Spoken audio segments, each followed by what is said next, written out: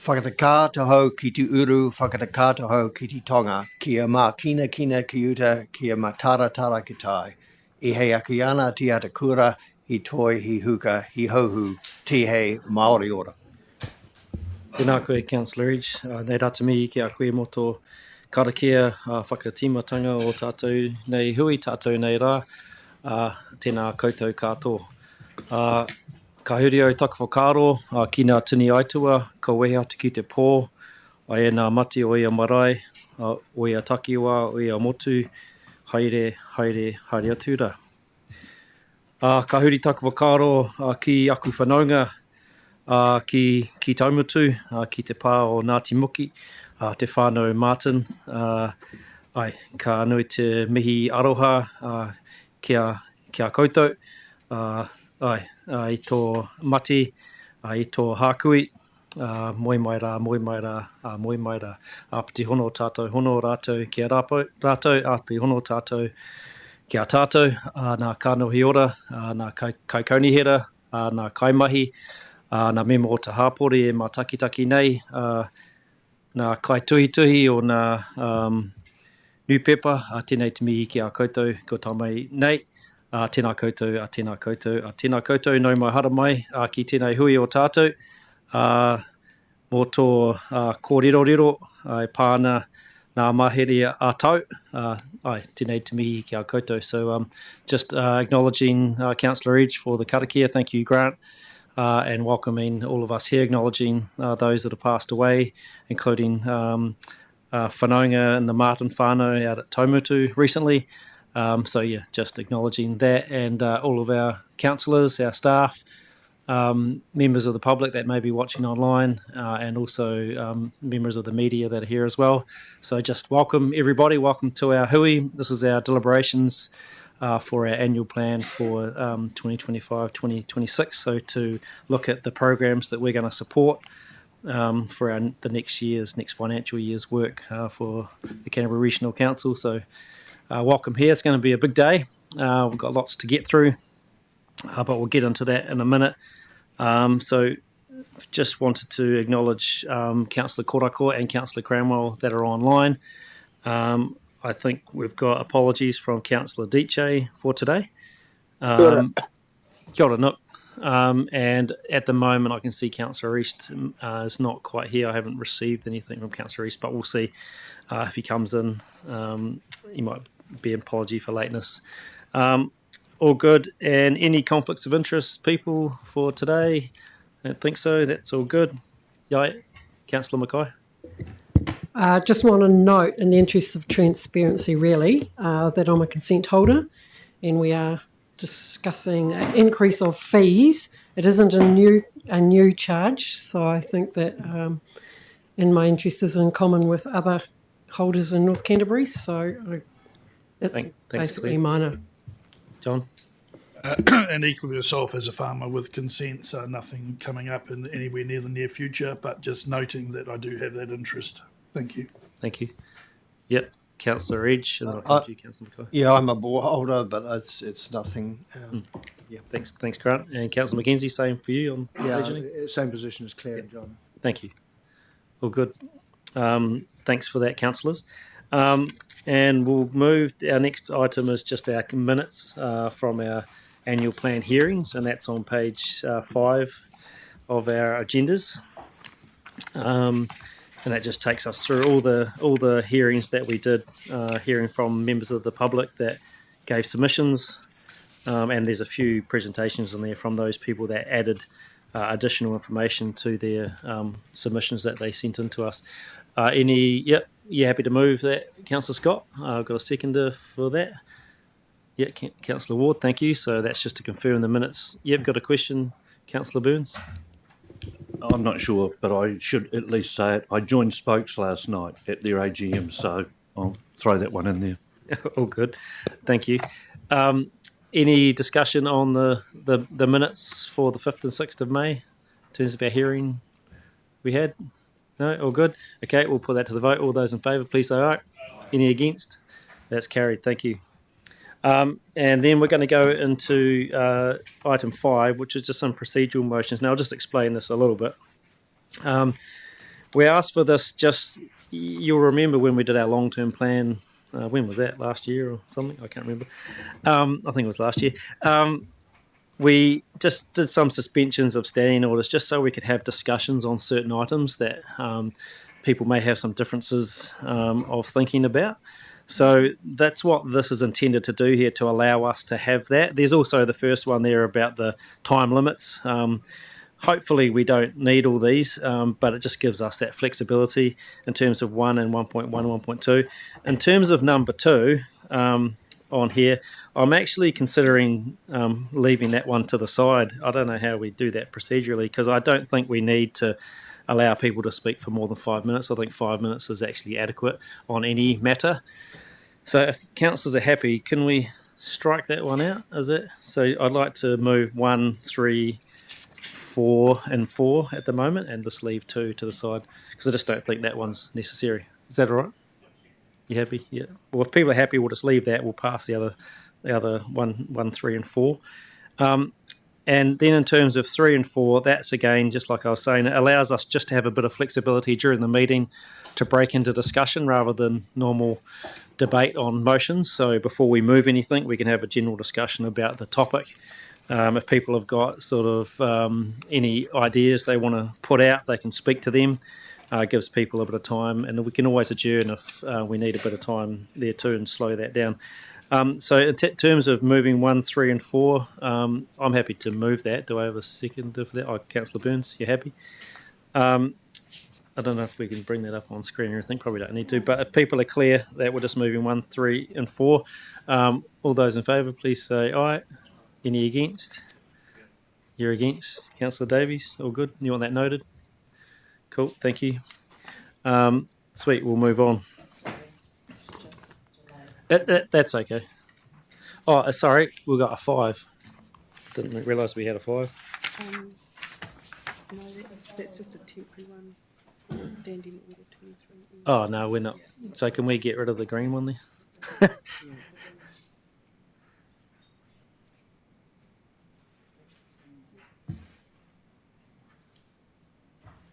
So sorry, just to confirm, everybody. 1, 3 and 4 as in our papers.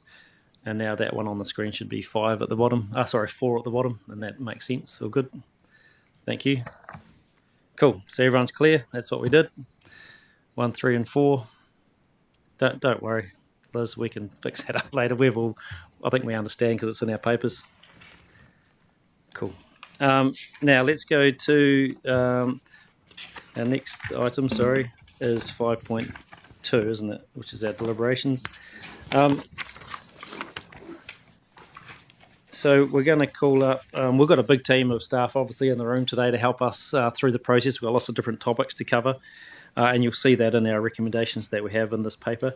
But first of all, we've got Taflin and Kate, as well as Carmen, David, Giles, Paul, Sonia and Stuart to help us through this next session. But I think Taflin and Kate, you're going to open up for us and introduce the report. Thank you. Yeah, Ian? Just a question around process. Yep. There are, in public transport alone, there are 16 recommendations. You're dealing with them individually. Yeah, sorry, I should explain that. Well, we can get into that once we've heard the update, but yeah. No, I've got blocks that I'm looking to, and I'll explain this as we get into each part. So, of course, we've got 1, 2 and 3, the recommendations that are sort of, I think, pretty basic and simple, so we might take them together. Then as we get into the public transport resolutions, there's some that we can take together. There's others that will break up. Obviously, the ones around Darfield 7 and 8 will take separately. 9 take separately in terms of Rolleston, etc., and we'll go down. And I'll be asking the councillors how they feel about taking certain ones together. If not, we'll take them individually. Is that all good with everybody? Cowboy? Yeah, Joe? Just if you could set out the process around if there's more staff amendments or more councillor amendments. Yep, cool. No, good idea. Sorry, Taff and Kate will be with you in a sec. So, and people would have been given this bit of paper this morning. Have people got that?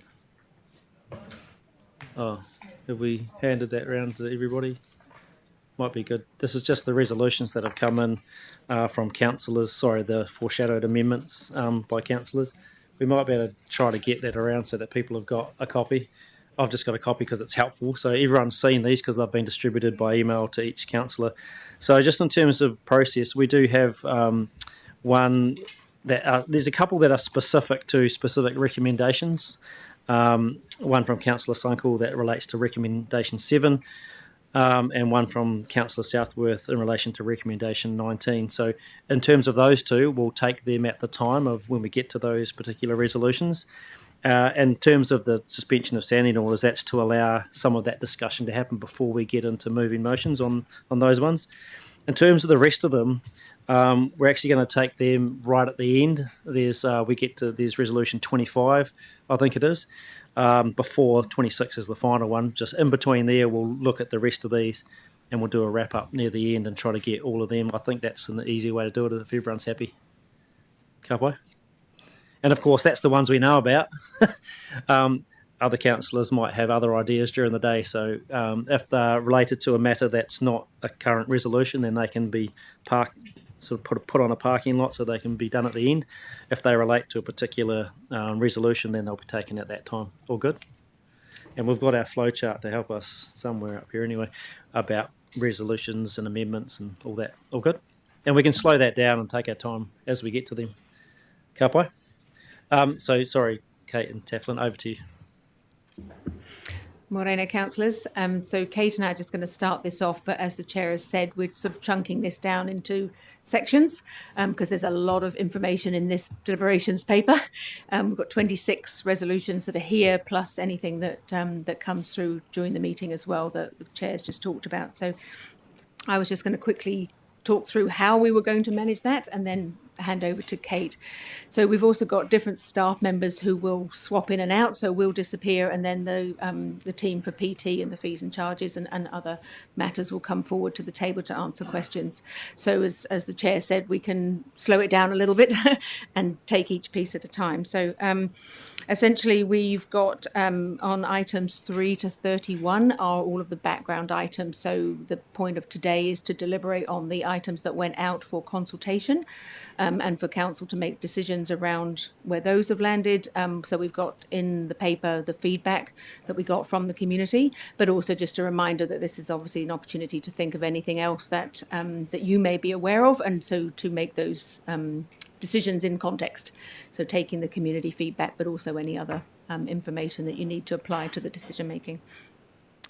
In the public transport section, we've got context, the changes since we put the draft out for consultation. So that's important contextual information, summary of the submissions and key themes, and the staff advice around the specific topics, which you'll see reflected in the staff recommendations that are in the paper. And for fees and charges, we've got the context, summary of submissions, and we've also noted the fast track, because obviously that's come in since as well. We've also got other considerations, so there are some minor changes that are being proposed for service measures and outcome measures, so that's also in here. And then council will be aware from previous briefings some risk-based assumptions as well around some of the way that we're treating some financial assumptions, and that'll be covered as well. And then, as the chair said, anything else that wasn't part of the topics for consultation, then those can be wrapped up into the other section at the end. So I'm going to pass on to Kate, who's going to set the context initially, and then we'll swap out and the PT team will come in. Thanks, Steph. Kia ora, councillors. I'm just going to go through the slides. There's a few sort of high-level slides to set us off on the deliberations day. So just the first one is nothing new here for you, but it's just a reminder of the context for the development of the annual plan, and where we landed was a consultation focused on public transport work program and some changes to the fees and charges schedule.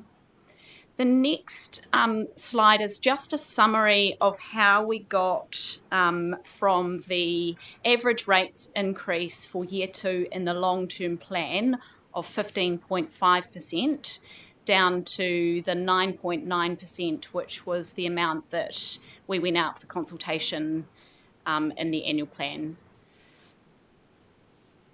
The next page then takes us through how we got from that 9.9% that we consulted on down to the average rates increase of 5.8%, which is where we would sit if all of the recommendations that are in the deliberations report were accepted.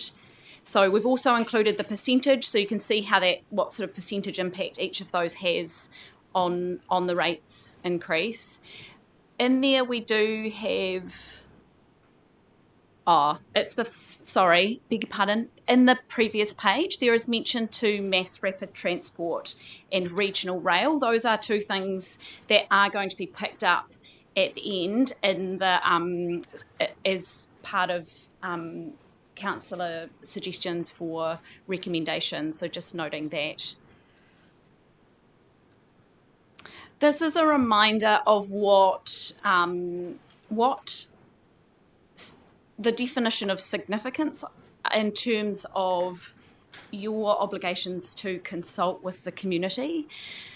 So if you make a significant decision, then there's an obligation to consult with the community. It's not a black and white rule. It's subjective, and there is some key criteria set out in our engagement significance and Māori participation policy that help to identify whether or not a decision is significant.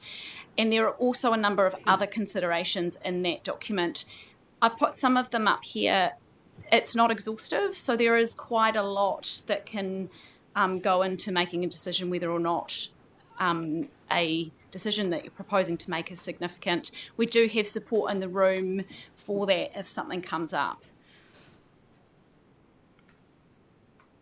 And this slide is just... Sorry, I have a question. Yeah, okay, thanks, Councillor Don. Look, Koraku. Yep, where you go. Yeah, can you just track back a bit and explain that again around the significant situation around for Māori? I didn't quite get all of it. So this is to help councillors identify whether or not a new recommendation that might be put on the table is significant. If it is a significant decision, then it should be consulted on with the community rather than making that decision in the room. There are a lot of things that feed into that decision, whether or not it's significant and whether or not it should be consulted on, including the views of the community that you already know through other consultations and this one. Does that help? Yes, it does. Thank you. And the judicial review, this is just what could happen. This is the risk if a decision's made and consultation hasn't been carried out and a member of the public who is impacted by that decision applies for a judicial review. So that is a procedure that would be run through the High Court, and they look at whether or not the decision was made lawfully, fairly and reasonably. So that's just a reminder of the impacts of making a decision that is significant and we haven't consulted on it. Obviously, there is a significant cost involved in going through a process like that and a reputational impact as well. So, and that's me done. Thank you. I know we're going to move on to the public transport shortly, but I mean, in terms of the first three recommendations, maybe we can take them now and get them done, and then we'll ask the team to come up in terms of public transport and get into that part of the presentation. Is that good? So you'll see there, councillors, we have for the first three recommendations there, which is about noting the hearings and that we received 744 submissions. That we agree that the draft plan was issued for consultation and it's a starting point for our deliberations today, and that note that the final annual plan will be presented to council at our next council meeting on the 25th of June, not the next one, sorry, because we've got one tomorrow, the one after that. Yep, got a mover, but all good. We can see them in front of us papers anyway. But just to note, and just before we do this, just acknowledge, which I should have done before, just acknowledging all those submissions that we did receive. So a big acknowledgement to our community and the organisations that took time to do that with us, and in particular those that came to the hearings and spoke to their submissions. So acknowledge the time that they gave. And the impact that that's had on our thought patterns around our deliberations today. I think that'll come out in some of the speeches around certain recommendations anyway, but just to acknowledge that. And Councillor Swiggs, you're happy to move those first three resolutions. Do I have a seconder? Councillor Ward, thank you. Would you like to speak to that at all? Councillor Ward, anyone else? No, all good. Well, let's put that to the vote. All those in favour, please say aye. Any against? That's carried. Thank you. Now we'll hand back to the team on public transport. People will note we've got quite a lot of resolutions to do, so it goes from 4 right through to 16, but we'll take them in chunks. But we'll hear the initial work on the public transport from the team now. Thank you. And Sonia and Stuart and Giles, welcome to the table. And I'll hand over to you when you're ready to take us through this next bit. Thank you. And it's good to get 3 resolutions of our big list today on the table before 9:30. That's good. Feeling good about that. Morena, councillors. So through you, Mr. Chair. This slide provides just an overview of the outcomes that we're seeking for Canterbury through the public transport service. So just a quick overview. I'm doing 2 slides at once. The next 3 slides just break down the consultation results that we heard from the 3 areas that we consulted on for public transport. This one talks to the fare structure. So you'll see there we received 271 submissions around moving to a 2-zone or 3-zone fare structure. 70% favoured the 2-zone fare structure, but you'll see there we had quite a low response rate from Selwyn and Waimakariri district residents. This one talks to the Darfield to Rolleston trial. So out of we had 248 of the 349 responses were from the impacted areas. So essentially these are people that would be rated through this proposal. And that's approximately 9% of the total number of rating units. 79% of those living in the impacted locations did not support either trial, and most of those submitters were from the Darfield area. The next one talks to the Rolleston to Christchurch City improved services. So of those 295 submitters, there were 145 responses who said they lived in one of the impacted locations. So again, that's the residents who would be rated through the PT targeted rate for this service if it was to go ahead. 70% supported a 2-year trial of improvements.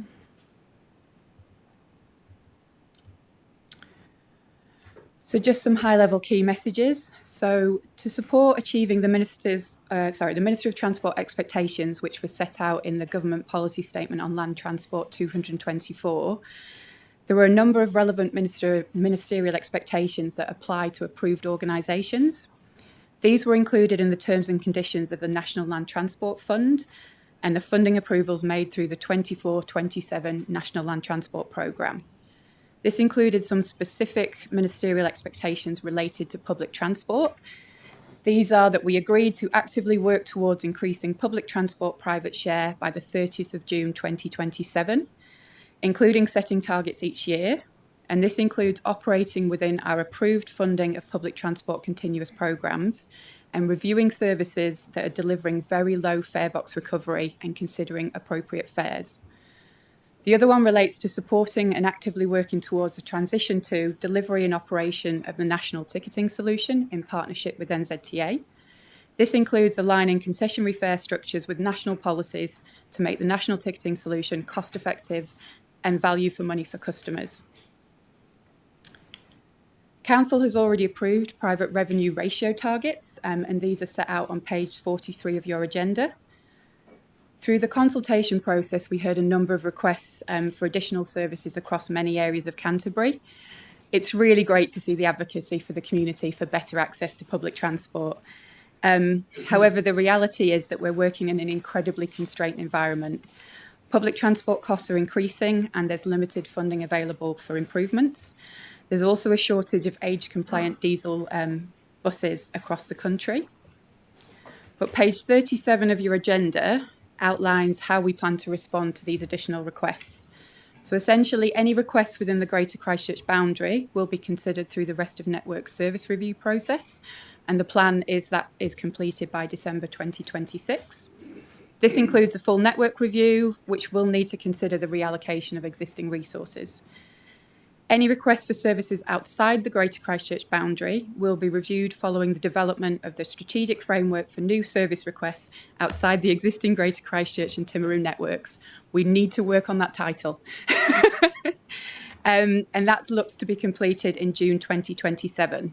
So essentially, the outputs of these reviews will inform the next long-term plan, 2737, and our bid for funding through the National Land Transport Programme 2730.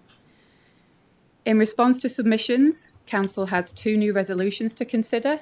This includes Recommendation 8, which is a trial of additional capacity on Route 86, which is the Darfield to Christchurch City, and Recommendation 15, which approves an annual adjustment aligned to inflation for areas with community vehicle trusts. The last one to note is Recommendation 5, talks to the current shortage of age-compliant fleet available across New Zealand. So that means when we're thinking about any trials or changes to services, these are subject to fleet availability and prioritisation.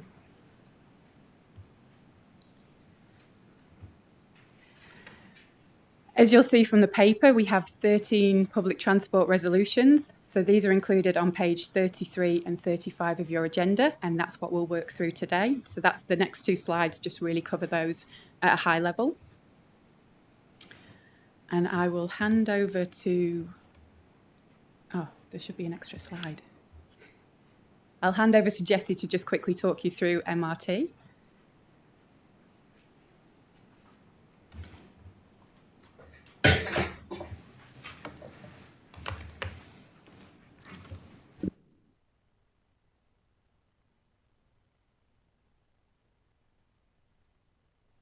Through you, Mr. Chair. So Mass Rapid Transit.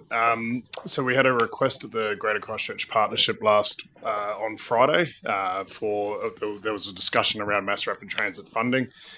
Councillors will recall that as part of the draft plan that went out for consultation, we removed the Mass Rapid Transit funding and moved it to Year 4. That was a combination of the Year 1 funding of $600,000 and $1.2 million in Year 2. So that was pushed out to Year 4. That was at the advice of the City Council, Christchurch City Council, that there was no funding needed for Mass Rapid Transit in Year 2 to continue with the MRT designation of the corridor work that they are undertaking at the moment. On Friday, Councillor Templeton at the Greater Christchurch Partnership was asking about what funding was in the annual plan process for MRT work from Environment Canterbury. And then following that discussion, had a separate conversation with the managers at the city, and a subsequent request of $200,000 was put forward for supporting some technical work on the designation process. So that's something for Council to consider today as part of deliberations. So.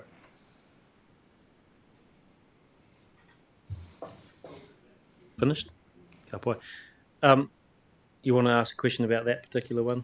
Yeah, we can do that later, but I'm happy for it to be now, but we're not going to get that till way later in the meeting, so it might be more helpful. But if you've got it on your mind, let's ask it now. Sorry, Claire, unless you can remember it for later. Okay, cool. Because we're going to deal with that right at the end. Yeah, Ian? Well, I'm really old and I will forget, so okay, if I may ask the question, that $200,000, does that come out of the Targeted Transport Fund, or is that a general rate contribution? My understanding that is a targeted rate for Greater Christchurch. Thanks, Ian. Now, what I'm suggesting we do now, and staff, you just have to bear with us and maybe start the table because there might be a lot of questions as we go through the next parts. So if councillors can turn their attention to their papers on page 33, you will know that we've got 4, 5 and 6 here. I think 6 is a little bit different in terms of the 2-zone fare structure, and people might want to talk about that. But I'm proposing that we might move 4 and 5 at the moment. Councillor Davies. Oh, just around that last answer, can we get certainty around that, please? Thank Yeah, you. that'd be good. So through the day, that might be good when we get to that later to have some clarity around where that's funded from. That'd be good. Or that's you're sure? Cool. So that's good. But we can bring that back up later when we get to it. I think it's going to be helpful then as well. Councillor Southworth. Thanks. I've got a question relating to resolution number 5. So the shortage of age compliant fleet. Oh, blimey. That was quite nice. No, I was already feeling like it's too dark in here. I can't see outside. Yeah, don't like the dark blinds down. But anyway, on 5, the shortage of age compliant fleet. Am I right in understanding that the government is still we're only able to buy EV buses from now, and that's still held, but that the funding for supporting us to buy EV buses is gone. So I'm seeing nods, so that's yes. And so that would also mean, so essentially we can move fleet that's compliant with our rules between the various operators and public transport groupings. So Wellington could sell us a second-hand bus if it met our requirements. But essentially we're locked in. New Zealand has now got the full number of, we couldn't import one. We can't import an extra one in to add to our public transport fleet, even though we can't afford the EVs because we haven't got any government support. So it's a complete deadlock. It's like checkmate. Yeah. Sorry, through you, Mr. Chair. That's correct. Essentially, we need to, any new vehicles coming into the fleet into New Zealand need to be electric vehicles. So at the moment, all PTAs are looking and vying for whatever second-hand compliant fleet we have currently within New Zealand. So working with the different operators to essentially look at where do we have any spare fleet coming in. There are some new vehicles coming in, for example, in Auckland, so that will release some new fleet, but many of those are over the required fleet age. So it would require some exemptions from NZTA were we to bring them into our fleet. Yeah, unless do we have an indicator? I mean, God forbid, I can't bear the thought that we're actually making old stinky buses carry on our roads and then less safe and everything else. But do we get a sense that NZTA is prepared to give exemptions, having seen how long it took to get an exemption for bike rack? It would be interesting to know how long it would take to get one for an older bus. But is that something we get the sense NZTA would permit? Through you, Mr. Chair. At the moment, we can't confirm. So essentially, NZTA are not willing to provide an exemption for future in terms of they need the details. So they'd want to know a proposal first and to understand that. So they're not happy to provide a kind of carte blanche exemption at the moment. So we'd have to provide the details, look at actually the age of the fleet, and obviously they would want to know when that fleet is leaving. Essentially, how long would we have that older diesel in the fleet? So we can't guarantee at the moment that we get those exemptions. Councillor Burns. Kia ora, thanks, Chair. Recommendation 11 sort of is completely the opposite of, to me, on face value, it doesn't make sense to say we want to postpone electric vehicle replacement and we haven't got enough vehicles in the country on number 5.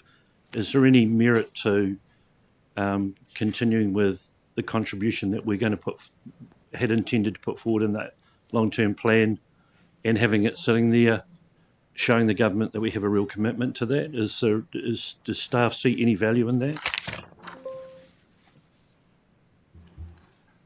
In order to achieve your private revenue targets, you need to not spend that money.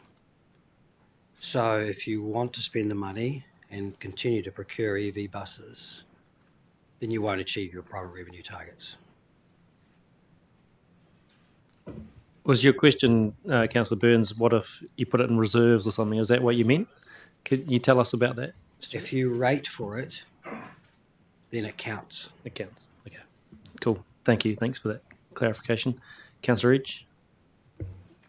Yeah, just clarification. So you couldn't buy new buses out of current reserves. Is that what you're saying? Like if you were going to overcome this issue of an aging fleet, shortage of buses, and you went ahead and bought new buses, you couldn't do that out of reserves.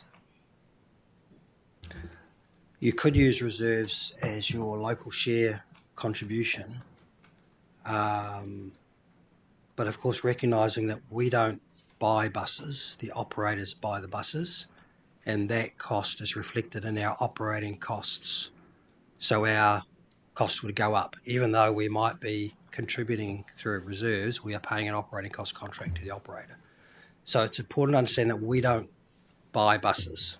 We pay the operator to buy the bus, they own the bus, and then they charge us an operating cost. Therefore, that's why it affects private share, because it's part of the operating expenditure. Yeah. Councillor Edge, and I'll come back. So really that relates to on page 43, clause 43, that talks about the unwillingness of operators to buy buses because of that. So yeah, it's just the relationship between resolution 5.11 and the significance and those operator things. So I think that you've addressed the question. Yeah, so just to reiterate some of the conversations we've had, that Sonia's had, when we're contemplating doing trials, 2 years, then an operator is unwilling to invest in a new vehicle with a 2-year commitment because they may be left with a stranded asset. And that's why we need to find existing fleet in New Zealand for them to procure, because it's a lower cost and therefore less fiscal risk for them.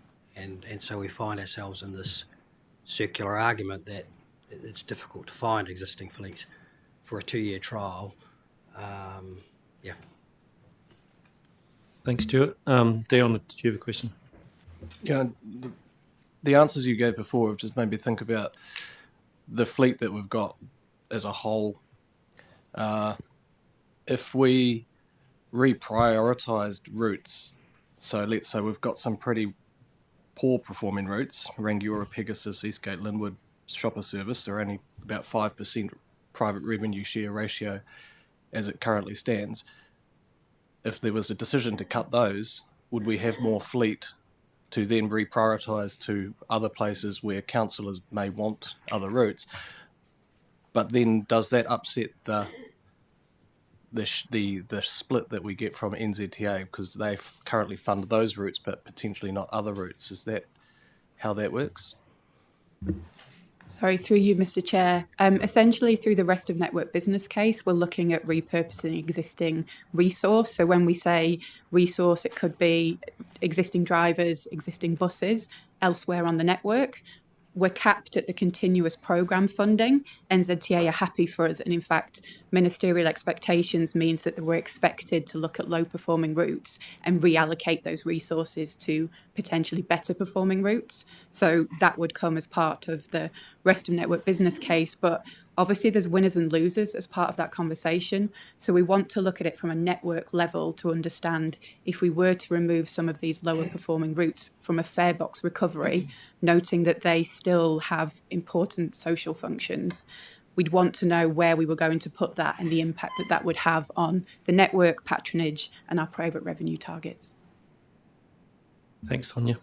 And obviously that's not the decision we're looking at today, but it's good context for the discussion.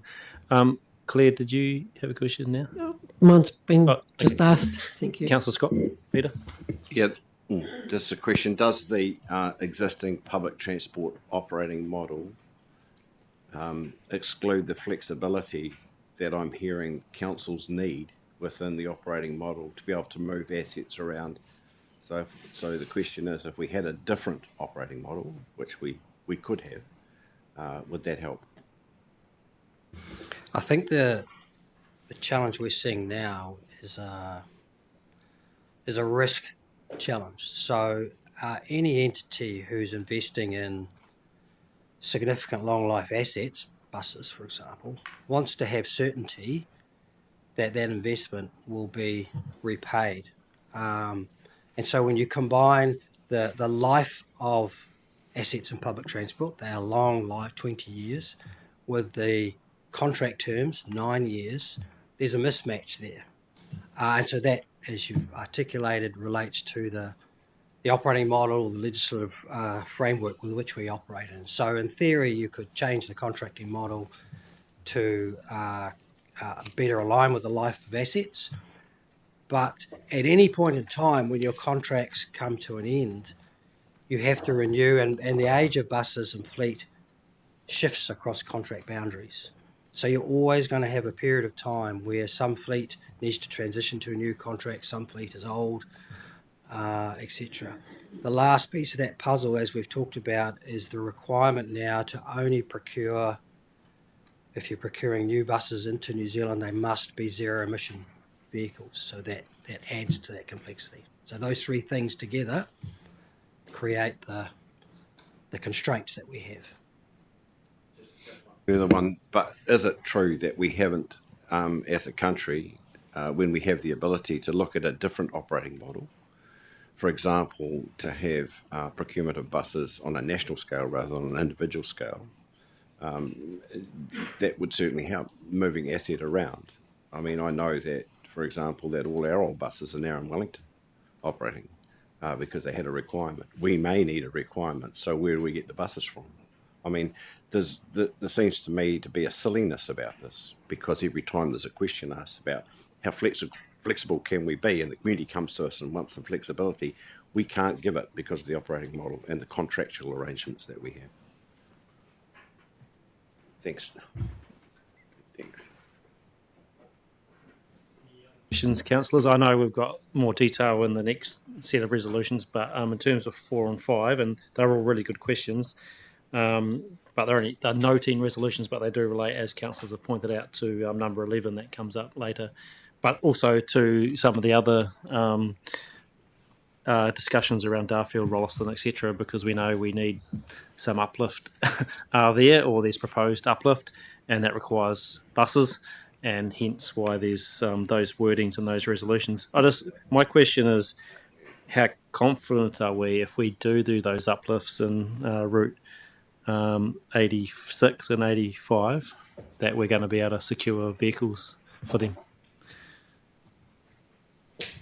Through you, Mr. Chair. Unfortunately, we can't answer that at the moment. We're working very, very closely with both our operators around what that looks like. There's a number of moving parts, and like I say, there's a potential for some fleet to be freed up in Auckland, but at the moment we can't confirm that we're able to get the fleet. Okay.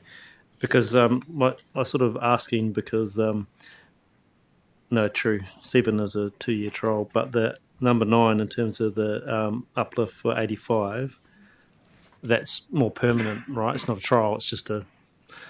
So wouldn't that mean a longer term investment could be made in terms of that Rolleston service? Sorry, through you, Mr. Chair. All the proposals in terms of the uplift of services are all trials, because we'd need to put a investment case together to seek funding through the next NLTP round, so 27-30. We can't do that until we've, essentially we'd use the evidence from the trial to put that investment case together. Thank you. Okay, so you're happy to move, Councillor Reach? Cool. So do I have a seconder for 4 and 5? We'll let Genevieve do it. She's got just saw her. So thanks, Councillor Robinson, seconded. Would you wish to speak to this at the moment? No, all good. Anyone else wish to speak? So good discussion, good questions. Thanks for the answers to staff. Put that to the vote. All those in favour, please say aye. Any against? That's carried. Thank you. Now we'll move to number 6, which is our sort of first biggest decision for the day, which has had. We've received feedback. We put that out for consultation in terms of the fare structure.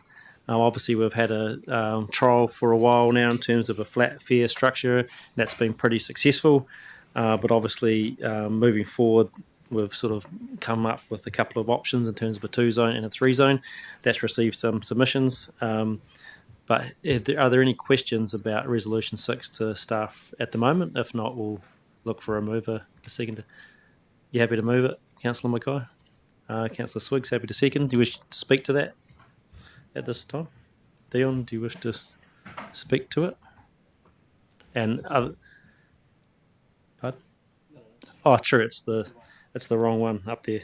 So number 6 is approves implementation of a 2-zone fare structure. So we'll just get the right words on screen in a second. But we know what we're talking about. But would you wish to speak to that at the moment? No. Is there anyone else that wishes to speak to this? Yeah, Councillor Burns. Yeah, kia ora, thanks, Chair. I just want to acknowledge the people that came in and submitted on the 2 zone fares and the perception of sort of an inequality where you travel across a boundary on a small distance and are charged 2 zone versus people that potentially can travel from the outskirts of Christchurch to the west across to summer in 1 zone. And again, we looked at hopefully there might be a solution for when national ticketing comes in and maybe being able to load cards and destination and distance. So I just wanted to put my 2 bobs worth in for that. Thanks. Thanks, Greg. John? Thank you, Mr. Chairman. As an architect of the flat fares that we had in place, the whole point of it was to try and get uplift in public transport across the wider community for a whole bunch of different metrics and reasons, and I believe we have achieved that. The wish of government or the decree of government to increase our fare box or our private return on those investments leaves us in a position where we do have to do something to uplift those reserves. So I note my frustration at the success of what we have achieved, but accept that we need to get to the point where we are, and I am happy with the 2 fares as opposed to the 3. Thank you. Thanks, John. Grant? Yes, I'm supportive of this resolution. The 2-zone fare is fairly simple. We know that there was a dramatic uplift in patronage with a single fare,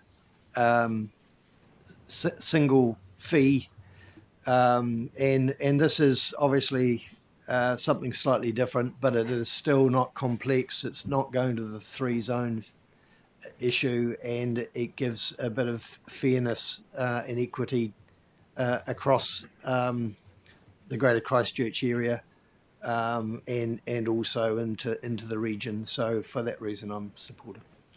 Thanks, Grant. Anyone else wish to speak to this? Vicky? Yeah, just I absolutely think that this is the way we need to go, just with the that rate to user fare box recovery part.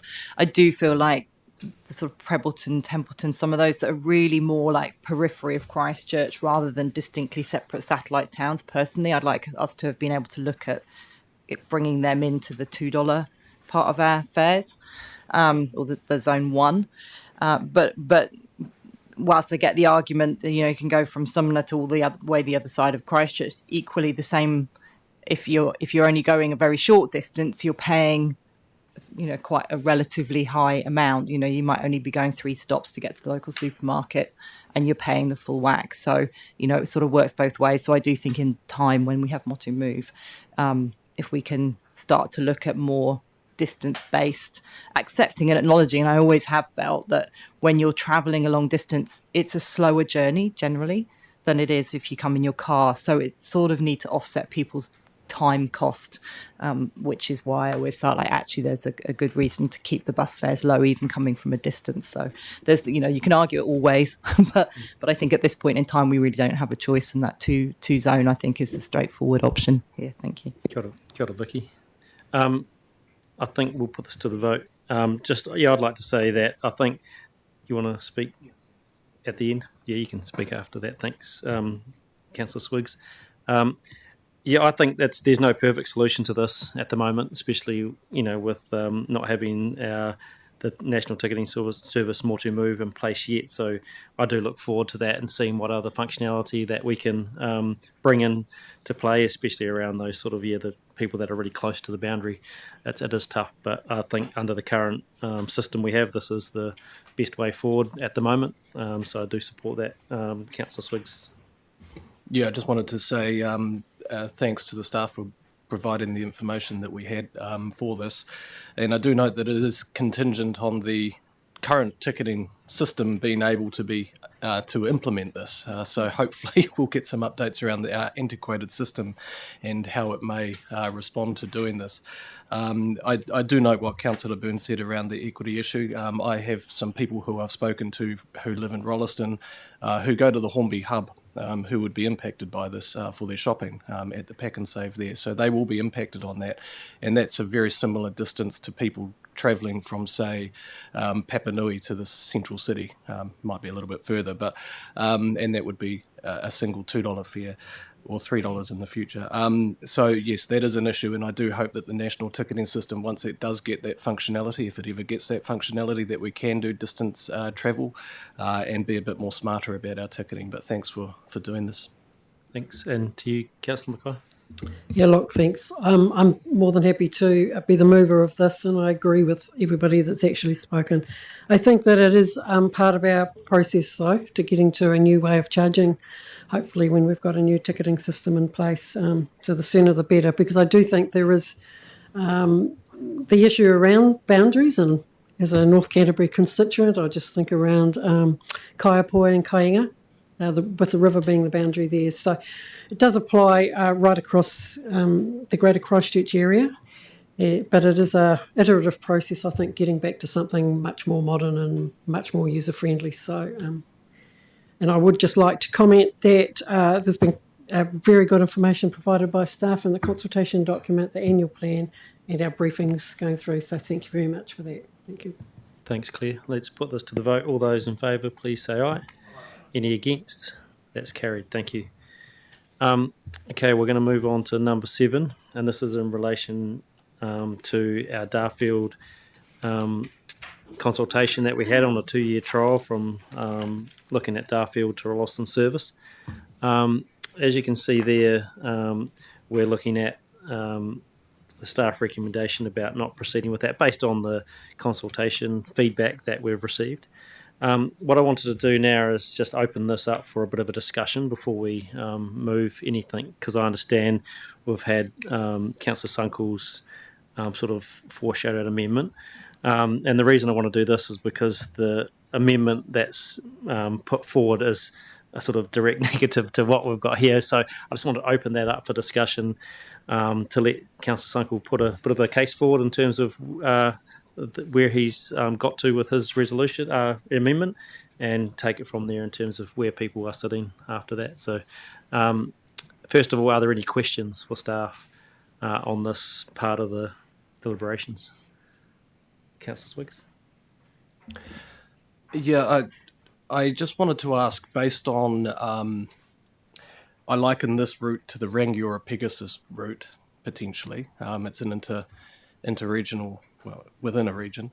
Now that is our worst performing route at 4.9% cost recovery and $26 subsidy per trip.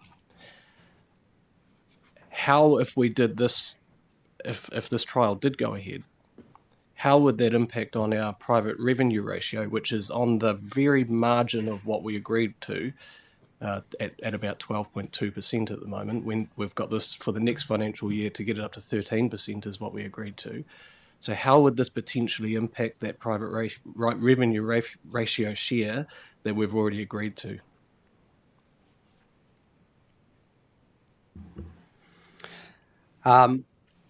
In the first instance, adding any cost that doesn't generate a requisite revenue contribution will work negatively towards our private revenue ratio.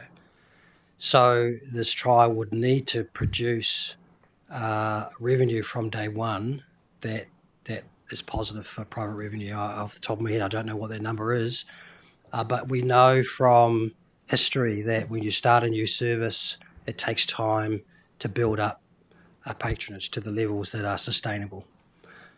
So it's more likely than not that at least in the first year it would have a negative result on private revenue outcomes, albeit on the grander scheme of things of our budget's a small amount of money. Every cent and dollar counts. I've just got one further question. If we did decide to do the trial, do we even have enough buses to be able to do it? Through you, Mr. Chair. Sorry, excuse me. As I confirmed earlier, we're still working with operators, so we can't confirm that we do have the buses. Should the trials go ahead, and let's just say all the trials were to go ahead, it may be that we have to then look at prioritising which trials we feel would be the most successful based on the limited amount of fleet we can get. But at this stage, we can't confirm that there's fleet available, which is essentially why we've put on most of them, subject to fleet availability. Claire, and then I'll go to you, Peter. If such a trial was to proceed in the Darfield-Rolleston area, are we constrained with our fare structure around what we could actually charge? In other words, do we have to stick to our current fares, $3 for adult, $1.50, in the concessions, or can we choose to have a different fare structure? Our council consulted on 2 fare structure options, 2 zones and 3 zones, and the 3-zone option contemplated the cost of those longer external journeys. However, this service operates within the Selwyn district. So based on our fare policy, it's within zone and therefore it would be charged a single zone fare. Thanks, Claire. Peter? Oh, look, to quote Councillor Sunkel, I have a certain nervousness about this, and it stems from the point of, and I'm going to have a question here, but it stems from the point of the NZTA funding that we have available here. And it seems to me that bus services that we wish are binary. We either have one or we don't. But the key to that is, under the operating model that we have at the moment, NZTA need to support those things. And if they don't, it's on us to do that. So if we did agree to this, not saying I would, but if we did agree to this, what's the chances of NZTA picking this up as a normal route? Currently, this is not strategically aligned to the GPS, so this would not be eligible for NLTP funding.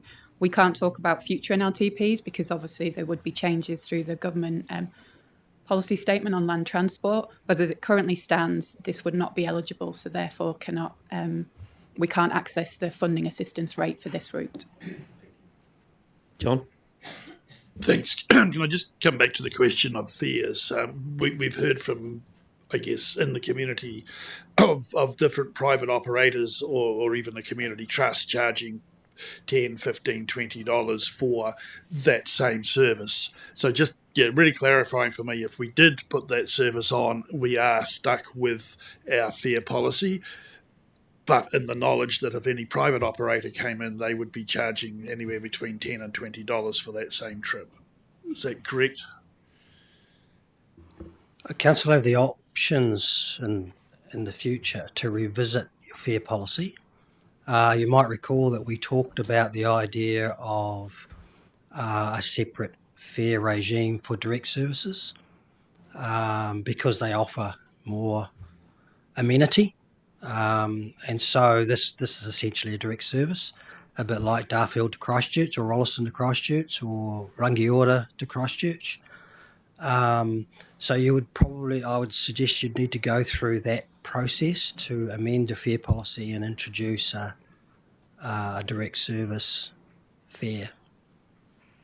I have a similar question, and it's around, are there other options under the operating model for other types of services or special services that can be charged differently? I understand in Wellington they have done that with their cruise ship buses, so they offer a separate service that has a different price to the rest of the system. Can you tell us about that? Is that possible?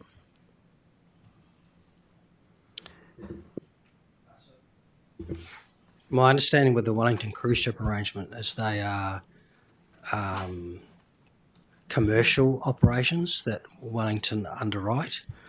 So they're basically like a charter, whereas this service is a scheduled service that would run all year, timetabled. And under the rules of the Local Land Transport Management Act, if you're running a timetabled scheduled service that attracts public money, then our RPTP policies apply. I suppose I'm asking is, what if it wasn't a scheduled service? What if it was a chartered service that we underwrite? How would that? Is that possible? That's what is it possible? Well, it would still be presumably a scheduled service. I'm not sure how we would run a year-long service that is timetabled, but not. I'm not Yeah, sure. I suppose that comes to the crux of, I think that's where my mind's at around all of this stuff, especially what we heard from the community. We've got scheduled services, and then we've got community vehicle trust at the other end of the spectrum, and there's nothing in the middle, and I'm just trying to find what that space is. So it might be, and I don't think we can do it today, but it's definitely what I've got an interest in trying to understand. What can we do? Is there something different? We heard from our community board at Melbourne about the potential for some of these things. I don't know. That's why I'm asking. Are they possible? Still don't know if they are or not. But and not today, but in the future, is that possible? If we worked with the community and other operators, is that possible? I think when you talk about the vehicle trusts as an option, one of the fundamental differences between a vehicle trust service and a public transport service is one is scheduled and one is not. So there is certainty to a user of a scheduled service. They know that they can rely on it to get to work and get home. Whereas with a vehicle trust arrangement, as we know, it's all managed by volunteers. So it's reliant on a volunteer driver being available at that time to drive that trip. And we know from our relationships with vehicle trusts around Canterbury that it's not sufficiently reliable for people to use for commutes and school trips, for example.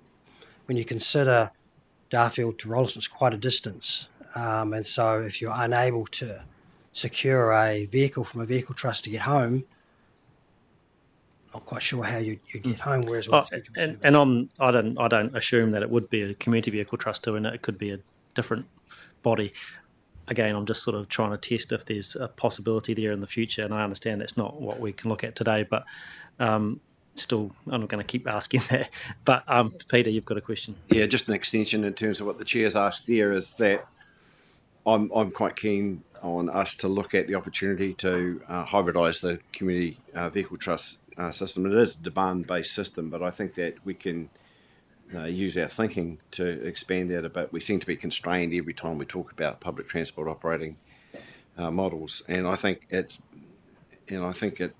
behoves us to actually think a bit more clearly about that. So my question, Stuart, is this: is we wanted to say hybridise the operating model for community vehicle trusts. Would that have to be signalled in a GPS? Would we have to go and get? How do you go about that? Can you just do it? Can you just give it a tweak, or what's the story? There's two parts to that, really. If a service is attracting public money, then it must be integral to our network. So that's the rules-based term, but it doesn't stop us from doing it. We just have to accept that it's going to be integral. From a vehicle trust operation perspective, once they start operating scheduled services, then they need to have reliable drivers, and to get reliable drivers, they need to pay them some remuneration, and that will shift them into quite a different bracket of compliance expectations and cost. However, if a public transport authority is contemplating funding that extra cost, well, effectively you're contracting another operator to run a different style of public transport service. Chair, just foreshadowing to you, I don't want to let this lie. I don't want this to be a binary discussion that we have here. I think there's an opportunity for you to have this discussion. So when we get to the discussion, I'm thinking seriously about foreshadowing some sort of amendment. Thank you. Peter. And just another question, just to understand it. So, understand from what we've heard. So, we've got direct services that are possible, sort of different scheduled services, then demand service like a community vehicle trust. Can you tell us about on demand, which is what Timaru services? That's slightly different again. Can you tell us about it? On demand has recently been added to the scope of public transport through the changes to the legislation in 2023. So we can subsidise on-demand services, and that subsidised arrangement is similar to any other public transport service. It has to achieve a certain amount of, well, the expectation is it will achieve a certain amount of private revenue contribution to attract NZTA contributions to it as well. Notwithstanding that, council could choose to totally fund it themselves through local share and not expect NZTA funding. But in either case, it contributes to our private revenue target aspects in terms of public money invested. Yeah. And is an on-demand service more expensive generally than a scheduled service? I think it depends on the scope. I mean, a single route scheduled service has a fixed cost, whereas an on-demand service that just does that single route has a variable cost. It could be cheaper, but it might not be. We would have to scope it out. Cool. Thank you. Any other questions? Greg, did you have a question? Yeah, thanks, Chair. You've kind of asked it. I was looking, like we've heard not only during the the submissions this time, but the LTP, it was extremely strong about that isolation for many of those rural communities, the need. I mean, it was pretty moving, talking about young people as well, that type of stuff. That was kind of where I was getting to, the fact that the Timaru service seems to work so well. Is that something that we should be looking at? And if we do, is it something that we need to take into consideration here within an annual plan rather than going, oh, we'll have a look at it, and then it sort of continues to be one of those in the never with a good idea? Is that a question you want answered? Okay. Yeah, I sort of get it. Vicky? Yeah, in the past, I've sort of raised from time to time about carpooling. And I'm wondering, and there are apps to do that or websites, and is that something that we could look at? Because I noticed Christchurch City Council say carpooling.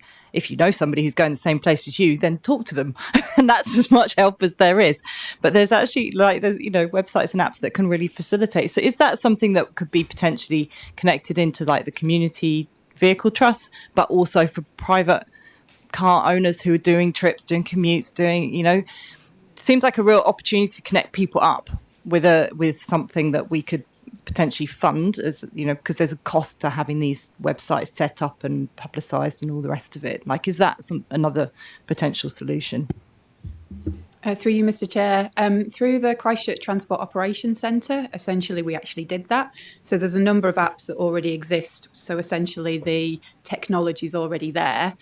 We did try and introduce it a number of times within Christchurch, and essentially it fell over.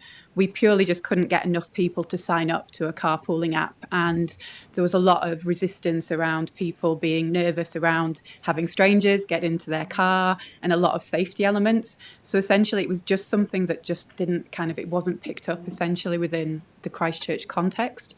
Is it something that could be looked to in the future? Yes, but it's outside the scope currently of our public transport.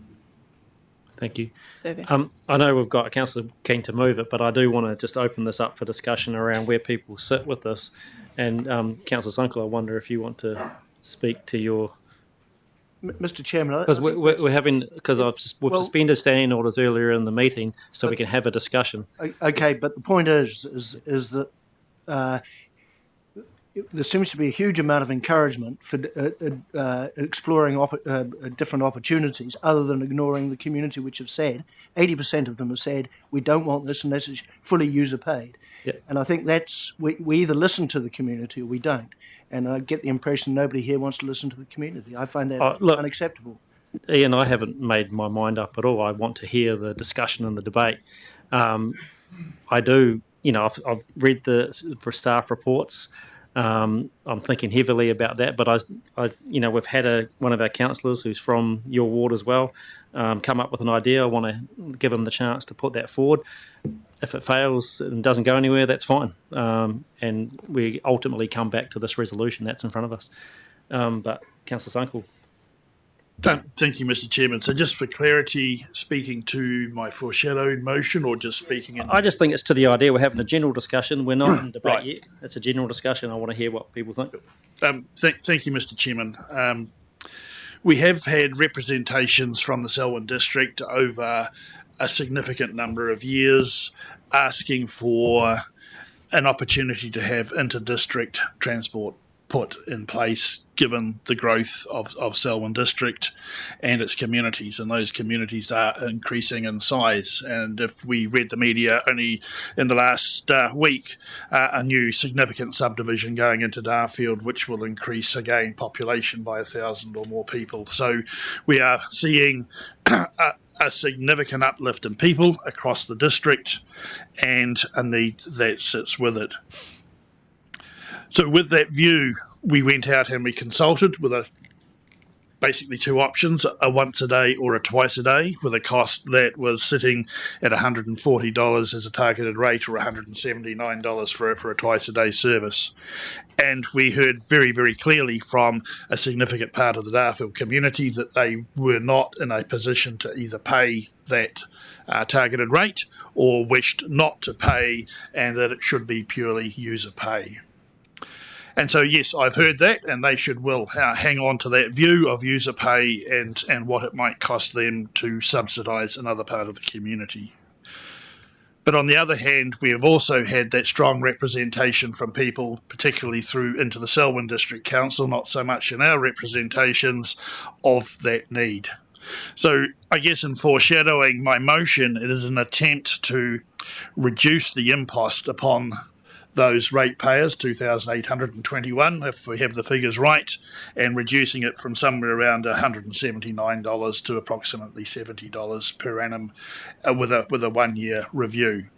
So my attempt is looking at the need and want of the community that I have heard and seen and been out there having the conversations, and absolutely accept, as Councillor Mackenzie says, there's a significant portion of that community that do not want a bus service. But equally, there is a significant portion of need that requires it. So this is my attempt to reduce the impost of the targeted rate upon those ratepayers and see if I can get that through on a 1 year trial, given the need for growth. I need to represent the whole community, not just a part of the community that is very well self-sufficient and self-sustained. I'm aware of the private revenue ratio that may make a change. I'm aware that it may uplift our rates again by 0.2% if we do put it back in. And I guess a little frustrated, I wasn't quite aware of the fair price challenge, and I thought we might have been able to have a slightly higher fair price to facilitate that and get some of the revenue back. But that might be an option down the line to make a change to make those things happen. So for me, it's about representing a whole community, representing a need. This is a country that is not totally user pay. We all pay taxes, we all pay rates, we all subsidise services. It's how we best utilise those services. And at the end of the day, if we don't have a bus, then it can't happen. But I would just like the opportunity to put my foreshadowed motion, which would require us to vote down the motion that sits on the table in item 7. So really quite simple. Thank you. Thanks. Now, I'm happy to open up questions for Councillor Sunkel or to staff around that, or a general discussion. I want to see where people are sitting. And then ultimately, like I said, we'll go back to number 7 and put that forward. So people want to speak to that? Dion? Yeah, I just got a question for Councillor Sunkel, if that's okay, Chair. Councillor Sunkel, I mean, I'm concerned that we're potentially setting up a service to fail in the interim at the moment, and you've just said there's a new subdivision going in. There's a whole lot of subdivisions going in Darfield, but they're 2 or 3 years away before you'll get residents there. And what I don't want to see happen right now is that we set up a system or service to fail, and then it sort of gets forgotten because, hey, look, when we bring it up again, it's already failed. Let's not look at it. Is there any reason why you think it would be successful from day one? I could not and would not, and I agree with staff that in the first 12 months it will be something that grows. An issue for me sitting at this council table and a general point is that at times we are not enabling, we are not empowering, and we're not just in time. And the further debate and points come down, the 86 service from Darfield, very successful. We have to do something, haven't got any money, but we're oversubscribed. We're leaving people on the side of the road. They're choosing to drive to Christchurch. The 85 and the 5 into Rolleston, very successful, but people can't get on the bus when they want to go to work in the morning or can't get a bus home. We have to do something. So absolutely understand your question, are we setting it up to fail?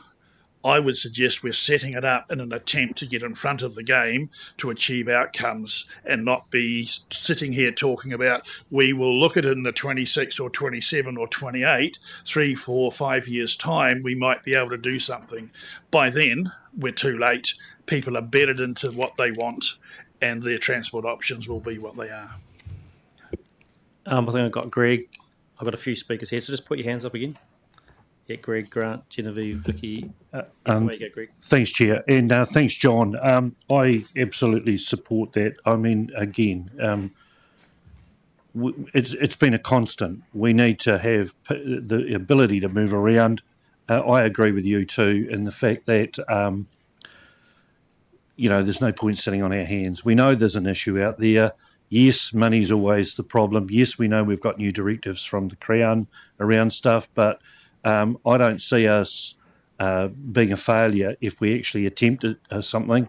The message then is to the people out there, use it because you will lose it, but at least here's the options that's available. So well done for bringing it forward, I think. Grant? I was going to wait for the debate, but yes, I'm not in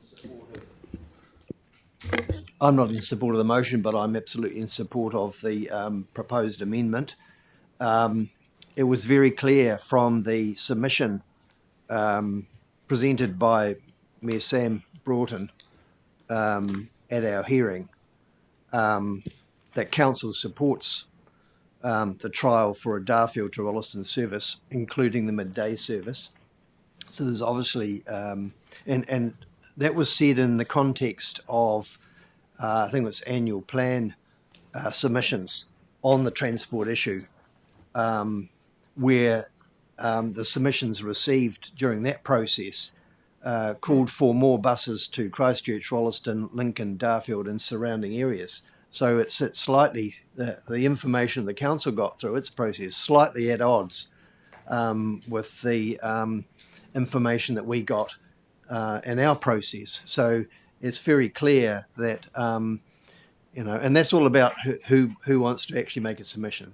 But it seems to me that some of the things and the themes that the council had picked up in the submissions on the bus service was that they were after more frequent services, especially peak hours, weekends and school times, expansion of bus routes to service the new subdivisions and those. So there's a whole raft of things there. And one of the issues in terms of, and I really like Councillor Sunkel's submission because it is supporting the trial.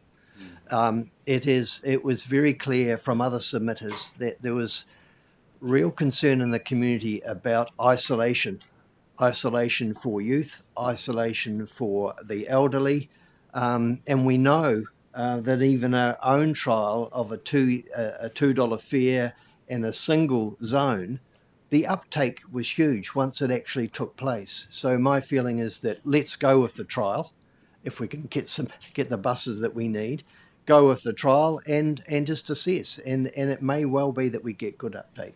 Thanks, Grant. I just want to, at the moment, we're having a discussion. There will be time to debate it properly, but at the moment, just interested in a general support or otherwise. We can get into the debate once we put the motion, just to understand where we're at. And the reason I'm doing this, Councillor McKenzie and others, is because it was a direct negative, so I couldn't put it as an amendment to number 7. But it has been foreshadowed, so just following a process here to try and flesh it out a little bit. And we, like I said, we will come back to 7, and that will be moved and debated on but interesting to hear people. But let's not get into the debate right yet. You can make all your points in the actual debate when we get to number 7, because as John said, to get to his thing, if people want that, I'm not made my mind up, like I said, then you'd have to vote accordingly to number 7. So, yeah, let's try and keep it brief. It's a discussion, not a debate yet. So thank you, Genevieve. Just as more a question towards you too, John. I guess, do you think there may have been potential during the consultation that some members of the community might have misunderstood their options in front of them? Or I guess the options with regards to payment or and what was on offer. Do you think that maybe that could have been a reason why, I guess, people felt the way they did, and just a question? I can't speak for how people thought in that community. We are aware that a number out of Hororata and districts outside of the command area put in some submissions against, thinking that they were going to pay. But, yep, in that consultation process, we got very clear indications from folk going, we are independent, or we are on a pension, we don't need, therefore we won't pay. And that's democracy, that's where people sit. So again, this is just an attempt to soften to see if we can achieve, but I can't speak for the thoughts or reasoning of people. Yeah, the reason I was just going to say is just, I guess, a vibe after the whole process. But I agree with the others who've spoken before me. I think we need some sort of solution. And I thank you for bringing this forward as well. I think it's definitely needs to be on the agenda. Thanks, Genevieve. Vicky? And I will come to you, David and Ian. Yeah, thanks, dear. John, I just wondered, what your proposal, are you thinking about looking at the subsidising with targeted the public transport reserves for the option 2, the one that's got the midday? Yep, good, because that's what if it was going to be something, that seems to me the one that would offer that social benefit in particular around elderly or teens getting places.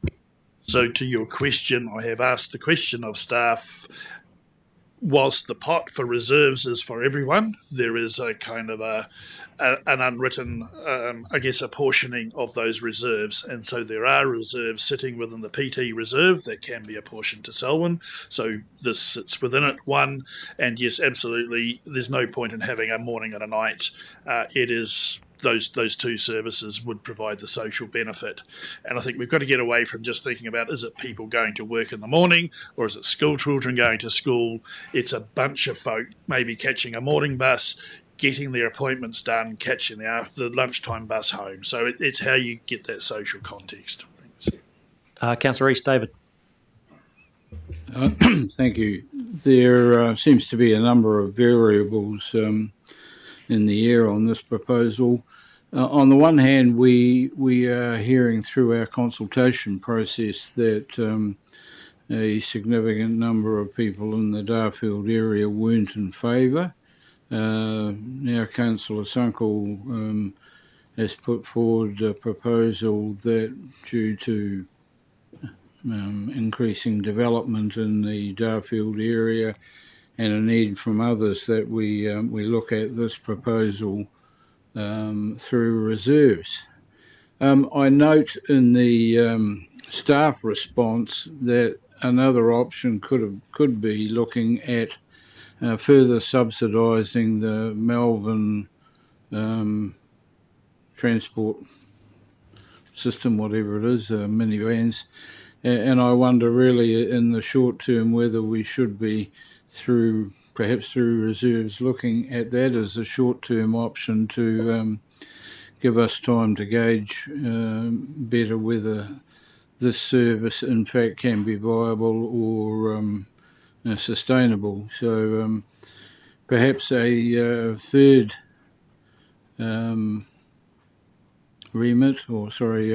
amendment could be that we look at the option of further subsidising the local transport program in the short term until we are better informed on whether this is actually going to be a viable proposition. Thanks, David. Ian. Well, I really wanted to debate the motions, and so. Well, we will get there, Ian, and you will get that chance. But I put my hand up really because Councillor Edge said the people were in favour of it, but they just didn't tell us that. That's quite clearly not true. If you read the submissions, when they saw the money, they said it should be fully user pays, and we can't do that. We know that. And so actually there is no support for the Darfield to Ralston bus service, apart from a handful of people who wouldn't generate the income to do it. And I guess my position is that if you don't listen to the community when they give us a very strong opinion, there's no point in asking for submissions in the first place. Thanks, Ian. Anyone else wish to have a discussion at this point? And it's really about clarifying, what John's putting forward too. Anyone else wish to? You happy to move? Okay. I think Ian was the mover of number 7, and Claire's going to second that, and I'll move to you in a second. So, just to be clear, we're trying to understand what John's put forward. We can get to that, and same as David's, but you vote the way you want to here. My view on this is that it's pretty hard, a bit like Dion, to set something up to fail could be tricky. We can understand the constraints that are there, but I'm interested to hear the debate on this while we make a decision. So I'm going to go to Ian to speak first. If you want to speak now, you'll get a chance at the end as well. Point of order, Chair, don't we now have to... No, we don't. Because it's a direct negative to this resolution. So that's why it's not been put. It can only be put if this fails. So the clarity is, if we wish mine to proceed, we need to vote 7 down and then could move to the next one. So that's where the debate lies. But let's have the debate on this, and people, let's be really strong on where you sit on this. So where you go, Ian. Well, look, after that. From a personal position, I'm ambivalent because I don't live in the Selwyn, but I do represent the people of the Selwyn district around this council table. And like John, I've talked to a lot of them about what their position is on this and other public transport funding options. There is significant support from Ralston and Darfield and West Melton for public transport into Christchurch. And we've got separate motions that are dealing with those options. But there is no support for a Darfield to Ralston service at this stage. And in fact, overwhelmingly, there's no support. 80% is actually quite a significant number. And I've been around this council table when people have claimed 51% in support of something as a significant number. That pales in insignificance when 80% of people are saying that this should be fully funded. If it goes ahead at all, it should be fully funded by user pays. And it's not just about new subdivisions in Darfield. I'm a rural person, and why would you worry about isolation and go and shift to a new suburb as far away from Christchurch as you probably can get and still think that you should get services? That doesn't make sense to me. It's not just Darfield that's been proposed for the targeted rate. It's actually West Melton and Kirwee and everything in between. And to suggest that they didn't understand what they were saying in their submissions, I think is a little trite, really. They clearly understood what they were saying. They were very clear in their submissions, and I think we have to listen to them. And what's interesting is there's a real mood of discontent in Selwyn in particular because of rate rises, and there's significant debate about what's going to happen in the local body elections in October because the Selwyn district in particular is sick of continuous rate rises to fund stuff which a lot of the people in the Selwyn district don't want to fund anymore. So I urge you to listen to our constituents in this case and vote for this amendment, this proposal, recommendation. Thanks, Ian. Claire, do you wish to speak now? Or? Yep. Yeah, well, look, I have some sympathy for the Councillor Sunkel's thinking around a possible amendment, but I think I actually have too many questions and concerns that make me unable to support the proposed amendment or the foreshadowed amendment. I'm really concerned about our PRR and the impact on that, and the information that staff have provided that trials tend to take a long time to wind up and actually have a positive return. I have sat at this table and said that our PRRs that we agreed a couple of months ago weren't aspirational enough, and I think it's quite funny when we actually look at the user pays that we have currently in our public transport plan, which is a range between 10 and 20%, and we're right down at the low end. I guess for me, it's about listening to our community. That was an emphatic submissions that was particularly targeted to that community. Of those that responded, out of that particular community, 79% said no. We cannot, like Councillor Mackenzie said, we cannot not listen to them. And if we do, I think it just reinforces the message that we hear out in the wider public. Why would we bother giving submissions or providing feedback to your consultation documents? Because you don't listen to us anyway. I think the message that we did get, and was just pointed out, was around the uplift of the 86, and staff have put in a recommendation, or that we could do that subject to fleet availability. So I think that will provide some support.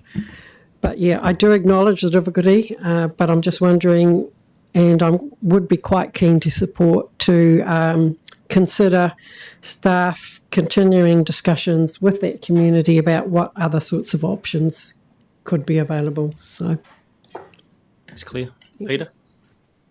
I tend to support Councillor Mackenzie and also Councillor Mackay on this. I think we need to, this annual planning, we need to have listening to the submissions that were made to us, and they're very clear in terms of what they thought. And I also think that when we listen to some of the submissions about the infrastructure that Transport Poor need, it's in Christchurch, it's not in Selwyn. They're well behind for social infrastructure in the Selwyn area, and especially in Ralston, and therefore the Transport Poor, who are the people that I support in these things, are coming into Christchurch for those services. And we also heard from the Community Vehicle Trust people and that young woman who got quite emotional about the lack of services so that they can utilise some of the things that are required. And it was pretty cathartic, that process that she went through. So I can't support this because I think I think saying it's a fairy tale is too much to say about it, but I think that it's costing us money. There's no way that this would get supported in terms of being embedded with NZTA until 27, because we'd have to go to our long-term planning process to get that in place. So I think that I don't support this, and I won't be supporting John's either. Thank you. Okay. You're supporting the resolution? Okay. Yeah, thank you. Joe? Yeah, I agree with just the thoughts around the room around the actual affected targeted ratepayers who have responded. 9% of the targeted ratepayers, that's statistically significant. If you think about it, only 40% of people vote. For 9% to come through the door and submit to an annual plan at the regional council, we have to take that on board. 72% of those people said no. And so I support the position here. I support Councillor Mackenzie and Councillor Mackay. And finally, if this does fail and we do fall back into Councillor Sunkel's amendment to access public transport reserve monies, then ultimately that's the ratepayers of Christchurch picking up the tab for a trial in Selwyn that the targeted ratepayers of Darfield, Kirwi and West Melton said that they didn't want. I'm not willing to vote for that on behalf of the ratepayers of Christchurch. Thanks, Joe. Who do I have next? Sorry, Grant. I won't be supporting this, given the nature of the foreshadowed amendment.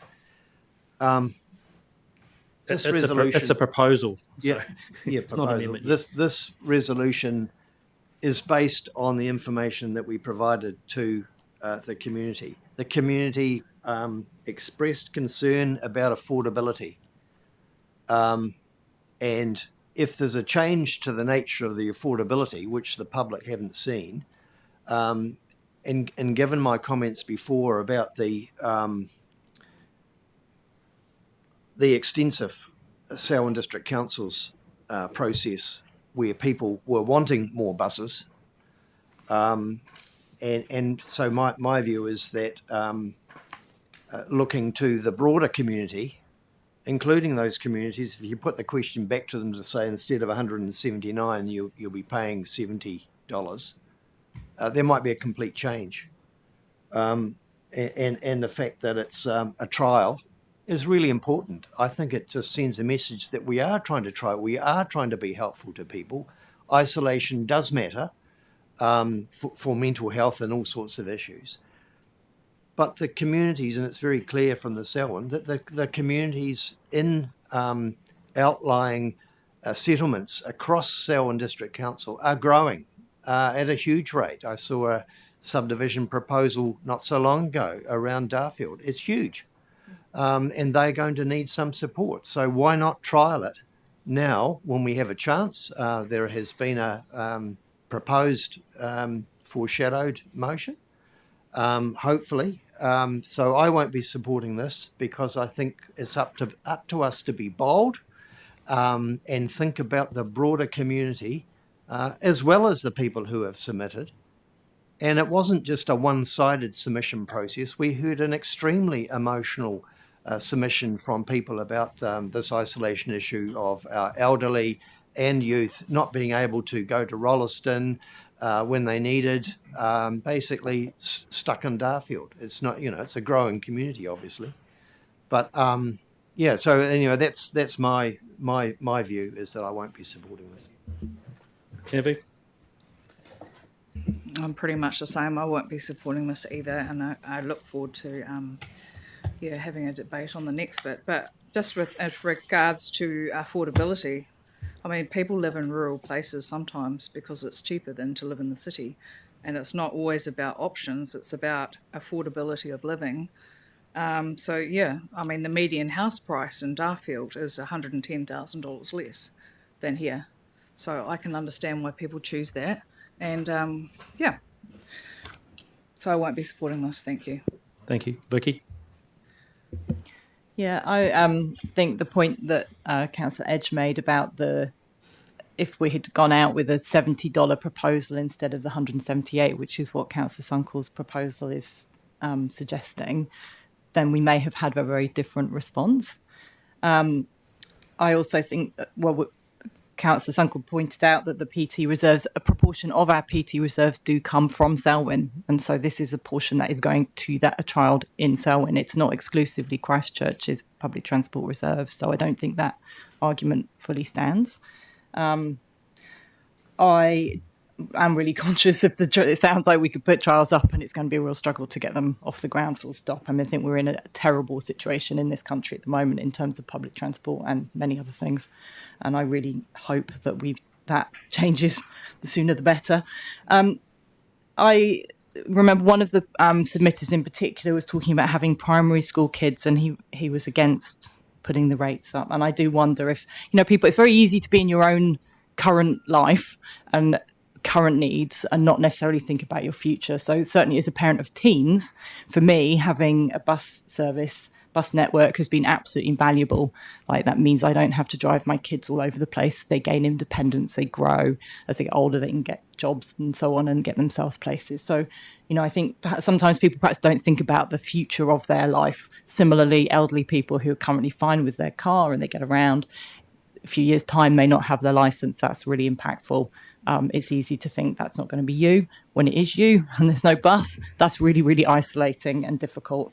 And I think that's what community and society is about, is working out how do we support people's needs, as well as, trying to balance that with minimising people's spending on rates, which I know is something that we all feel is important. Mayor Broughton, I would hope, is very connected to his community. He was very clear that this is something that they want.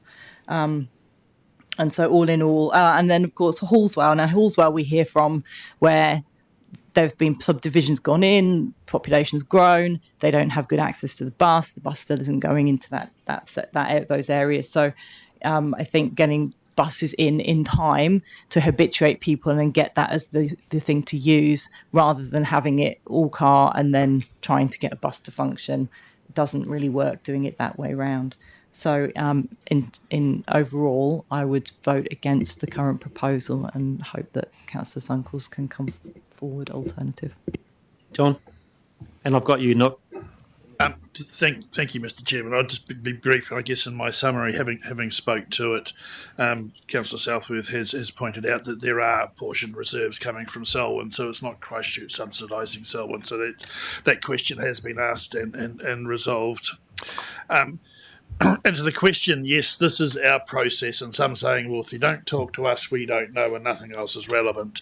I think we do have to be a little wider in those conversations and understand the wider context of conversations within communities. There's a good portion of community out there that are able, active, great at jumping on their keyboards and mobilising and getting things out. There is a wider part of the community that are not quite so active and enabled and empowered into doing those things. So we are hearing different stories.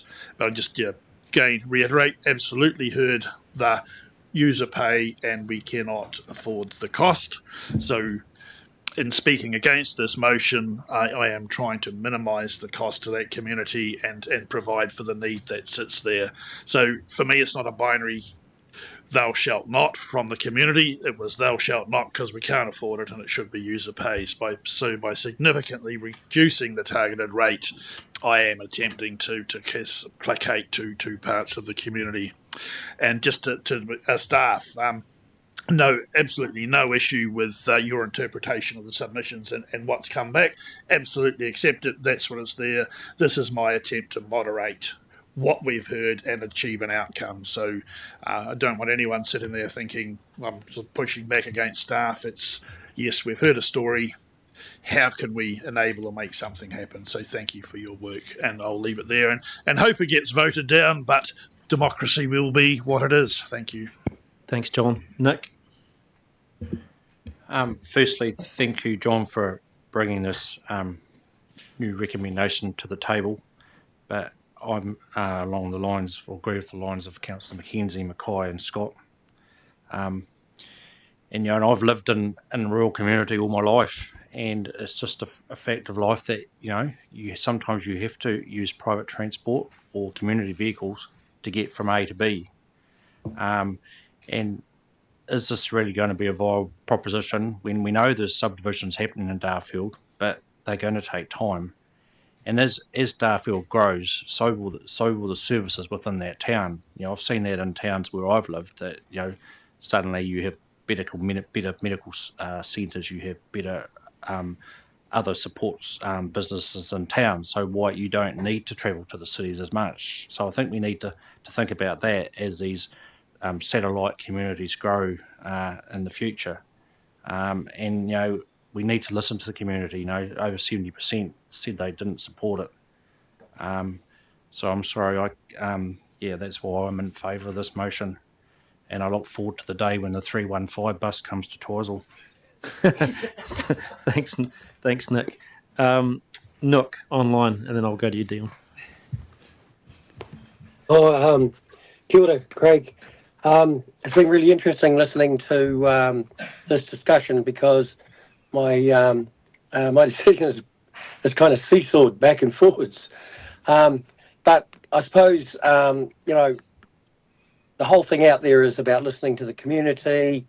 As people have said, it's just unfortunate that as councillors we can't, and we haven't got the money actually at the moment to try and future-proof what we're trying to do in PT. But I mean, because it's the cost of it, so we can't make decisions, to try and sort of trial something that is actually only going to have an impact in a couple of years' time. I think the other part of it is about what the rural councillors have said, because we need to listen to our rural councillors. They're the ones on the ground out there. So, I support their whakaaro and where they're going to go with this proposal. Thanks. Thanks, Nook. Dion? Kia ora, thanks, Chair. I'll be supporting the recommendation that we've got in front of us. It's with a bit of a heavy heart that I do. And I won't be supporting the foreshadowed motion that John has put on the table. I've written a few notes. And like many around the table, I desperately want to see public transport grow and innovate and serve our communities better. And I want us to trial new routes, to test new ideas and truly build a comprehensive system. However, we're operating under a significant and frankly broken, frustrating system of constraints that are upon us as a public transport authority. My blood boils when I see other centres, Auckland and Wellington, getting hundreds of millions of dollars of taxpayer investment in the latest budget for rail projects. We're in Canterbury here, we're fighting for every single bus, every single route, every single bloody dollar to just keep the lights on. This is not on. We're not getting the investment we need from the central government. If you want buses, if you want new routes, we need to go to Wellington and get them. We've been asked to do more with less. Our costs to operate the system are continuously going up and we're not getting the same investment to do it. So every single decision that we make around this table needs to be a strategic one based on the best use of the incredibly limited resources that we have.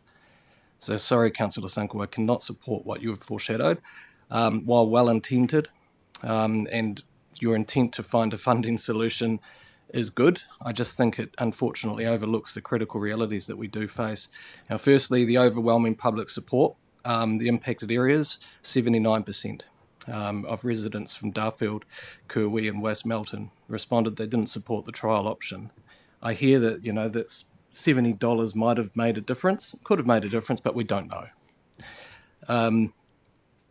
It's not just about the targeted rate. Now, I've pulled up a lot of the submissions that were made from different submitters there, and I could rattle through them, but we've all read them. But the Selwyn District Council did say, while supportive of some of the initiatives, they expressed significant concern about the cumulative impacts of rates on Selwyn residents. I have to take that into consideration as well. That's from the Selwyn District Council. Yes, they're supportive of the route, but they're also telling us they're also concerned about the rates impact. The second part that I was thinking about is this. The trial is not strategically aligned with our Public Transport Futures program. We've agreed with that with the City Council, with the Greater Christchurch Partnership, which includes Selwyn and Waimakariri. And our plan is to focus investment where it needs the greatest impact on the patronage and network efficiencies, and diverting resources and attention at this time is not going to be good for our overall strategic approach. And thirdly, and perhaps for me the most critically, is the issue of fleet availability. This really is weighing heavily on my mind right now. After through this process, understanding that, I'm really concerned. We're in a nationwide. I'm going to say we're in a nationwide crisis because of stupid rules. To compliant transport vehicles, every bus that we can secure is actually a golden asset. So go get those gold. We've got a milk run or whatever you wanted to call it, gold rush, milk rush, whatever. Go get the buses. To commit the bus trial at this time for low public demand, and I'm going to look at the numbers, and I have to look at the numbers. I base my decisions on numbers. Rangiora to Pegasus is what I'm considering as a potential look at what's going on. And you look at Pegasus with Ravenswood, they've got a huge amount of subdivision there, about the same amount as Darfield. 4.9% cost recovery, $26 subsidy. I just opened Uber, and to go from Rangiora to Pegasus, it's $25. Why don't we just buy Uber?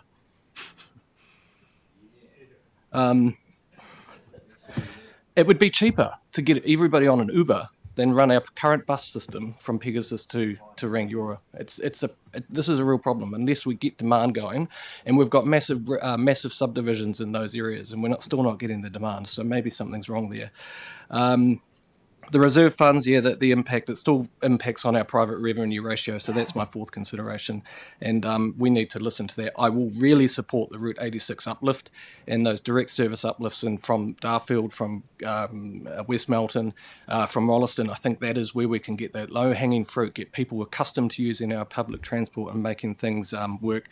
And I just wanted to, Vicky raised Hallswell. Thank you very much for raising Hallswell. We've had 10,000 people into that suburb from subdivisions over the last few years, and we still haven't got an extension to the bus service out there.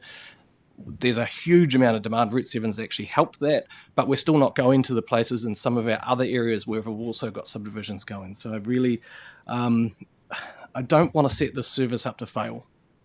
I really don't. And let's get the business case network review, whatever they're doing, up and running, and then we can start getting a really good consideration of how the whole network works. So I can't support your full shadow motion. I'll be supporting what's on the table. I'm going to come back to you, Ian, in a second. I'm just going to speak to this resolution. The reason I've taken our time with this, because I think this is probably the biggest decision of the day, potentially. I know there's some fees and charges stuff later, but, based on the submissions that we've had, the people we've heard from, so it's been good to hear from people and to let people express their views on this so the community can hear where we're at and what we're thinking. It is a real, I would love to support something in Selwyn, something within Selwyn I think is definitely needed. I just don't think this is the right type of service at the moment. That's why I asked a lot of questions of Stuart and the team about the different types of services that we could do in the future. And so that's why I think we need to keep looking at this. I don't think a scheduled service is the right thing on this route or for those communities that have been affected or potentially affected by this. I think there's something else that we need to create and be innovative of, and Dion's raised some of those points. And I do note too that, the very passionate submissions we did have on this, most of them said that they would support the uplift in Route 86 to get better services from Darfield directly to Christchurch. And I note that that's our next resolution potentially on our table. And I think we're not giving this community nothing. We are giving them something by doing that. So we have listened.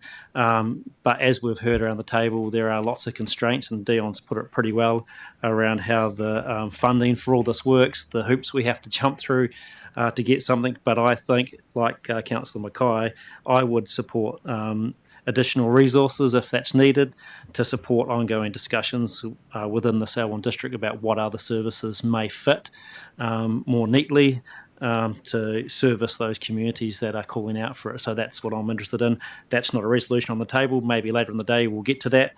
But for me, I do support the staff resolution.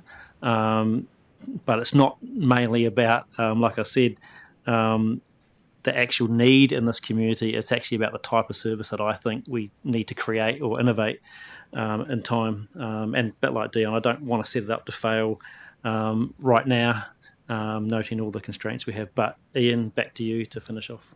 I'll try and be brief. Dion talked about the technical reasons why we should support this motion and shouldn't support John's motion, and I defer to his greater wisdom in that detail for that reasoning.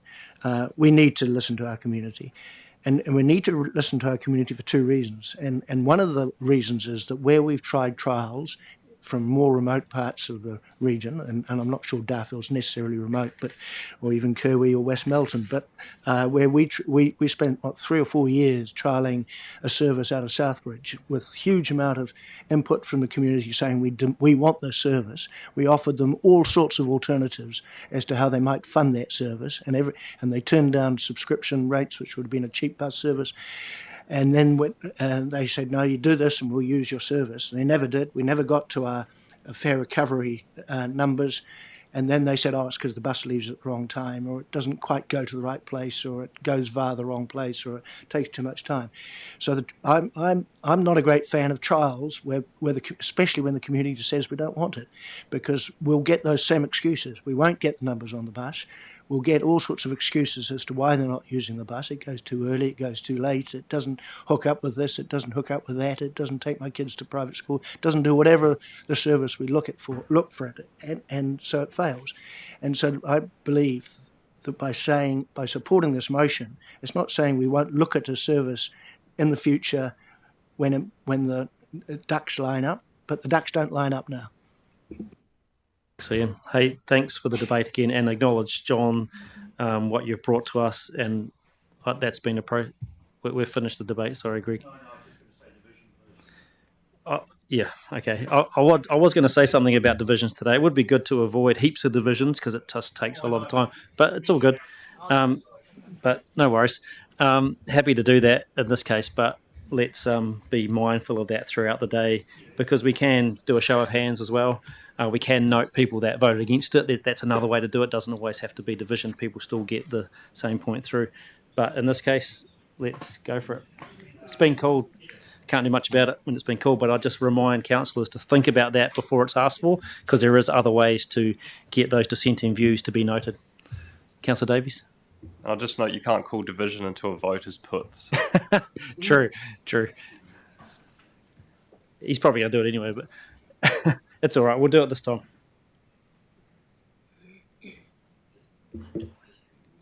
Councillor Swicks. Can you put your microphone closer, Vivian? So...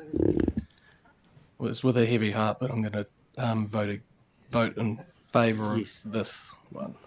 I was actually about to trip up. For Councillor Burns. Against.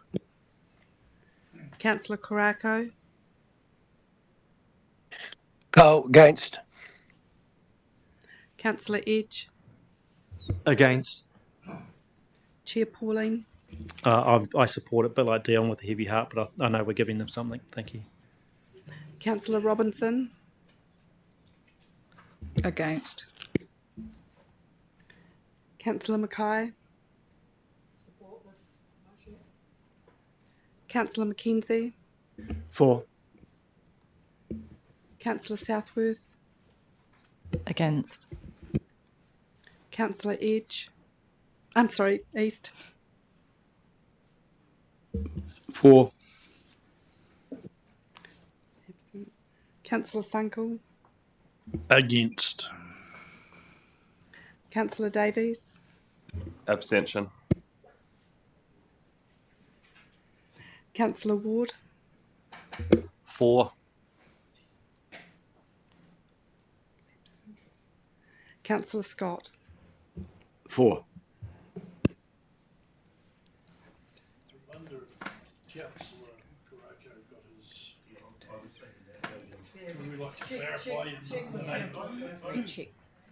Councillor Korako, can you please clarify your vote?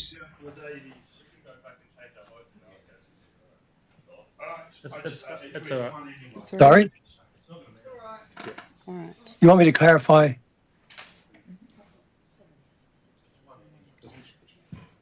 Thank You want me to clarify my vote? Yeah, it would be good. It's yeah. Don't think it's going to matter, but all good. Isn't it? Okay. Hey, it's not going to matter? No, I don't think so. Not, but you or a no. Oh, sorry. Yeah, you voted against this motion, so all good. Happy.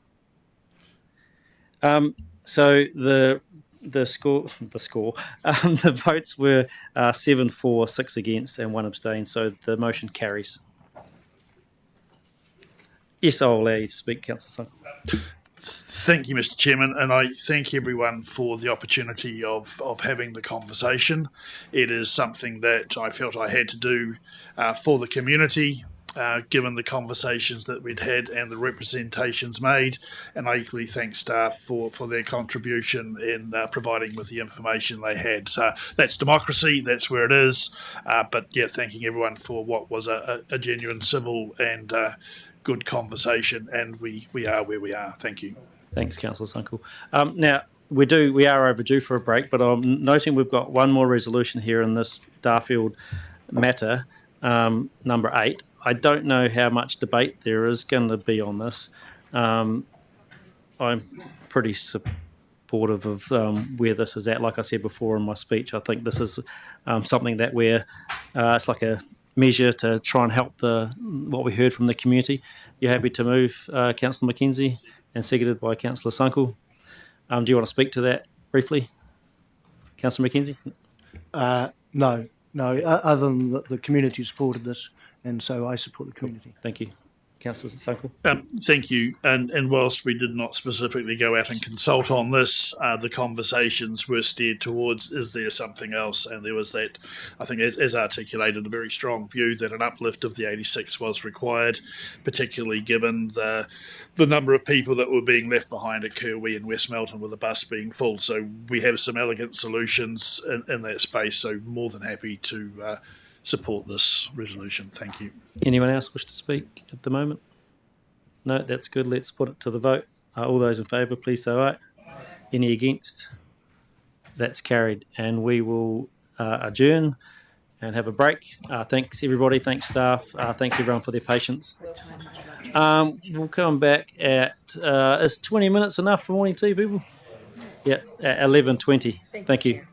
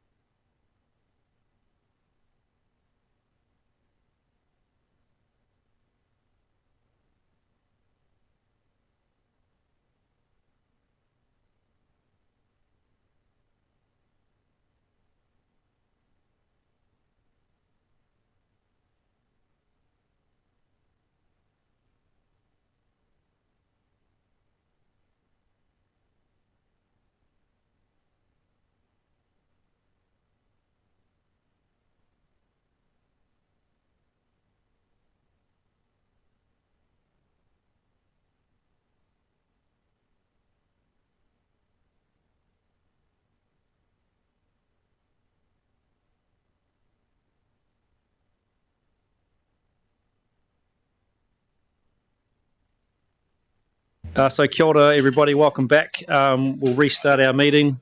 It's 11:20, so we'll get back into it.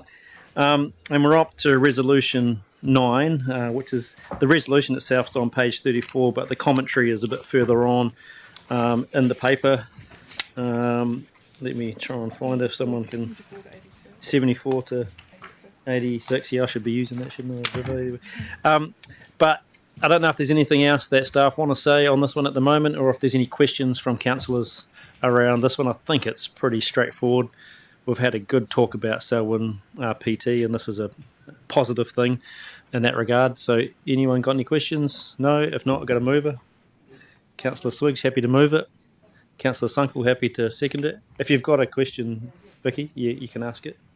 Yeah, just to confirm, when we say ASAP and based on those figures, are we looking at around about mid-year, like mid-financial year? So talking about starting either around Christmas or after Christmas, that time. Okay, just making sure it's realistic. Yeah, so through you, Mr. Chair. Yeah, what we looked at is... Just hold up a sec. Were you good? Oh, yeah, cool. All good. There you go. So we've included half a year's budget, but what we'll look to do is maybe phase the improvements. First, we need to undertake a service review if this is approved with the community to understand what's the, best way that we can kind of spend the money, what's the greatest need.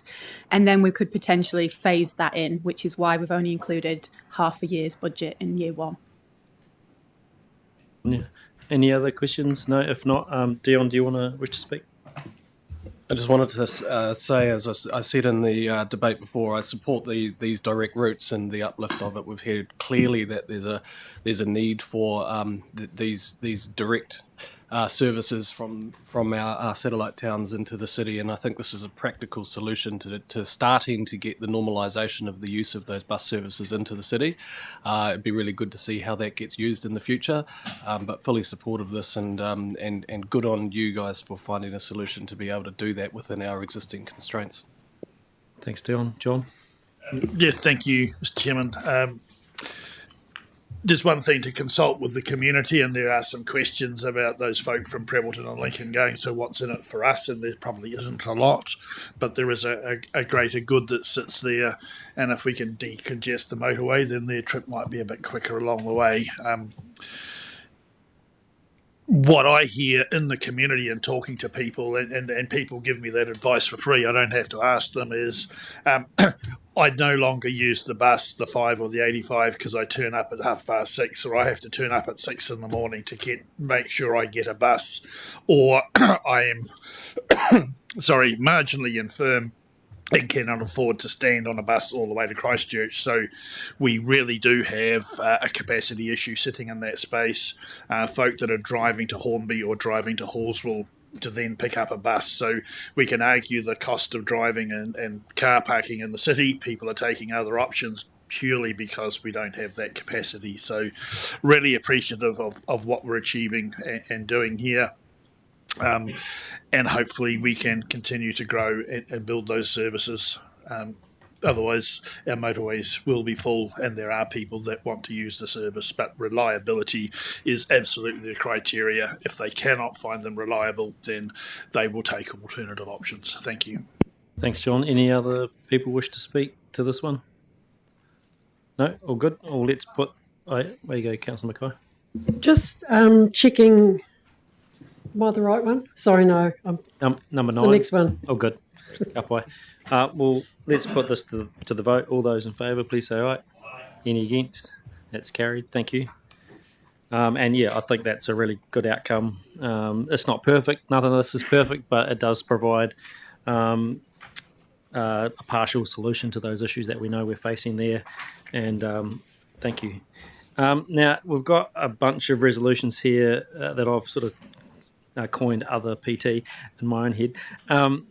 But I noticed, the next 10, 11, 12, 13 they're all quite different topics. So we've got local share, EVs, safety officer, and the Te Kaha sort of solutions.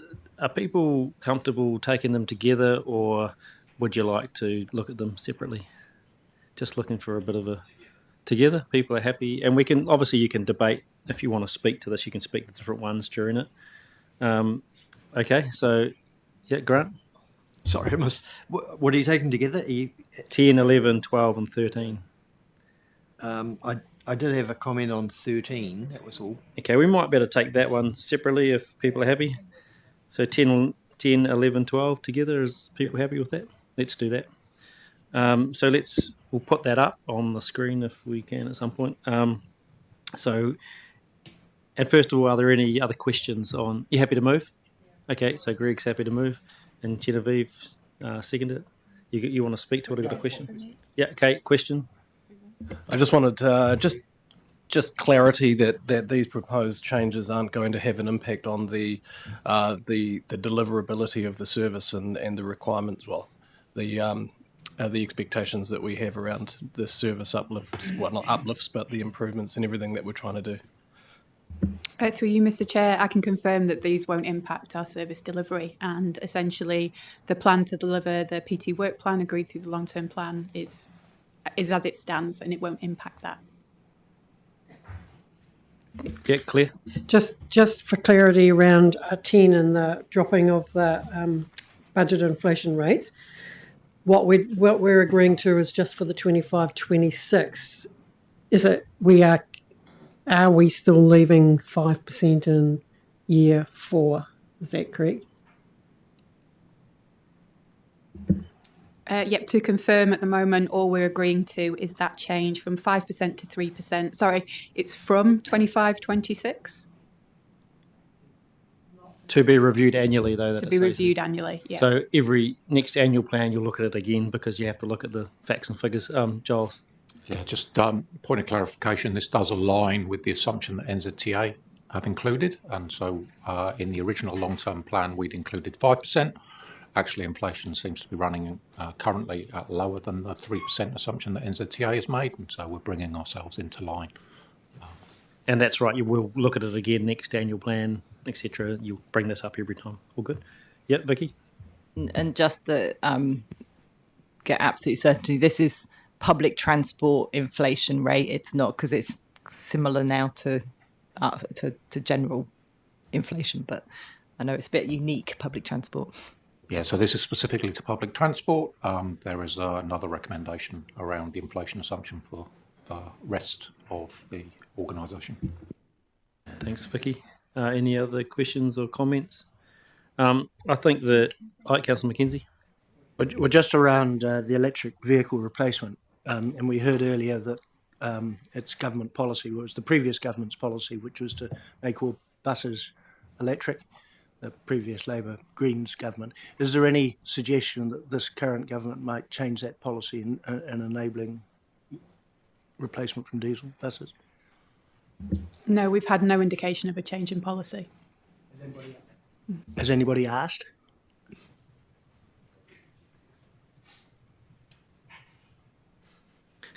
I can say it. I haven't, Ian. So.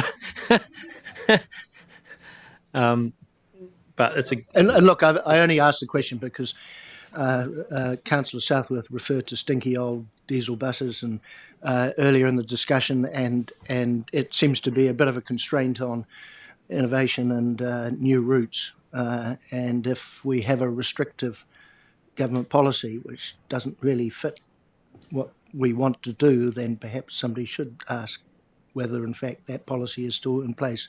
We've had a change of government. A good point. We can certainly ask that question. We're in regular contact, obviously, with staff at NZTA. But I think the overall thing is that it's a bit sad, isn't it, all around, that, we can't even buy any vehicles at the moment, it seems, no matter what they are. But, we did have a program of upgrading our fleet with EVs, and that was going along good. Now there's a bit of a halt on that, which is unfortunate, but I think we do need to be thinking. I think you heard some discussion earlier on about how we really need to think about this. If we want to increase uplift and trial new routes, etc., then how are we going to do that? So I think some concern there for sure, but it makes sense in terms of this resolution, is what I'm hearing from councillors with not any allergic reactions to it, that it's just a sort of technical thing that we need to deal with right now. And I think it's great to see the safety officer team being made a permanent fixture. I think that's really good. So thanks for that. So let's put this to the vote. Oh, sorry, Greg, I'll come back to you as the... Yeah, you want to speak? Yeah. Do it too. I just wanted to also say thank you for bringing the safety officer piece to more permanent fixture for our public transport. I've had a lot of good feedback around having that on the buses, having those people with the visibility of that. And thanks for also including that, including a review for future alternatives, because it is relatively expensive the way we are doing it. And I think if we are making it permanent, there is opportunities to potentially make it more efficient about how we utilise the money that we have for that. And I am, like everybody, quite disappointed around the electric vehicle replacement work. I thought that we were on a really good track for that. But look, we've got to now be innovative about how we utilise the fleets that we've got and what the options that we have. So let's put our thinking caps on there. Thank you very much. So just firstly, yeah, absolutely, the network safety officers is a great initiative, and I do hear parents being a bit concerned about their kids going on buses and things like that, and it's great that I can say that we've got these network safety officers, but also that I've met some of them when I've been on my travels, and they're really great. They're personable, and you can see their presence, but they're I think they're great. So thanks for that. In terms of the EV buses, I'm gutted that we can't continue increasing the proportion of electric buses we have on our fleet, not least that they're actually really good buses. Like, if you want people to use public transport, you need a decent service, which includes a comfortable, smooth ride that doesn't have the people in vehicles behind you choking on the fumes that are coming out the back, which some of our older buses, frankly, that is what it's like. I've cycled near some of them, and I can tell you they are definitely stinky, the odd one. I hope to goodness this government holds that in place. I just hope they come to realise that actually we need to get more buses into the system. It's one of the few climate change mitigations that they have not yet trampled on, and it's fossil fuel reduction, which is actually, I know there's various arguments about the impacts of methane and whether or not that should be considered as a climate gas and all the rest of it, but this one's fossil fuels. So you absolutely cannot argue that there is any good reason for continuing diesel buses. So yeah, deep irony in that one, and I'm gutted to have to support this, but we're absolutely caught between a rock and a hard place, and I know this isn't where most of us want to be, staff or us councillors. So anyway, kia ora. Yeah, just a quick comment to note that in 10 and 11, we're talking about a 2.7 million a reduction in transport targeted rates, which is probably timely, although frustrating, of course. And then, of course, there's an indication that also a following decrease of 1.5 million in the 2026-27. So a total of 4.2 million may not need to be collected for rates. Genevieve, do you wish to speak? It'd be weird if I didn't. I pretty much agree with everything that's been said, especially what Vicky was saying. The EV thing is really sad because, as Europe totally starts stripping out diesel from everything, you can barely get it anymore, to us still keeping our diesel vehicles. But, it's a necessity, and I'd rather more people on buses than to, retire buses that could be still used for a little bit longer.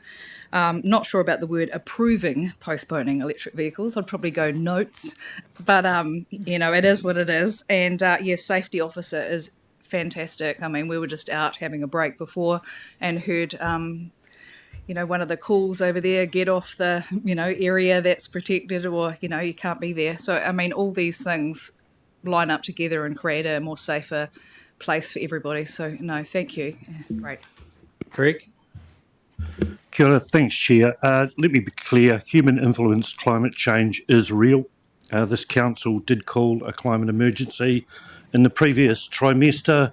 I certainly would like to congratulate some of the initiatives and the team working away in order to be able to give information to the councillors to be able to make these decisions.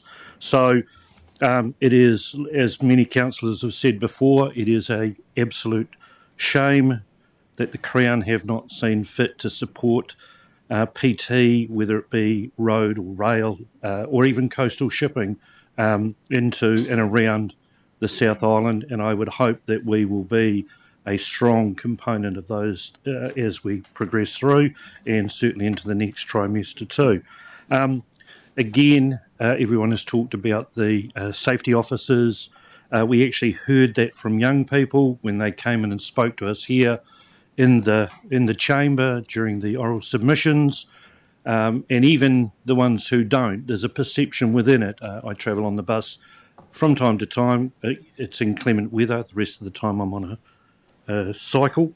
But clearly the general gist is that it is safer, it is more accommodating when you are waiting around in the exchanges. So for that, these people are to be congratulated. I certainly hope there's not a unilateral letter signed by anyone of influence to the Crown asking for a change around EV legislation.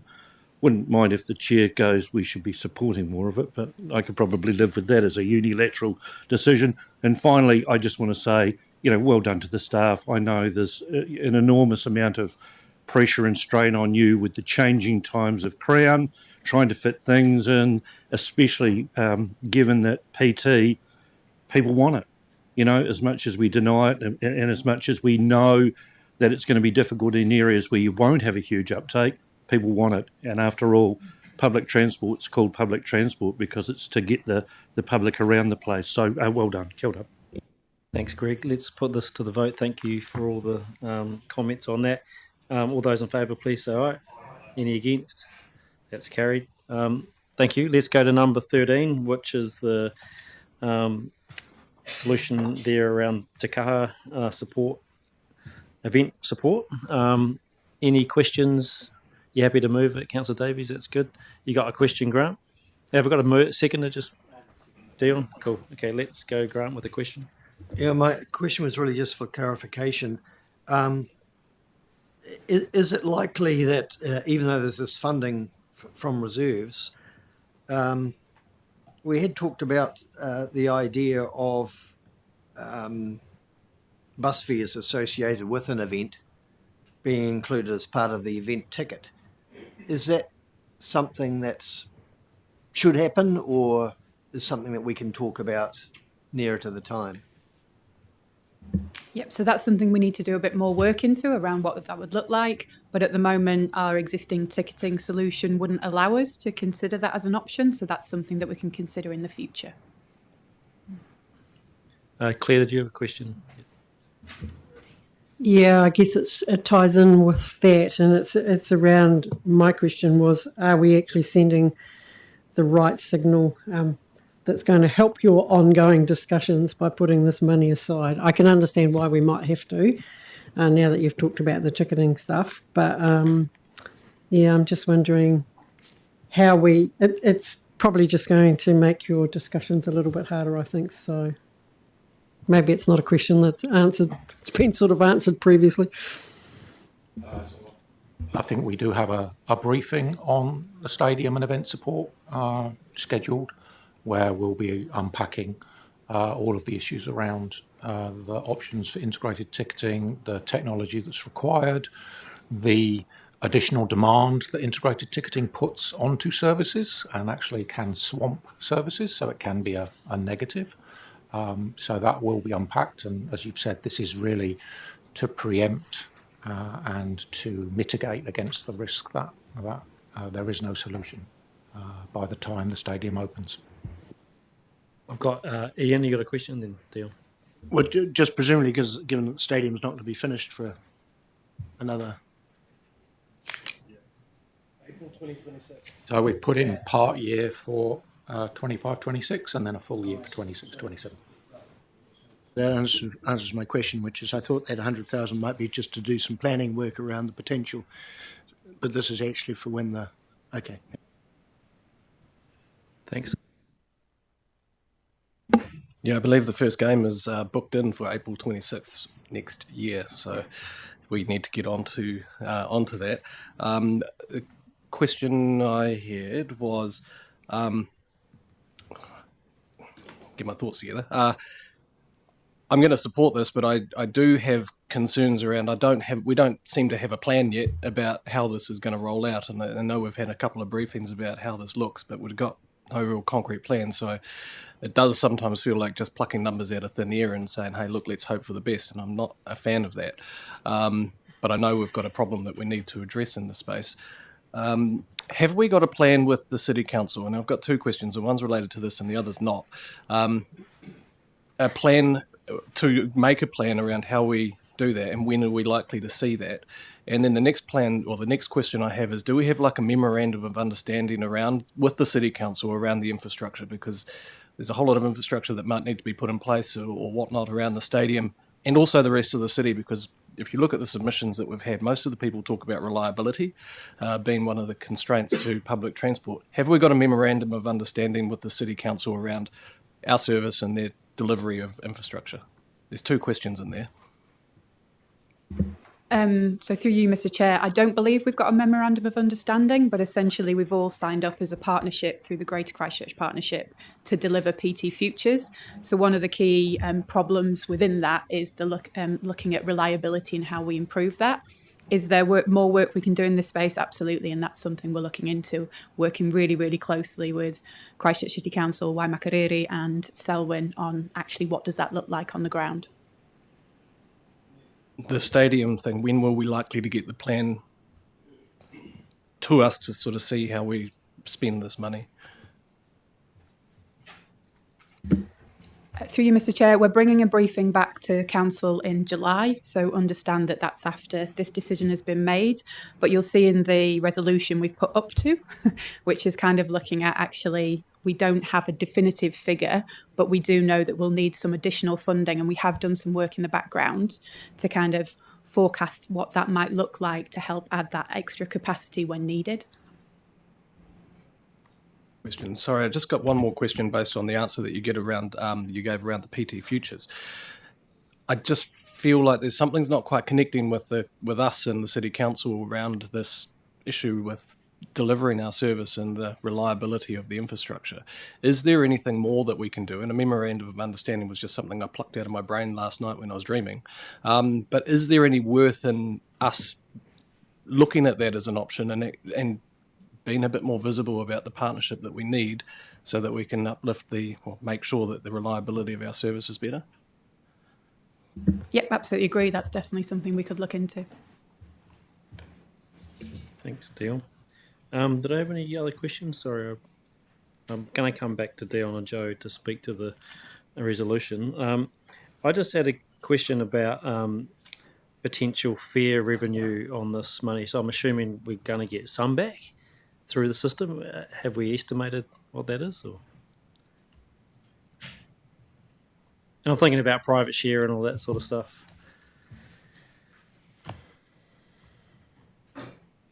Sorry for a tricky question. And if it's not able to be answered now, it's fine. I'm just wanting to understand it a bit. So at a fundamental level, there are two ways we will respond to demand from Te Kaha. We will add additional capacity based on the size of the event and charge our normal fares for patrons riding our bus to that event. Alternatively, we will agree an arrangement with the event itself whereby they include in their ticket price the cost to ride our bus, and then we will provide extra capacity and those attendees will show their ticket on our bus and ride our bus for free, but we will claim that money from the event organiser. So those are the two scenarios that we've already considered and had conversations with Christchurch NZ about. In terms of the traffic management question, Christchurch City Council's philosophy or policy is that an event organiser is responsible for a traffic management plan. So the City Council is not taking responsibility for the traffic management plan around the city as far as we're aware.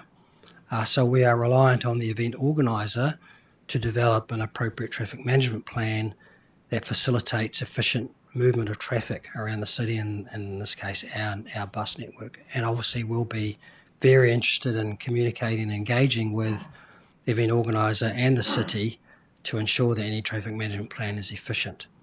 There is a working group in place that includes ourselves, Christchurch City Council and Christchurch NZ, to talk through the logistics and mechanics of how we're going to successfully facilitate events. We all want it to be successful.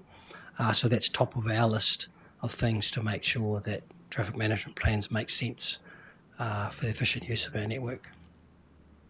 Thanks, Stuart. Thank you. Okay, back to Dion. Do you want to speak? Oh, sorry, we'll go to Joe first. There you go. Open it up, Joe. Sorry. Yeah, I support this. You know, it's quite obvious we're going to need increased capacity. And this facility, which we know is going to change the city and the sub-region, in which the taxpayers of New Zealand have contributed a huge sum of money and the ratepayers of Christchurch have contributed even more. This is a small amount that we can contribute as a region to this. And we know we've had conversations with Waimakariri and Selwyn too. It's good to hear some of the details of that working group being brought out around the traffic management plan, around the events organisers. So that's going to be key. And I agree with Dion. It would be good to get some progress or a plan in front of councillors by the end of the year, because we're less than a year away from opening. Dion, do you want to speak now? Yeah, I will support it. And as I said, I'm a little bit frustrated that I'm supporting something that I don't know exactly what we're supporting. I mean, in terms of like the plan itself and how it will, but for me, there is an absolute induced demand that will be coming. We know that the induced demand will be there. So for that reason, I can support it, even though I don't know exactly the details. And as Joe said, the Te Kaha is a huge opportunity for the city, and it's going to go off, especially in the first few years. And we really need to make sure that we're hitting the ground running and got something up and running so that we don't look like we're not an embarrassment to the international spectators that are going to be looking at the city when this opens. Thanks, Dion. Anyone else wish to speak? Yeah, Vicky. Yeah, this sort of reminds me a little bit of the cruise ship situation. Quite a lot. I can see how badly it could go if we don't get it right. So I support this. Just to note, it's not the region paying for this. It's the public transport targeted ratepayers, slightly wider than Christchurch only, but it's certainly not a regional contribution here. Maybe we should look at that. But yeah, we need to make sure we can front foot this, and then maybe we can have a bit more conversation about how we claw back as much as we can from those who are actually enjoying the facility. I support these things. Thank you. Thanks, Vicky. Anyone else wish to speak? Nick? Yeah, I too support it. I mean, it's going to be a great venue for our city, and it's going to bring lots of international and local events to Christchurch. So I think we need to make everyone's experience here enjoyable, including being able to get to and from the event. Thanks, Nick. Anyone else? No? If not, Joe, do you want to have another go? But you happy? Okay, let's put this to the vote. Thanks again, team. All those in favour, please say aye. Any against? That's carried. Thank you. Next, we've got... I'm suggesting maybe we can do 14, 15 and 16 together. They all relate to community vehicle trusts and the funding associated with them. It was a topic of some discussion in our hearings, and we've had deputations to council actually on a wider issue around these vehicle trusts, so it's great to see these in here. Are there any questions that councillors have at this point in time? Yep. Peter? Yeah, Chair, I don't know where we can get some sort of insight into a better understanding of what's possible with community vehicle trusts. I know that John's Darfield to Rolleston was defeated, but staff advice was also that there was a possibility that community vehicle trusts could be used in those areas to actually do some infill. So I'll take advice from others who are more scholared than I am about this, but I think within these three, is there an opportunity for us to consider an amendment that would give us a sum of money to investigate, and that wouldn't be a massive sum of money, maybe $20,000 to $50,000, to how we could hybridise community vehicle trusts to meet some of the demand that was some of the, I guess, some of the questions that were asked of us about how do we service those areas that need servicing. particularly around those things that involve people accessing social services. Thanks, Peter. I mean, I'm pretty keen to ask that, and I have in the background asked in this space just about do we need any more capacity within our team to have a look at the community vehicle trust space? I think the answer's been no, but can you just clarify that in the discussion here? Yep, so through you, Mr. Chair, you'll see recommendation 16 actually talks to us undertaking additional evaluation of the value and impact of any changes needed in grants. So that would be working with existing community vehicle trust areas to look at actually, in terms of the grants we provide, how that's utilised, what further support may be needed. It could also include looking at areas that don't currently have community vehicle trusts and the potential for new community vehicle trusts coming online if there's that support in the community and the volunteers to run it. So you'll see there at the moment that work is proposed for 26-27 and we've just proposed that we use it, we undertake it with existing resources and use existing budgets. Yep, Peter. Yeah, just in response to you, and I don't want to be disrespectful here at all towards that, but essentially that's, for me, and the way I'm seeing this now in terms of what I'm trying to get across the line, I guess is a holding pattern for us. It's something that would be expected of us to do anyway. And I was just looking if there's any appetite at all for us to do something that takes us a little bit further. Yeah, we'll go to some other questions and we'll keep that live. So I've got Dion, John, and Ian, but we'll go to Dion. And just based on the question in Resolution 16, if there was the mindset to change that to 25, 26 to evaluate to basically do the work in the next financial year to potentially inform any changes to the annual plan 26 to 27, I mean, that gives us a bit more of an immediate look at it. Is that something that you have capacity currently to be able to do within the existing budgets if that was the decision of the council?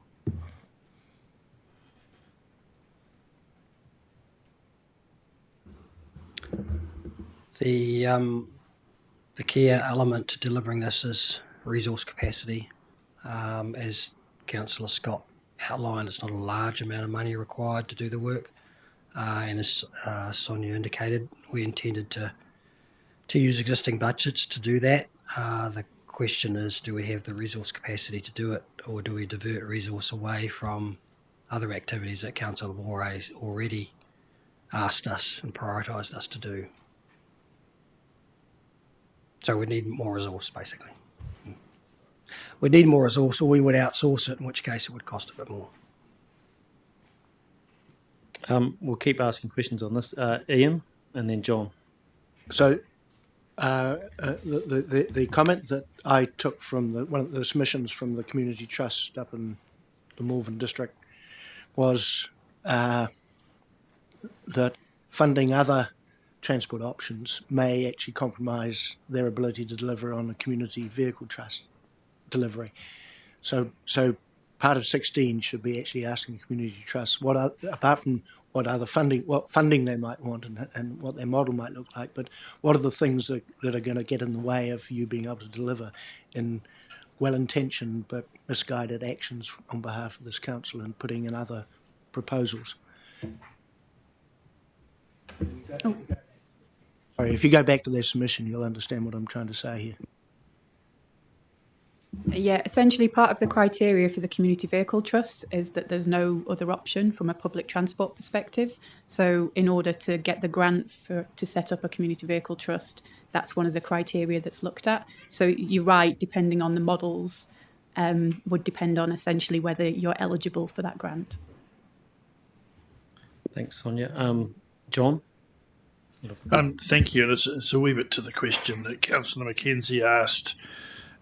For me, some of these remits motions in here about us applying to community trusts, and my question is, what do community trusts want or need, I guess, and do we have a really good understanding of what their wants and needs are in their specific communities, having been part of that process over a number of years of the meetings that we used to have in here with them, where they could work out what they wanted between themselves and shift vehicles and do a bunch of things. Do we have a clear understanding of what those communities and community trusts want and need, as opposed to some of us looking to apply our wants and needs upon them. Do we have a kind of difference in that, or an understanding of that thinking? And I guess to the point of, yes, there might be a bus service which might impact on a community trust. Is a community trust there as an entity to perform, or is it a community trust there to provide a service for that part of the community that needs their services? So I'm just nervous about it. And putting other things in place or not putting them in place because it might impact on a community trust, and they may not do as many trips to Christchurch to wherever. There's a whole bunch of service that sits within that, not a commercial model. So, a bunch of questions in it. But Okay, through you, Mr. Chair, I'll step through those as best I can, but you might need to prompt me. In terms of, do we know exactly what community vehicle trusts? So we've heard through the submissions, and obviously we work very closely with the community vehicle trusts. They're concerned about the amount of grants that they have, obviously having access to volunteers, and how the viability of maintaining these services, which are so critical to the communities, and recognising the immense amount of effort put in terms of these volunteers to run this is just, it's amazing, right, in terms of what they do.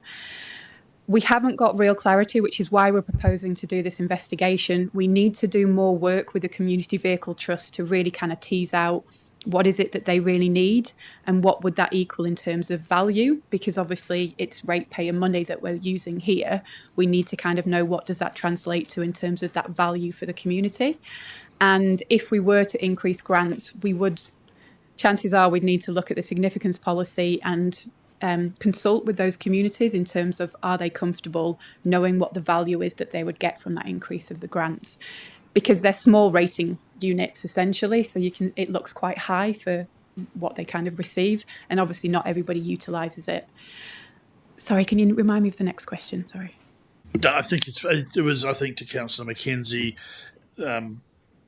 one of the submissions going, don't impose another bus service or whatever, because it will impact us. And I guess the question on my mind coming out of service in the community is, if you are serving the community,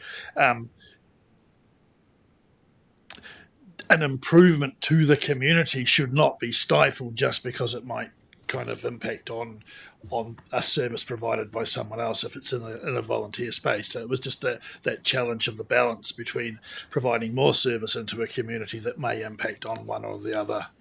But life's not binary, and change will happen.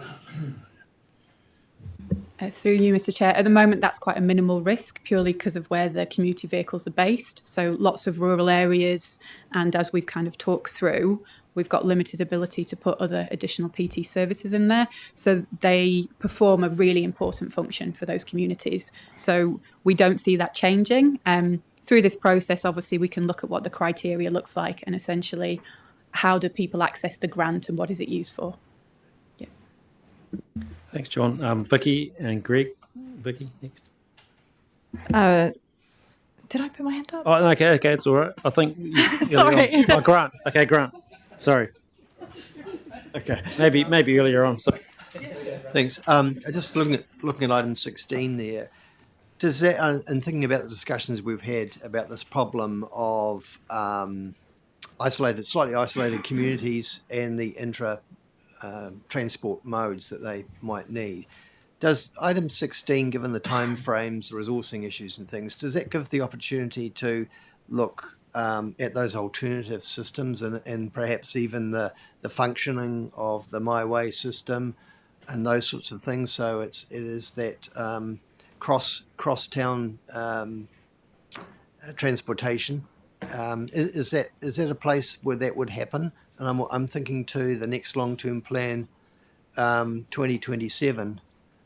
We don't know what's going to happen in terms of legislation that might actually change in favour of more transportation and PT type scenarios. So for me, I think that note's okay at the moment, and I don't know whether it needs modifying.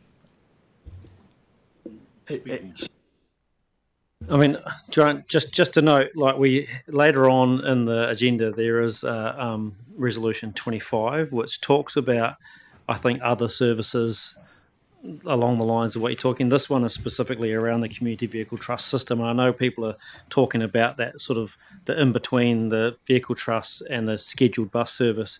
I think that's more covered in 25 later. That would be correct.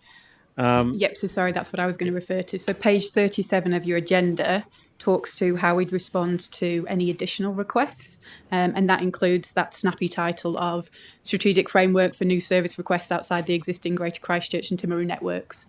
We'll work on an acronym. But this recommendation 16 talks specifically to community vehicle trusts. They run very differently in terms of the model that we run for community vehicle trusts. It's got certain criteria around it. It's volunteer drivers. Our role as Environment Canterbury is quite different in terms of we provide the grant, and then that is, the community vehicle trust run that trust. So that's why this is quite different, and obviously there's overlap to some of these conversations, but this one specifically focuses on community vehicle trust. Thanks, Sonia. Any other questions? Yeah, Vicky, you got one there. Well, the question I originally had was more along the lines of the one what you're suggesting comes later, but I do want to just clarify now that I'm listening to everyone about the annual adjustment. So to date, just to clarify, the vehicle trusts have not had their funding increased by inflation. Is that right? So this isn't changing it to 3% from 5% or whatever that we've done before. This is now making them match with an inflationary increase, and it will be going forward year after year. Yeah. So through you, Mr. Chair, to clarify, this is a new addition. So they've had very small increases, and it differs because they have an administration fee which changes annually. So you will see small differences year on year for the Community Vehicle Trust. But essentially, in terms of the money and the grants that they can spend, this will give them the additional 3% based on inflation annually. Thanks, councillors.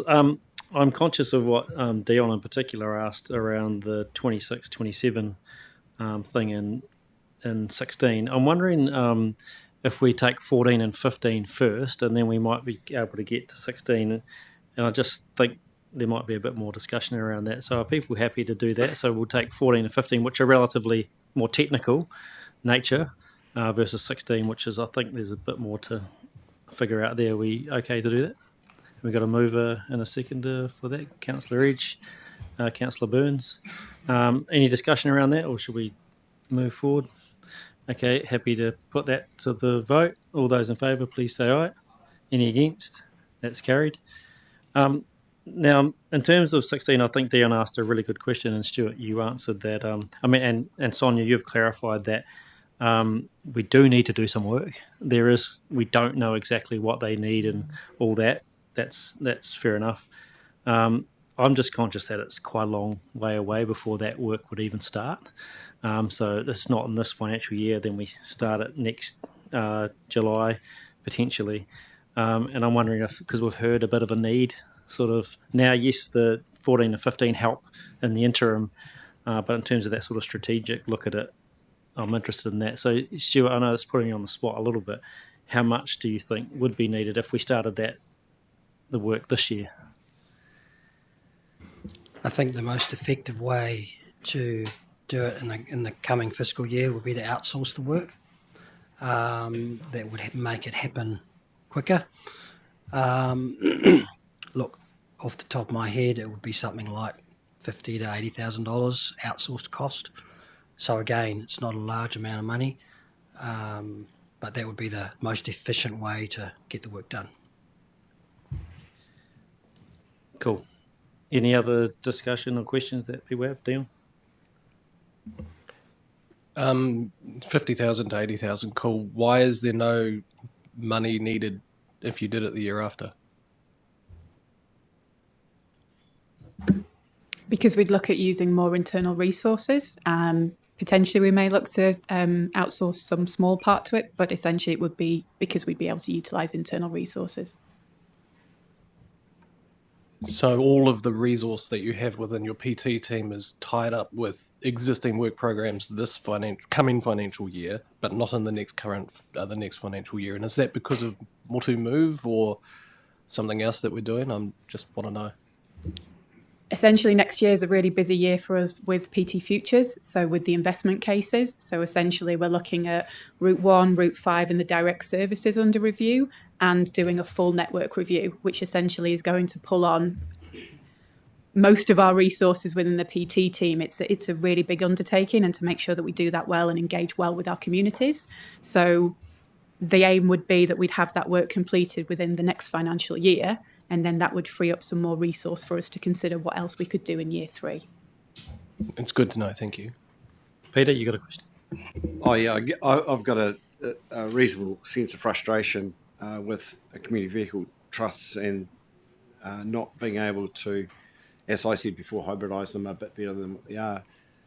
Public transport, essentially, we talk about it in this room for about 30% of the time, I think, anyway, and it's all to do with Christchurch and Ralston, the Greater Christchurch area. Where community vehicle trusts serve an absolutely incredible purpose is in the rural communities. And could I just point you to the one that's operating in Fairlie? The one that's operating in Fairlie allows those that high school to integrate with other high schools in the Timaru area, where they take kids to hockey, to soccer, and to those things. And they've essentially hybridised that service themselves to help with their community. I think there's an opportunity here for us. And I don't know if it's going to take a lot of money at all, but for us to actually just go and talk to those communities, and maybe governors go and talk to those communities. But you guys understand the rules, you know, and that's the thing. And if community vehicle trusts do grow on the demand to take people to services, like in that the Melbourne community, what happens when they need a bus? You know, do you need to pay someone, and then do you need to have it scheduled, and all those sorts of things? I think that we say no to all those things, but I think we need to be able to help them within the rules that they have operating at the moment. And I'm pretty sure that the people I know that are in these trusts don't understand what's possible. You know, we do. We talk about it all the time. We understand what's possible. We understand where all the hurdles are. We understand what all the complications are, and we're reliably informed by you all the time about what we can and can't do. But we heard it in the submission process. This is the place to talk about it. Now, if there's no support for that from my fellow councillors around the table, then I'm happy just to sit back and not take this any further, but maybe jump up and down if I ever get back in this room again. Thank you. Claire, you've got a question? Well, I've got a question for you, Chair. Yep. I'm just wondering, given the earlier discussion we had around the Darfield-Rolleston conversation, listening to Councillor Scott's conversation, that we perhaps defer 16 and pull it into the discussion we have under 25 or offer. I think that would give us some time. I mean, there's two ways we can do this. We can put this up. There's a mover and a second. We can debate it as it is. But I've sensed there's some other thought patterns in the room, so I think it's quite a good suggestion, Councillor Mackay, to put it down with 25 later, so that we can have a bit more time to think about it. Because the only other alternative is thought there may be an amendment about the time frame and potentially adding some resource to the system to help with it. That's sort of what I've heard in the room, but I don't know if we've got the words to do that right now, so maybe that gives us a bit of time over the day to have a think about that a little bit more, because I sense in the room there's a bit of support for doing some extra work and not waiting another whole year before we start that work. So are people happy to put this in? Can we do that? Just asking if we just put it later in the day and do it with after 25. We can do that. And is everyone happy to do that at the moment? Yep. One brief question. Peter, I like what Peter said before, but he was talking about, the various rules that get in the way, and I think you reflected that if there's a public transport service, you can't have a community vehicle trust. Who invents those rules? Is it central government, or is that our own rules? We are the messenger. Don't shoot the messenger. So the rules are pretty much dictated by the Land Transport Management Act and NZTA policy, and they're designed to ensure that where public funds are invested in a public transport service, that competition doesn't undermine that public funding investment. Now, the irony here is both of those services would be publicly funded, vehicle trusts or a regular public transport service. So I think Councillor Sunkel raised a really good point about understanding what is the focus and purpose of the trust, because each trust operates slightly differently depending on the needs of their community. So if we look at Mid Canterbury, for example, there is a perfectly good public transport service, some would say, in Waimakariri district, and yet we have a vehicle trust in Mid Canterbury that skirts around that and fills in the gaps. We have a public transport service running from Temuka to Timaru, but we also have a vehicle trust that fills in the gaps that doesn't provide.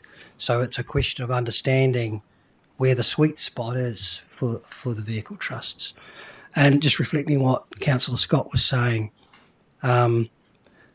vehicle trusts function 100% on volunteer activity, and that's really important to understand, because once they step outside that boundary, they are no longer a vehicle trust. Once they start paying employees, they have to deal with health and safety, they have to deal with PAYE. There's a whole bunch of legislative rules which actually turn them into a small passenger service vehicle, which is not a trust. So we just have to be careful that we're not going to trip over those lines and create an unintended consequence, which might be contrary to what the trusts are trying to achieve. And I accept that too, but I think there's still some other strategic support that could be offered to the community vehicle trust, that because they're so focused on just delivering their volunteer services that they haven't got time to think more broadly. So that's what I sort of think this resource may be able to help with, but I might be wrong. Yep. Very brief, and for me, the community trust, vehicle trust, do what their community wants, and so I have a nervousness about us imposing or providing greater opportunities for them when they may not have that capacity or ability within that space. So it has to be a very open conversation as to what a future might look like, as opposed to maybe going, you can do this or you should do that, or we're going to fund you. Having been involved with them for quite a while, we would create challenges if we went along those lines without a really open, honest conversation. The long and short of it, I think if people are happy, we'll do a change of order of business and we'll put that later in the day around the 25 resolution, and we've got a few others, of course, in that space that are public transport related. So we'll do that. And we'll move on to, and so thanks team, you're off the hook for now. You'll probably be back later in the day, but we'll move on to the fees and charges section. And I'm pretty sure on my sheet I know who to bring up, but I think Dave, you'll be one of them. Yeah, and Paul and Dave. Cool.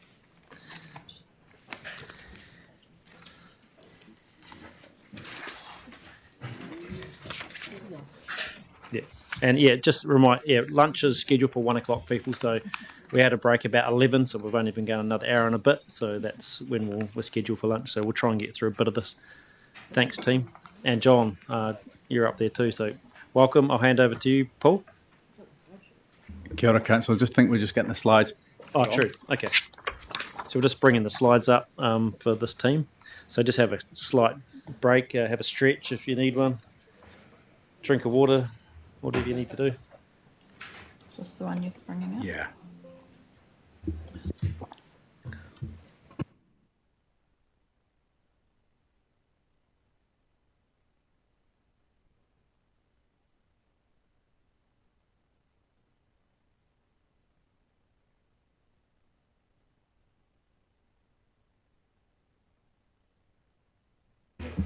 Kia ora, Council, through the Chair. So this is the consent fees and charges. I'll swiftly go through the slides as quickly as I possibly can. So the context is that we're here to set the fees and charges schedule for the people that use the Environment Canterbury's resource management services. The services are based on the principle of user pays. And really there's three changes. One is incorporating a flat rate deposit structure for resource consent applications, regardless of type or activity of level of risk. The second is changing the deposit and fixed fee amount for a range of different application types. And the third one is increasing the hourly charges for processing consent applications. And that's to achieve a 66% cost recovery target, which is set out in the long-term plan 2434. I'll quickly go through some of the findings of the consultation. So the first one is to simplify our consent deposits, and this is incorporating a flat rate deposit structure for resource consent services, allowing for the simplification of the current deposit amounts from 19 different amounts to 4, which provides more certainty for customers and simplifies the internal processes. You'll see that 206 submitters answered the question, with a few comments were received, but in the main, 64% supported the simplification of the deposits versus 36 that didn't. Swiftly moving on, the fees and charges, minor adjustments to fixed fees and deposits. The changes are proposed for some other fixed fees and deposit amounts, and that reflects the analysis and actual costs that we've, of some instances, reduced costs as well, reduced costs as a result of process improvements over the last year. You'll see 193 submitters answer this question. A few comments were received as well, but in the main, you'll see that 67% supported it versus 33 that didn't. Finally, the fixed fees charges and an increase to the hourly rate of 14.1%, which is aimed to meet the 66% cost recovery target. 196 submitters to this question. Reasons given supporting the increase is a strong support for users pays for consent processing. Reasons for not: several requests that councils reduces costs and increase efficiency rather than increases charges. There was some confusion about the increase impacting general ratepayers and concerns about affordability of rates and charges in general, but you'll see that on the pie chart, 57% supported the 14.1% increase versus 43% that didn't. And my final slide, so staff advice is to recommend council approves the flat rate deposit structure for resource consent applications, regardless of the type of activity or level of risk, and that's recommendation 17. Staff also recommend council approves changing the other charges and fees as described in the consultation information, and that's recommendation 18. And staff finally recommend increasing the hourly charge by an average of 14.1% for process consent applications to achieve the target of 66% cost recovery set out in the LTP 2434, and that's recommendation 19. There's a couple of bullet points there that speak to the difference that would need to be made of the different options. And finally, staff recommend adopting the fees and charges schedule, and that the changes will take effect on the 1st of July. So I'll leave it at there and hand over back to the chair. Thanks, Paul. So just to be clear, so resolution 17, that refers to table B in the schedule in 5.2.1. Just trying to understand what thing. I know it's in the attachment, but the specific part of it is in table B. Is that correct? I think that's correct. Yes. And then 18 is table C. C. I haven't got the 19 is table A. Is that correct? Just making sure I've followed that all right. If someone could maybe check. I think because they're where the changes are in the document. There's the rest of the documents as it was. Just not sure if I've followed that correctly, but give you a bit of a second to look at that.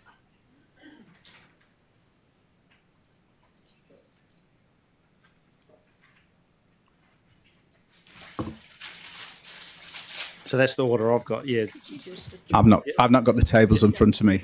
Yeah. Okay. Yeah. We'll adjourn just for a second just to check that.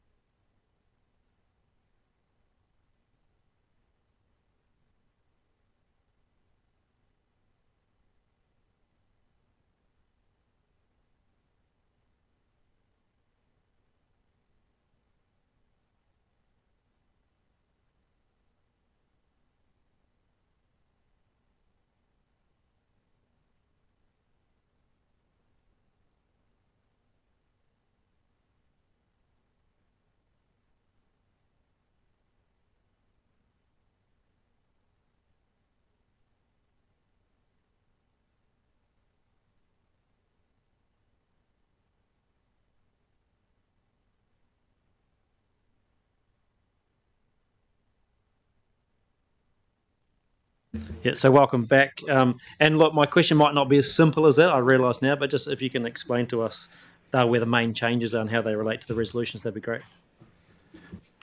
Yeah, so the as you described it, that's correct. So table, and I've not got it again in front of me, but maybe you could just repeat it and then I can confirm it. So 17, resolution 17, I think largely relates to table B, which is on page 71. That's correct. Yeah. And then resolution 18 to table C, which is on page 72. Correct. And then 19, table A, which is page 68 and 69. That's correct. Sorry for the confusion, Chair. All good. Thank you. In terms of, so Claire, you've got a question. Let's go to your question first. I've got a couple of questions, but I'll give the first one anyway. Just regarding table B, which is fixed fees. The direct pathway is in the fixed fee.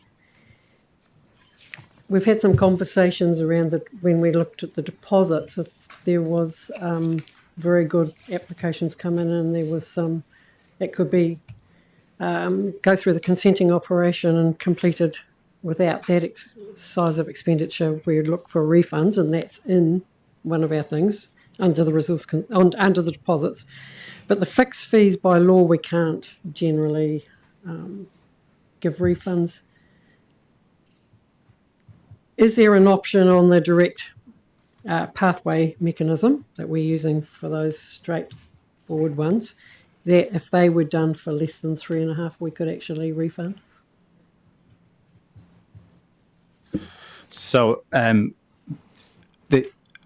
based on, obviously the analysis is informing us that the amount should be reasonably accurate, but I think the fees and charges policy does allow for refunds. So we were, and I think that is for matters above $25. I think the policy allows for a refund. So we were, as part of our analysis,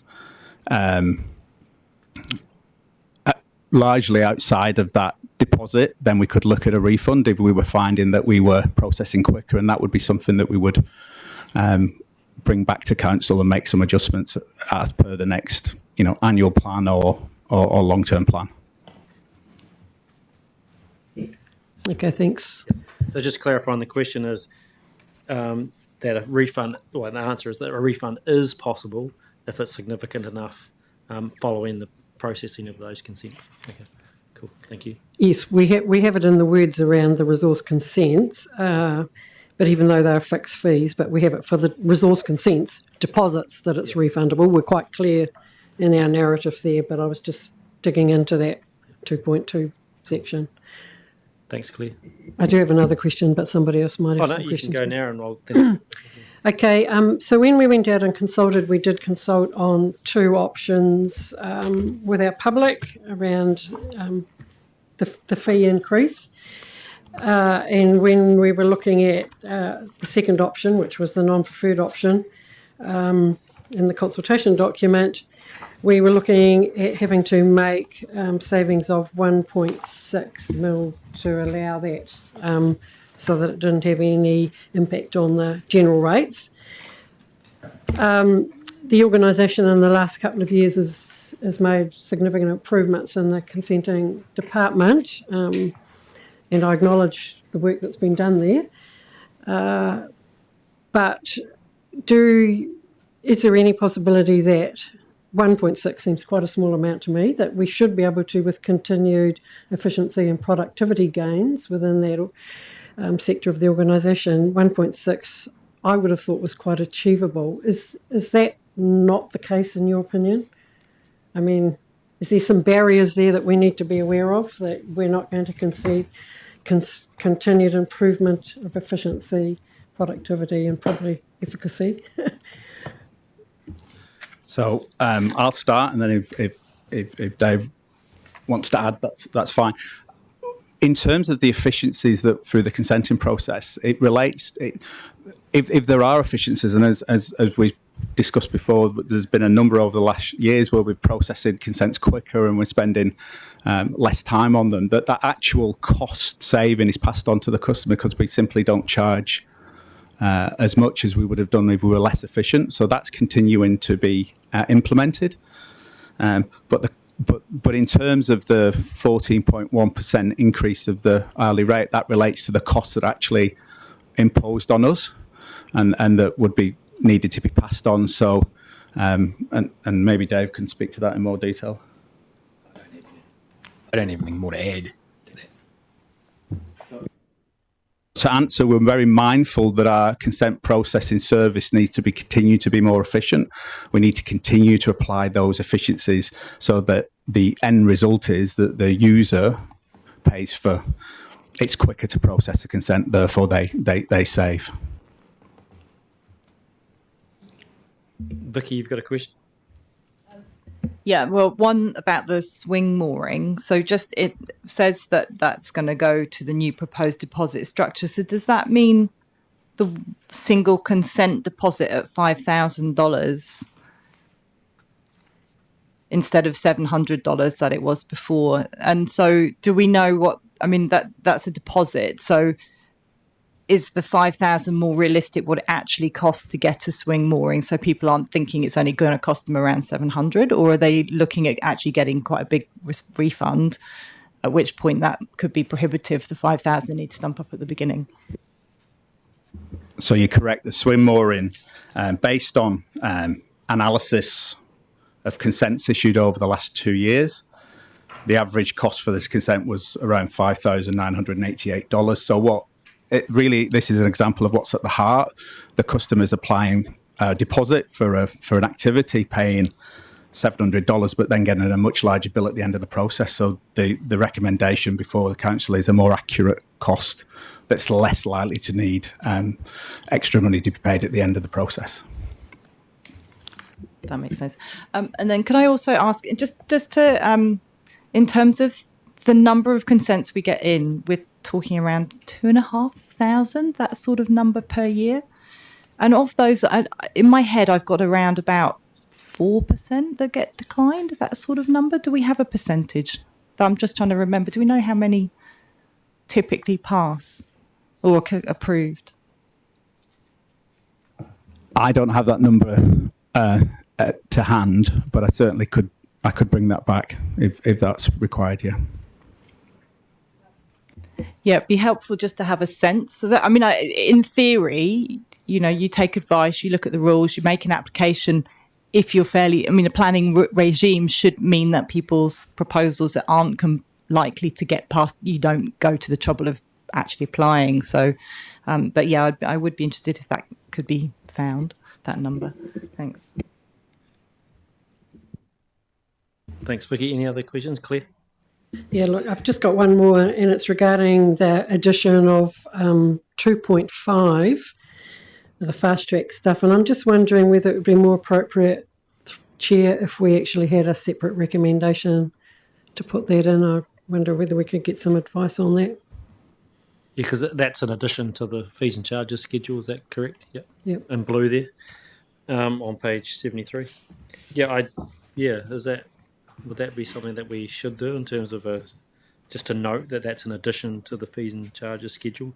I mean, you could argue that it's wrapped up in Resolution 20, although Resolution 20 does refer to 17, 18 and 19 rather than that separate addition. So we could amend 20 and note. It is in attachment 5.2.1, but it hasn't been specifically noted. So we could add that to Resolution 20 somehow. So I do agree, Claire. It's a good point that rather than slipping it in without noticing, let's actually recognise that in Resolution 20.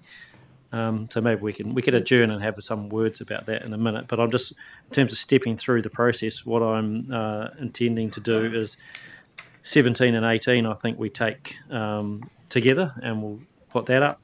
And I know because 19 does have a foreshadowed amendment from Councillor Southworth, which isn't a direct negative, so it can be done through the normal process. And then we'll go on to 20 after that, so give us a bit of time to look at those wording for 20. If that satisfies you, Councillor Mackay, around the fees and the fast track wording. Yeah, if we could perhaps come back after lunch or something. Yep, thanks. We might be able to do it before lunch. Oh, well. But we'll see. I'll need to start thinking then. If we're happy to put 17 and 18 up, have I got a? Oh, you got a question? Yeah, sorry, I remember to have another question in the context of all of these, which is in terms of that resolution 19 and the 66% recovery. Presumably, that's assuming a certain level of submissions come in or applications come in that we're able to manage within the resources that we have. Am I right in thinking that if we have to go, if there say was a surge in applications, particularly more complicated ones, then that may need to go to external resource to process some of that, and at which point then are we paying extra when it goes outside and it risks that 66%, or do the consultants charge the same as the fees that we're proposing at the 14.1% increase? If that eventuated that we got flooded with the unexpected consent applications, remembering that about 50% of our applications are renewals, which we know are coming in, and we've staffed ourselves for allowing for that. But if they did come in and we had to outsource them, we only charge the cost that we would charge had we processed them ourselves. Outsourcing them costs more, so it would reduce the net result should we get into that situation. Supplementary to that, are you able to give an indication of like how much more, like what percentage extra on the hourly rate of outsourcing? I know that I understand that if it's technical expertise we seek, then we can charge the 100%. But if it's somebody doing essentially the same job we do in the house, it's charged at our rate. So what's the difference between what we charge? Yep, it averages out about to 70%. So we recover 70% of the costs that are incurred by outsourcing the processing of the consent. Meaning that external consultants charge about 30% more for their hourly rates than our current hourly rates, or than our new proposed 14% increased ones? Our current hourly rates. Yep. Thanks, Vicky. Yeah. So my foreshadowed amendments are increasing our hourly rate to 25% increase on current. So that would mean that there would be a much smaller margin, still a little bit more if we go outsourced, that we would have to meet from the general rates, but not much more. So it would give us more confidence in achieving that 66% if we were even in the context that we had an additional a surge of applications, say. So, yes, I follow the logic there, and that I agree. It makes sense. Thanks. And we can get back to that when we get to 19 as well, Vicky. I just had a quick question, because I know on resolution 18 the swing mooring bit, and I noted I thought that I was looking for it in table C, but it's not there. Can you explain where the swing mooring change is? I'm just looking for it in the document. I couldn't find it. Yeah, sorry, because it's not in table C directly unless it's mixed up with the single use consent or single consent. Sorry to be pedantic, but I just can't quite place it. Because Vicky, you said that there's a change there. So page 80, okay. I know swing moorings are noted on page 80, but page 80 doesn't show any change. So, well, staff can, but the change is that it's going. The $700 deposit is going, okay, and it falls into the proposed simplified regime of 4 deposits, and the deposit it would be $5,000, which is the minimum for a single. That's the amount for a single, and we've had it confirmed it's about that cost. So it's not that they're going to end up out of pocket, but it means they know what they're looking at when they start the process. Yeah, all good. That's right. Nods of the head. Cool. Thank you. Thank you, Councillor. Okay. So do we have a mover? Oh, you got a question. Sorry, Bill. There you Yeah, mover the Chair Pauling. go. What was that?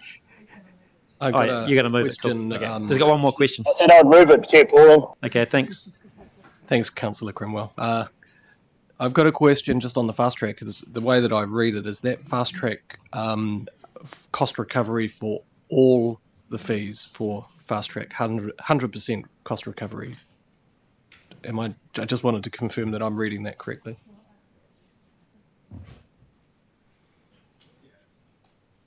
All actual and reasonable costs. Yep, that would be correct. I was just wondering with that fast track recovery, I mean, we could put that in resolution 18 just as a bullet point saying fast track cost recovery, and that would cover it because it's in attachment 5.2.1. It'd be an easy way to deal with it. Or in 20, I think might be better because that's particularly for changing fees and deposits. That's what I think 18 is about versus a cost recovery bit. So we could note it in 20 as a cost recovery, but I think we can get there if we might move these. So Councillor Cranwell's happy to move. Have I got a seconder for 17 and 18? Yeah, Councillor Edge, cool. Any discussion required? I think we've had a bit of a go at it. Yeah, Ian? Well, and I might raise this later on. It just seems to me that if we're going for, from what I understand, a cost of about $800, in just using swing moorings as an example, about $800 to $5,000, it tells me that we've got some horrendous complications in the consenting process if that's the level, and we're not actually we're addressing a simplification of how you charge for consents and fees and things like that, and I've got no objection to that, and I've got no objection to 100% user pays for consent fees, but I have a problem with the fact that our consenting processes are too complicated in the first place, and so it's costing members of our society far too much in the first place. Sorry, Ian, that they can get a refund, I get that, but I think it's been based on the analysis that's how much it pretty much costs. So, That's correct. This analysis over the last year to confirm the actual cost of a swing mooring. That's not to say that we can't, as we continue down this journey, to continue to be more efficient in our processes, and the savings in terms of the process would be passed on to the customer. I suspect it's not in your processes of processing the consents, it's in the plans, rules and regulations that we put in place, which makes it impossible for you to have a simple consenting process. Potentially. Thanks, Ian. So anyone else wish to speak to this resolution? If not, we'll put it to the vote. All those in favour, please say aye. Any against? That's carried. Thank you. Now we'll go to 19. We have a foreshadow, but I've got a mover for the current 19, which is based on the feedback that we received. Obviously, we went out with a couple of options, and then this was put forward to bring us up to 66%. So do I have a mover for that? Councillor Sunkel, and a seconder, Councillor East. Okay, do you want to speak to that, Councillor Sunkel? I will briefly, and I think Councillor Mackay will have some thoughts when she speaks. For me, we have been through a process over the years of backup of consents, of issues. The community has rightfully said, why has it taken months, years, whatever, to achieve what should be quite simple outcomes at times? And we've got ourselves now into a position where we can process those consents, put those processes in place. And I guess as a consumer of those processes, I would rather pay a little bit more in the knowledge that when I put an application in, I will get a very timely response and get my consent granted or declined, a decision made and moved on, rather than waiting over time and wondering and feeding more information.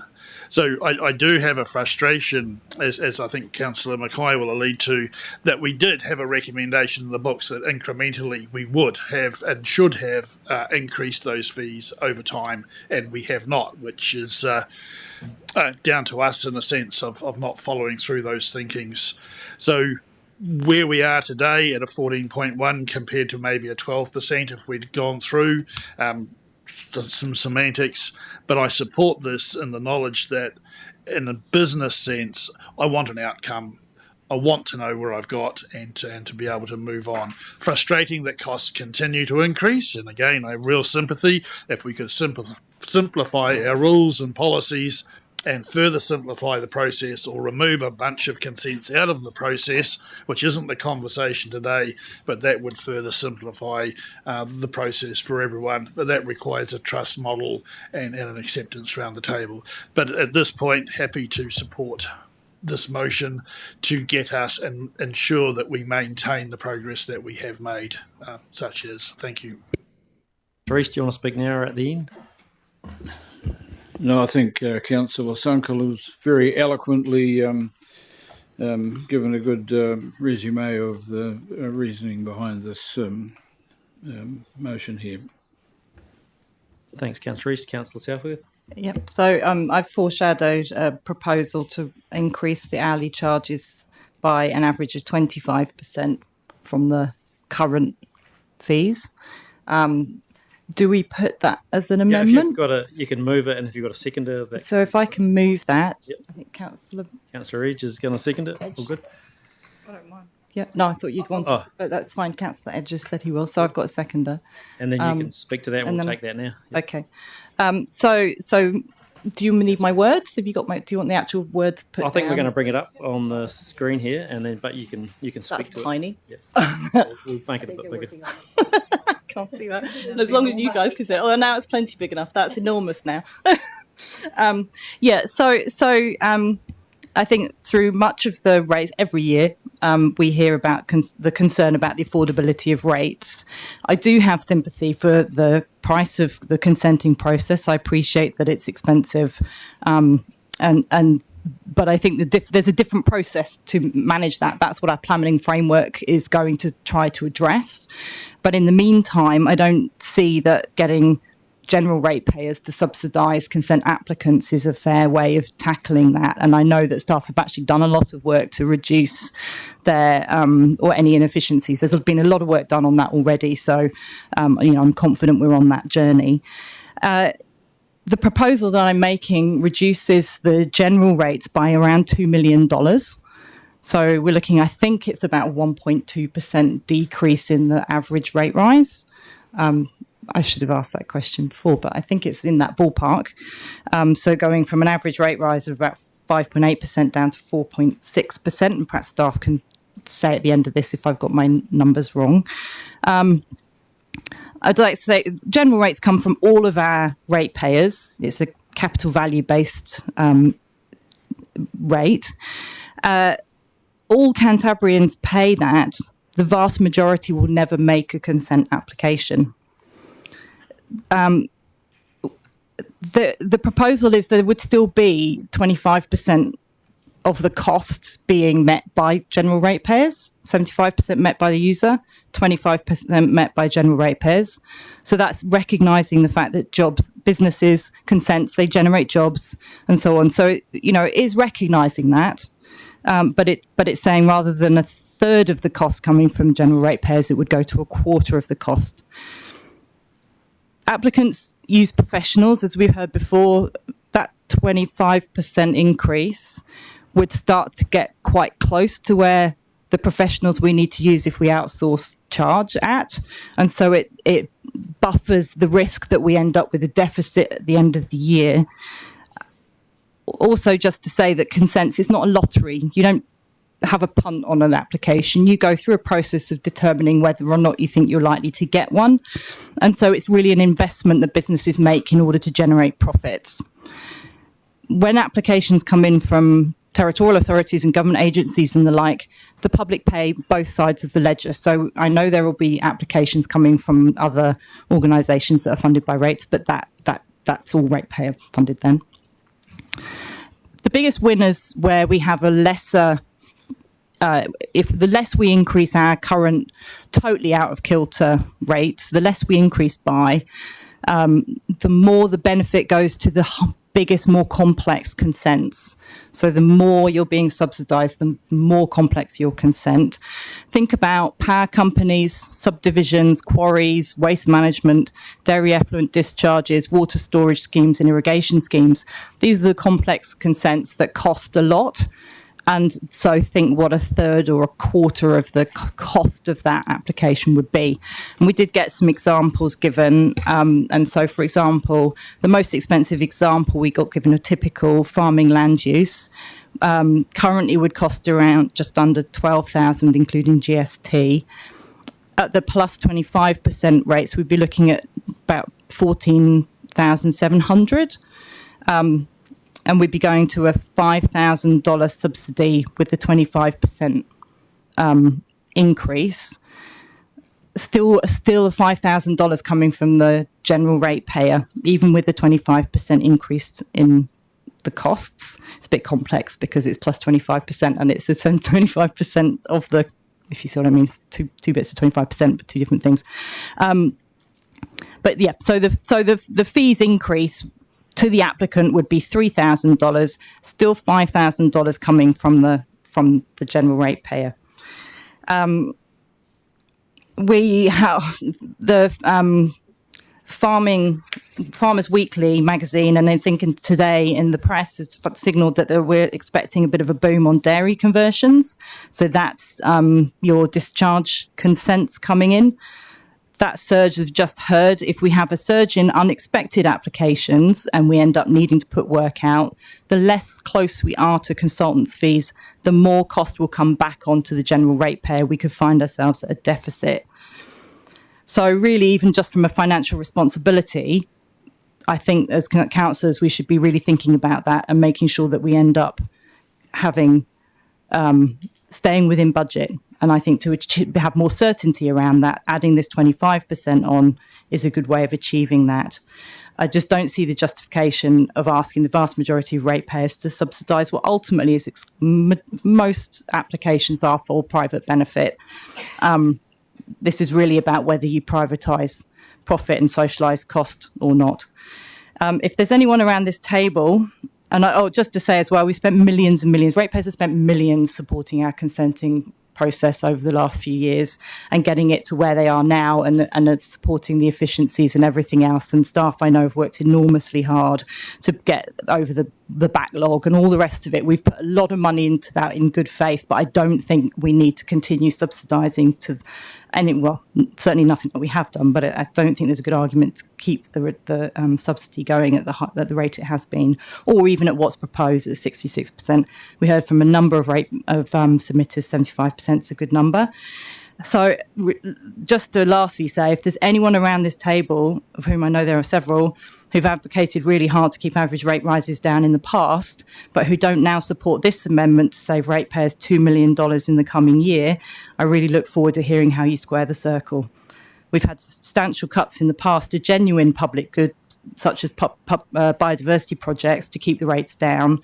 It would seem to me a bit hypocritical now to support a sizable ratepayer subsidy for developers and dairy conversions by taking more rates. If we're really wanting to hold the rate rise at what it's at now, 5.8%, then maybe we'd look at building our general rate reserves, which I know are, we haven't been putting enough into there. So if we want to keep that rate at the level, put them in the general rates reserves. Thank you. Grant, do you want to speak second to this motion? Yeah, and I'll take your question after that.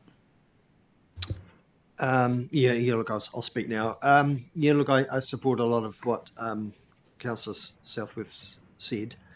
There does seem to be, the 14.1% is good, but it does seem fair to me that if you're making an application, presumably to benefit yourself, then why should the public be paying for such a lot of contribution towards that? And I'm referring also to the Local Government Act. And one of the things that we have to consider when we're funding anything is the relationship of each activity to be funded.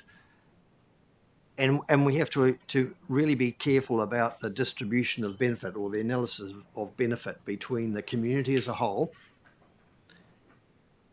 and any identifiable part of the community or an individual.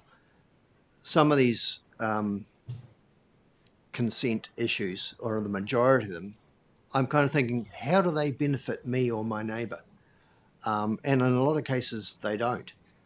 in which case I think it is appropriate to increase that to 75%, with a 25% contribution by the general rate. But even then, it could perhaps go higher in the future.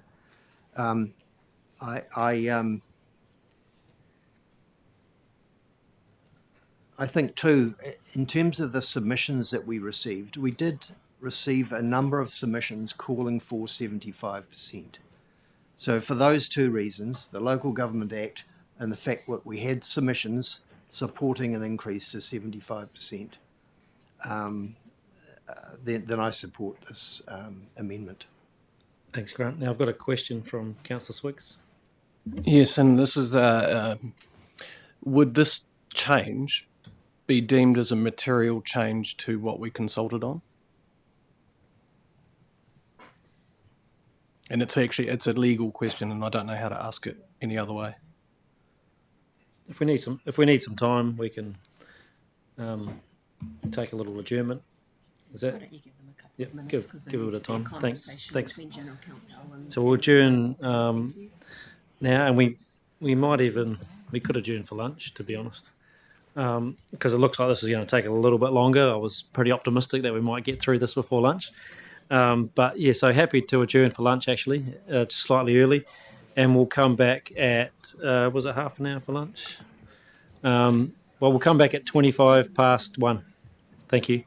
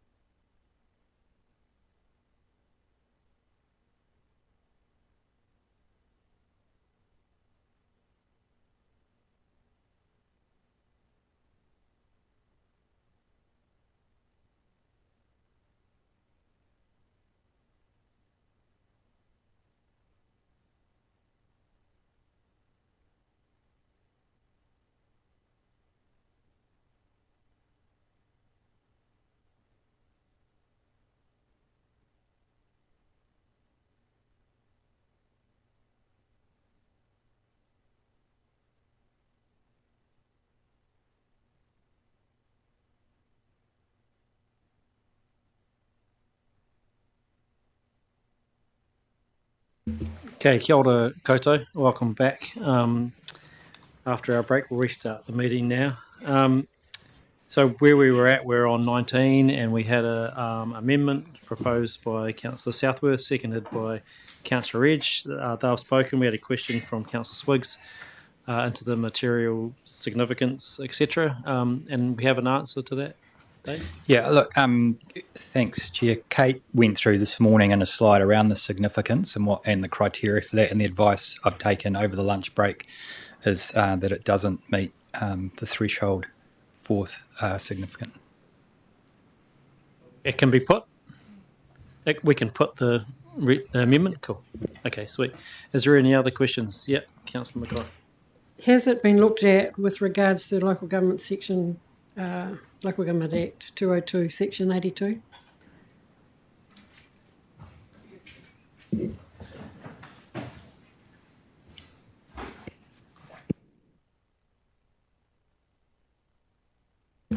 Yes, that's in terms of the special consultative procedure. Is that what you're referencing, Councillor Mackay?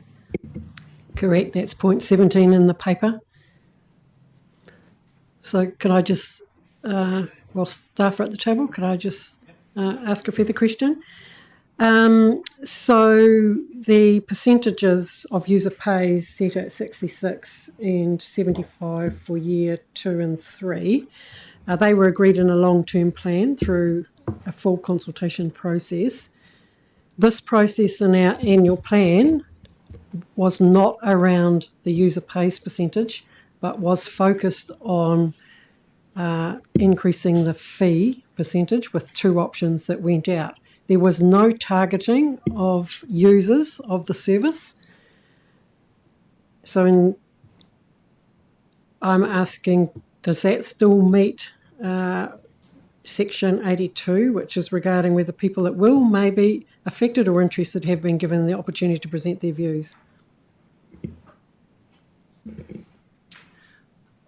We feel that they have been given the opportunity. We went out with a document under the special consultative process, albeit it didn't include the 25%, but the 25% is well within the revenue and finance policy bracket that I believe is up to 80%. It's 60 to 80. 60 to 80, yeah, and it's within that process. So this decision wouldn't deviate away from that existing policy, which is one of the guardrails here.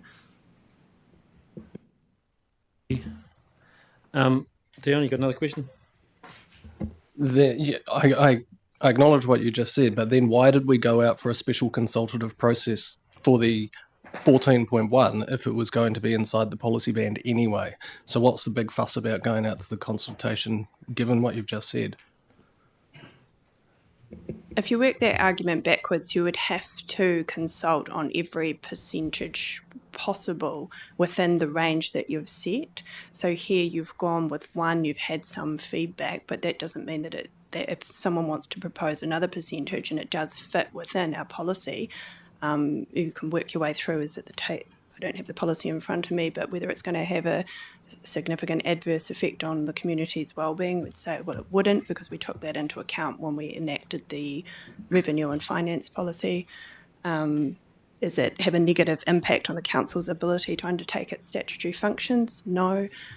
This is a revenue charge rather than an expenditure decision, so it doesn't account for, what was the percentage? I think it's greater than 10% of the total annual budget deems it to be of significance. So it would be, staff would advise that it's not material in this instance. Thank you. Yeah, thank you for that. Sorry, Peter, are you asking a question? I am. Cool. I am. No, good. I was conscious it may of the take debate. me a while We're to still get on the going. debate as well, but yeah, where you go, Peter? Chair, it may take me a while to get going. Good.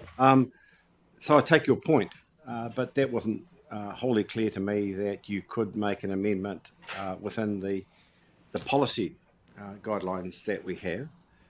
And I certainly looked at 17 and looked at the fact that if it wasn't clear in terms of what we're consulting on, then those people that consulted on it, the changes to them are significant.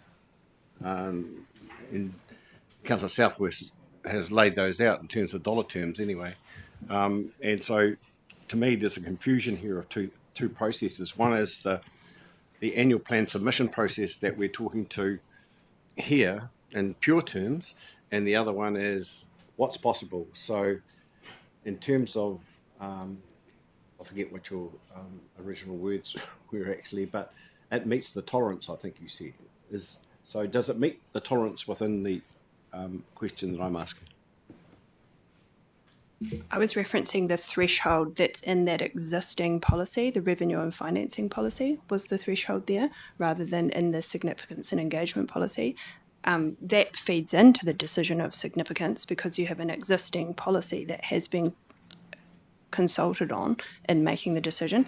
There's also, I think the paper's covering every decision with the annual plan, whereas this fees and charges schedule is sitting outside of that because this is a Resource Management Act process that we do bundle into the annual plan process. Yeah, thanks. Thank you for that. Look, I'm not 100% convinced. I mean, I guess I'll still have my opinion on that because 17, why does 17 exist in the paper? Look, councillors, we've asked a number of questions here and you've had an answer. We're not a court of law. We can't decide that here. We've been given some advice. I think it's best to put it. If you don't agree with it, then you've got a simple decision to make. You vote against it. That's how it is. As we were reminded earlier in the meeting, there can be judicial reviews. That's part of what can happen. That depends on what decision this council now chooses to make. So I'm happy to go back to the debate, to be honest. Yeah, I'll allow one more. Thank you. Through you, Chair, to the staff. With regard to the user pays being proposed, and this amendment is at 75%, we've currently got statutory timeframes, I think, that we've been given up until the end of April that are well under our goal of 95%. We've got a user pays recovery currently sitting at 56%, and I think this statutory timeframe over the year around 54, or in that order. Do staff think that we can meet this 75% charge out in 1 month's time, or less than 1 month's time?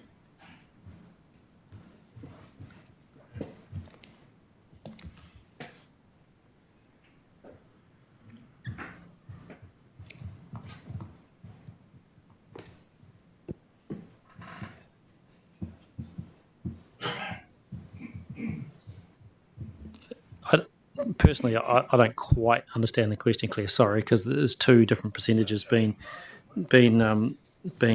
talked about. One's the I think it relates to the percentage of compliance with timeframes, and the other one's about the percentage of user pays revenues. With respect, Chair, they are tied up together. Yeah, I'm sure they are related to each other, but we're here debating the user pays percentage. So, but yeah, if staff can answer, that's all good. It's pretty complicated. I'll start with our average rate for the year. I think you quoted it about 54%, and I understand that. That's my understanding. It is where it is as well, which absorbs also all of the backlog, of course, that we processed during this financial year. We're experiencing about month by month, most about 81 to 85% over the recent past, and there's no reason that will still be impacted as we move forward for the remaining backlog, which are all those we've notified to go through, although they're lower in number. So it's no reason to not expect that we could well be achieving around about the 80% next year. Thanks, John. I'm not gives you exactly the answer you're looking for, but just to clarify the percentages in regards to our performance against timeframes. Thanks, John. Yep. Councillor Sunkel, was this a... Yep, cool. Yeah, so let's get back into that. So you want to speak next? Where you go, John? Thank you, Mr. Chairman. I speak against the amendment or the proposed view that sits there. Councillor Edged, what is in it for me? It reminds me of those wonderful, what have the Romans done for us? They've kept the lights on. They've provided housing developments. It's assisted with roading, drainage, employment, community services. We look at the externalities, both positive and negative. Consenting builds communities. Yes, an employer or a developer or a business will get an advantage. But the difference between being a single person running a farm, by example, or employing 5 or 6 people, or putting 20 or 30 mouths, food on the table for those out of a business, is a significant part of community building and the communities that we live in. So just to say that consents are just for the benefit of the business, whoever, absolutely do not believe that. If we can argue very strongly at times the externalities of issues that come from development or farming or developments and environmental challenges, then we have to absolutely look at the positive externalities that sit there. So I cannot accept the view that we must go to 25% today. We slipped up when we did not have the incremental change that we should have had, and at 14.1% we are doing that catch-up.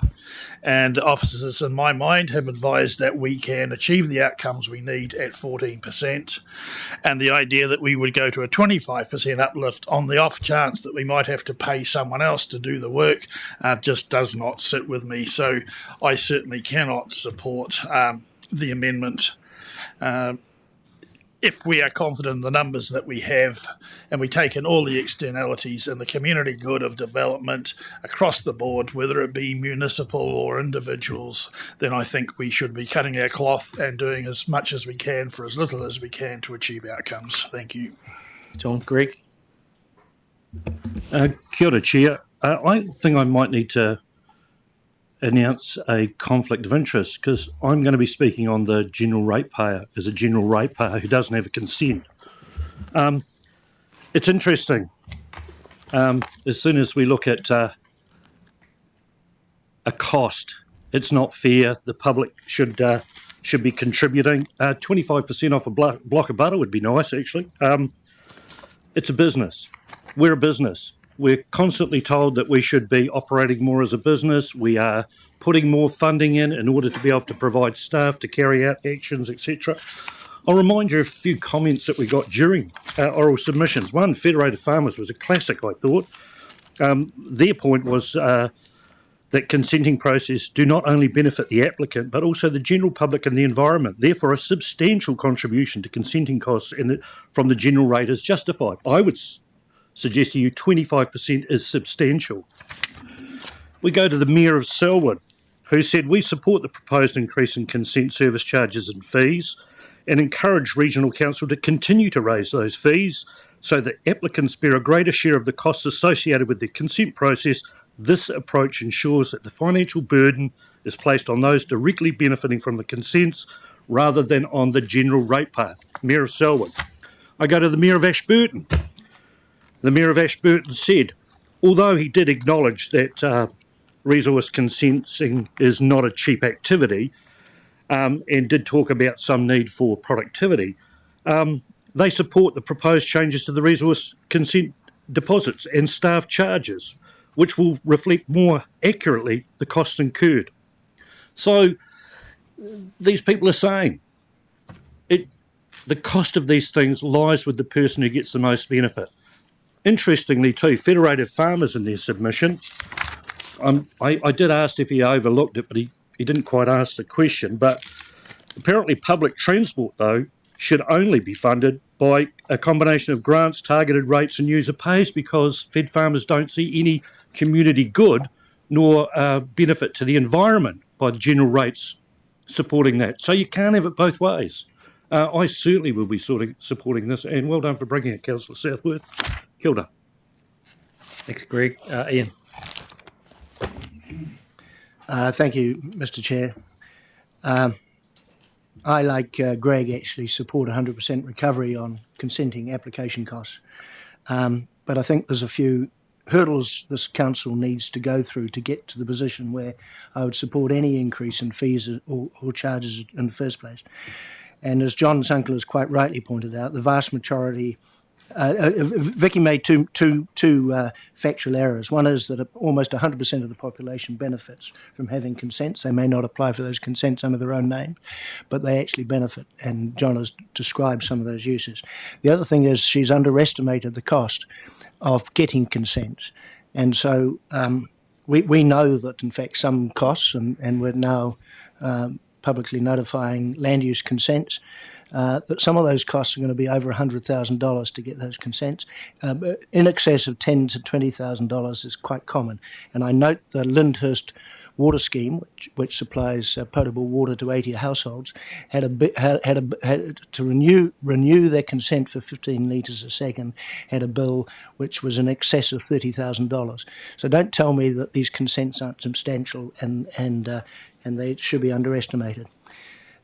We've heard from countless members of our community, and it's the consents are too short, our plans are too complicated, and they're getting in the way of delivering the right outcomes. And so we need to address those issues. You can't charge somebody a huge amount of money for consent and give them a 5-year consent because they're going to have to then repeat all those costs again, and that just seems particularly unfair. And so it's my strong view that we shouldn't be increasing our costs and any of these costs until we've actually addressed our plans, our regulations and rules, so that we no longer need 27,000 consents across the region. We probably only need 5,000 consents. And then we should be charging 100% full recovery to those consent applicants. And I'd support that. And what concerns me is that those who are advocating for an increased recovery didn't support in the proposed RPS, which has been put on hold, any of the changes that are required. And so when I see those clearly signalled in any revision of our RPS, then I'll have a bit of faith that actually the costs of getting consents are reasonable. And I know this isn't directly related to it, but we talked about the swing moorings costing an average of $5,000. Well, that's a full week's work by somebody sitting up on the top of Term Street here to decide whether you can stick a hunk of concrete with a bit of a chain in Littleton Harbour. Yeah, I mean, I would have thought that would be a $500 exercise, either yes or no, not a full 40-hour working week. And so we need to get these. And I'm not blaming the consents officers for this. This is a endemic problem with this regional council, and that we've got far too many rules, regulations, and badly worded plans. And we need to address that before we move into this process of taking money from the consent applicants. And to me, and I think a large number of our community, it feels like the equivalent of a non-tariff trade barrier. And if you've been involved in our food export industries, which are trying to sell to Europe, Europe was a past master in finding loopholes in the WTO so that they could set up a non-trade tariff. Non-tariff trade barriers to put up the cost of exporting food. Everything I hear from Vicky is about actually putting up the cost of consenting to the point where people won't apply for consent. And when you get a $150,000 bill for a 5-year consent, or actually there's an example out there at the moment of a $500,000 bill for a 7-year consent, that just seems ridiculous. And we need to address that seriously before we start addressing our fees and charges. Thanks, Ian. Genevieve? Well, I actually applaud Vicky for bringing this forward, actually. Many other councils reflect more accurately 80% user pays revenue. And I actually don't believe the general public should be contributing any more than it should to what is often a primary industry profit. To add more insult to injury, you talk about the public having to pay over and over again. Between the 1st of November 2023 and 15th of May 2024, this council spent $650,000 on external legal fees. So that's just in a 6-month period. So I really don't want to know what it is right now, though I have asked. You can't keep going on about the general public covering things that are happening in the rural sector. We can't just keep coughing up over and over again. So that's my take on it. I just think it's inequitable, and 80% would reflect better. But yeah, Vicky's 75 is pretty darn good. Thanks, Genevieve. David? Thank you. Look, I'm not going to get into the semantics of whether 14.1 should be the rate or 25 should be the rate, but I'm more focused on the process. We've been out to consultation with a fees and charges 14.1% increase hourly rate consent charges to meet 66% of cost recovery. We had a majority of that 196 submitters who supported the 14.1%. Earlier in the day, we had quite a discussion about whether we should be listening to our community and those submitting. And I think at that stage it was generally accepted that, yeah, we should be listening to our community. And here we are now, probably going the other way. So I'm supportive of the initial motion here, and I am a little bit concerned about the consultation under LGA sections 82 that, yeah, we might be within our fiscal boundaries to do this, but I think the burning issue really follows on in that section 17 regarding whether people that will or may be affected or interested, having been given the opportunity to present their views to council. And I think there's a huge perception out there that we as a council aren't listening to what our constituents are telling us. I wouldn't be at all surprised if someone springs a judicial review on us, but for me, I think it comes down to process. We've been out for consultation. We've got a staff recommendation of 14.1, and I think that we should be listening more to our community and accepting their views as representative of how we should be conducting ourselves in a governance role. So for those reasons, I'm supporting the original motion. Thanks, David. Claire? Thank you very much. Look, I'd just like to agree certainly with Councillor Sunkel and particularly Councillor Edge there around the process. I think this is a very poor process that we've run and that we're running today, actually, to be fair. We went out 2 years ago with a long-term plan consultation, and we set, with agreement with our community, those user pays percentages, which were 56 for the current year that we're in, 66, and then 75 in year 3. Those were agreed. I think everybody accepted them. Sure, it might not. They were still within the range, the 66 and the 75. We know we've started at a pretty low level for reasons we all know about. We didn't go out to consult on changing the user pays. We went out, as Councillor East has just said, around 2 rates, 2 options around increasing the fees. Now, I'm not particularly comfortable with 14.1% increase, but I do support user pays.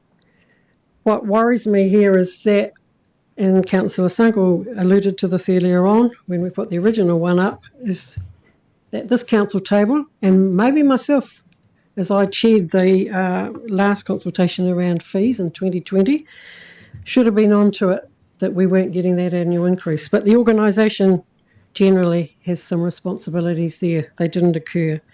And as Councillor Sunkel said, we would be sitting at 12% now, and we might not be having this discussion. So that doesn't mean it's the user's problem. It actually sits within the four walls this building. However, I actually am surprised that we are having this discussion and increasing over and above what we even went out and in our consultation document for. And I do acknowledge the advice that we've had from legal team, both around the local government and within the realms of our finance and revenue and finance policy. But I can't help feeling that somebody is going to come through the door with a judicial review on this, because I believe we did not target users with this discussion around changing this percentage. I will not be supporting this today, and I would support this reluctantly, the amendment to 14.1%. Thanks, Claire. Just to remind everybody, look, I think it's a bit tough on the process. We've had the answers. I'd like it if we didn't bring that up again, to be honest. We've asked the questions, we've had the answer. It might not be perfect, and yes, those things may eventuate, but let's focus on the issue in front of us. We are following a process that's in our standing orders. Councillor Southwest well within her right to bring an amendment, as we've had earlier in the day. Let's run the process, play it straight, get to the vote, and then we'll see where we land. Can I just add one more comment there? The table from the comments that staff provided on table 9, page 59 of your agenda, there was more people, 22, that wanted an increase in efficiency and cutting costs than actually wanted to increase, or that made a comment around cost recovery being too low. 12 versus 22. So thank you. Thanks, Claire. Dion.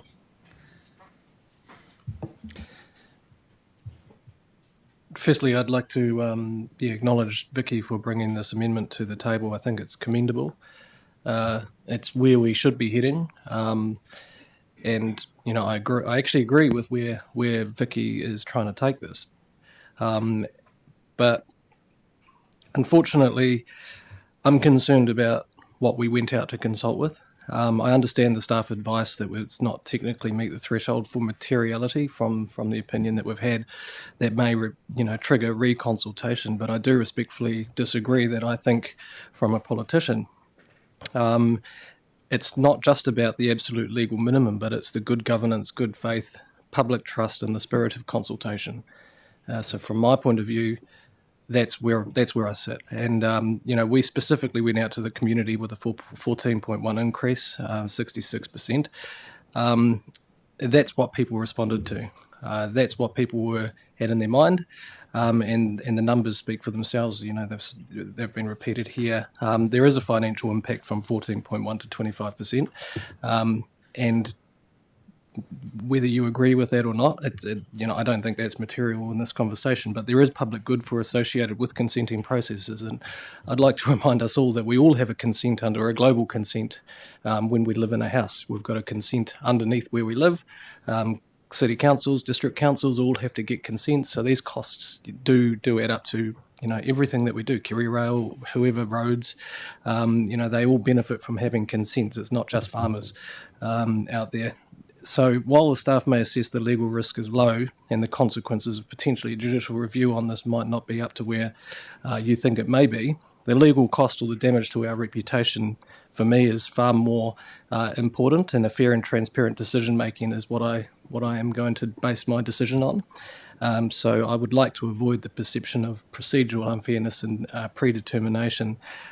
So the prudent path for me would be to vote against Councillor Southworth's amendment, vote for what the staff have recommended, and I mimic what Councillor Scott said a few months back and said trust the staff. For this particular case I will, but I actually think that in our next annual plan we should be going out and saying, could we get up to 80 or 85? I just heard from the table that we're getting close to that 80% potentially within the next financial year. So let's push that out in the next consultation and be explicit about these fees for people. I thought that was going to be the last speaker, but I've had two more councillors put their hand up, maybe three. I'm pretty keen to put this to the vote, to be honest. I'm going to annoy you, but this is the second most important one on the schedule. All good. All good. But are people dying to speak further, we've had 3 in a row against. We've had... Cool, thank you. Are you really sure, Grant? We've had... I am. I just want to point out the issues related that some people are talking about. We do have a fees and charges couple of paragraphs in our revenue and finance policy, basically confirming that we will review and amend our regulatory fees and charges annually to reflect increases in costs and in order to maintain the cost recovery level. We also, in our fees and charges policy in the long-term plan, clearly identify what they are for. They are for the recovery of a range of resource management services that the organisation pays for. And there is a bullet there which suggests that we reserve the right to vary and introduce fees and charges at our discretion. And if people object to a decision, then they can object to either Environment Canterbury or a Hearings Commissioner under Section 357A of the Act. So, I mean, it is there. It is a legal right for us to do this. And in terms of user pay, that's the whole point.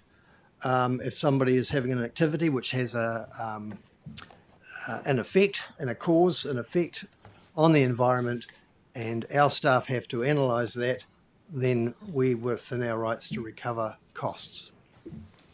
Thanks, Grant. I'm going to put this to the vote. I don't know. Is there a wider reply at this point?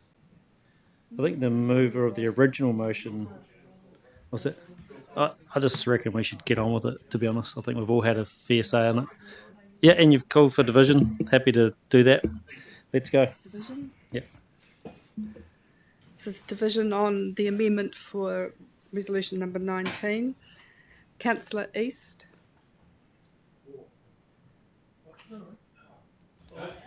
The amendment. Okay, let's just slow down a bit, people. Slow down. Look, so we're calling for a division. It's on the amendment. Just to be clear, it's on the amendment. Let's go again. Councillor East. Councillor Burns. For. Councillor Ward. Against. Councillor Southworth. For. Chair Pauline. For. Councillor Edge. For. Deputy Chair Swiggs. Against the, yeah. Against. Councillor Mackay. Against. Councillor Robinson. For. Councillor Davies. For. Councillor Scott. Against. Councillor Cramwell. For. For. Councillor Sunkel. Against. Councillor Karako. Oh, against. DJ's absent. Councillor Mackenzie. Against.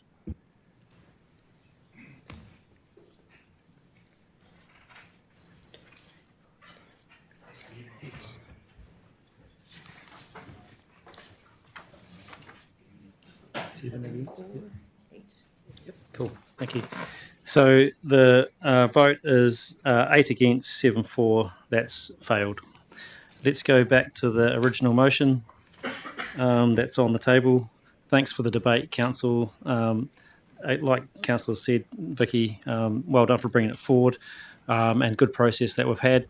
Let's go back to the original resolution. That's 19. So moved by Councillor Sunkel, seconded by Councillor East. Is there any more discussion to be had?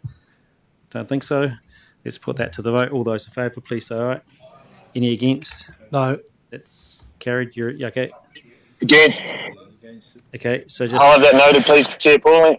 Yeah, thank you, Councillor Cramwell. So Councillor Cramwell against and Councillor Burns against. Okay, and Councillor Edge against. Councillor Robinson against. Kapai? Anyone else? And Say again, please. all good?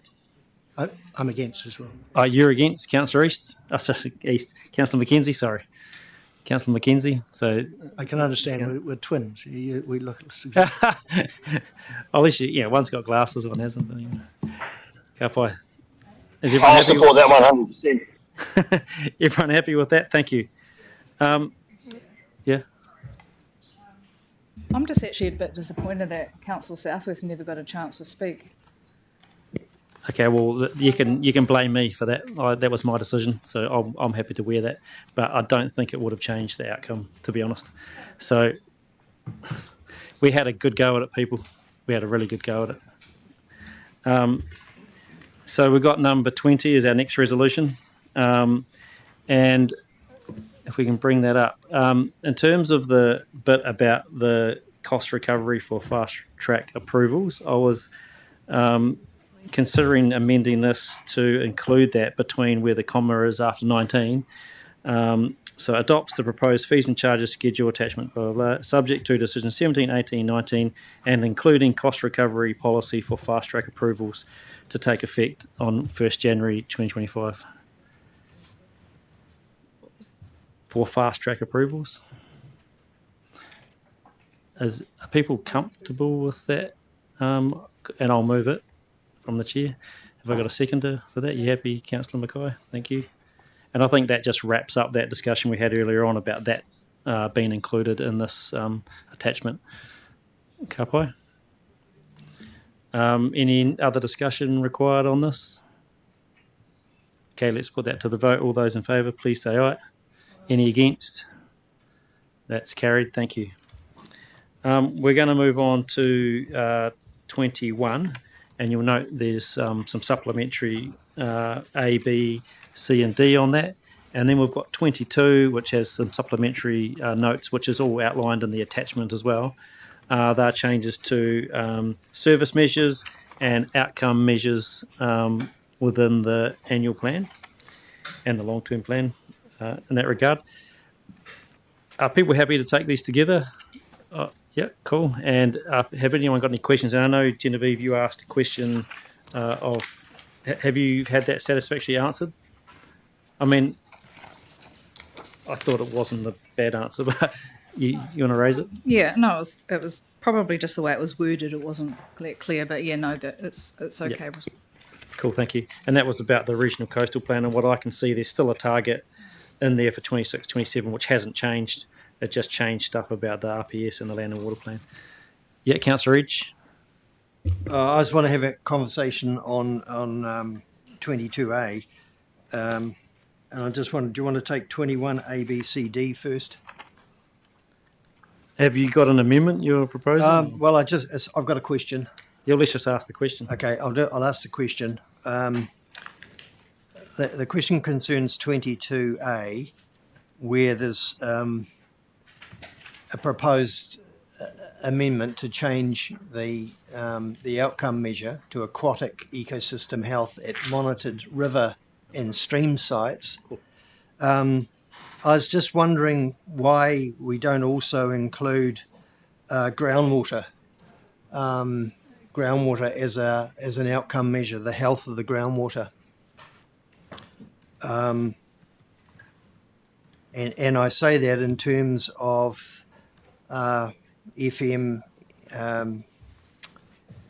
the NPS and freshwater, the Appendix A1A, which talks about compulsory values, and there are 5 biophysical components in terms of the compulsory values. So I just wondered why we don't do that. And so if there was going to amend something, it would be along the lines of aquatic ecosystem health at monitored well sites. I mean, it might be a new measure at monitored well sites to assess the cumulative effects of land use activity on groundwater at a sub-catchment level. We'll take the question first. Where you go, Tom? Kia ora, and through you, Chair. There are actually 3 measures that are under this outcome. One, and the first time just doing from memory, but I do remember them. One is around E. coli. One is around nitrate concentrations, including groundwater. And the third one, and which was originally in here, was we were actually looking for something, this is originally, something around water flow rather than water quality. Now, and that's why we had what was originally in there. Now, when we looked at it and we realised actually that's not really possible to do that measure, we then took it into an outcome in stream because it was about river flows. So that's why this one that we're talking to amend is in stream in rivers, but there is an outcome measure already here to do with nitrate concentrations in groundwater. And so that's just Grant because we're reading it out of context of the whole. These are just the amended ones that we've got in front of us in the attachment. So as Tim said, there's A1 and 2 that isn't written here, but I was just trying to find it in the long-term plan. Page 20 of the long-term plan or annual plan? 20 of the annual. And I do know one of them is E. coli and the other one is nitrate concentrations, and it certainly includes groundwater. So I think that's a really good answer to take into account what you've said, Grant, about groundwater is covered. It's just covered under a different outcome measure. Are there any other questions? Yep, sorry, Genevieve. Just a question of clarification actually regarding the 22A. The proportion of water take consents that align with regional plan minimum flow limits. Am I correct in asking or saying that the regional plan and the sub-regional plans actually have different flow limits? And should that be specified in here? Through you, Chair, they're sub-regional chapters of the regional plan, so that it is by saying the regional plan that covers all of the different ones. So yes, in some regional chapters there are different flow limits, and it all depends which river you're in. But by talking about the regional plan, that covers it all. Although I would say that that's what we're proposing to not have that as a measure. Ian. Yeah, just in 21A, it talks about making operative the regional policy statement. Is that referring specifically to the proposed regional policy or the draft regional policy statement, or is that just saying a regional policy statement?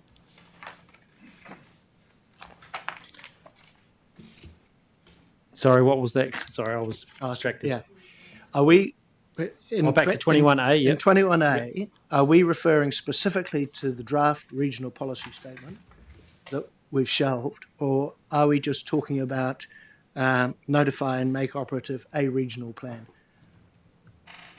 Regional policy statement, I should say.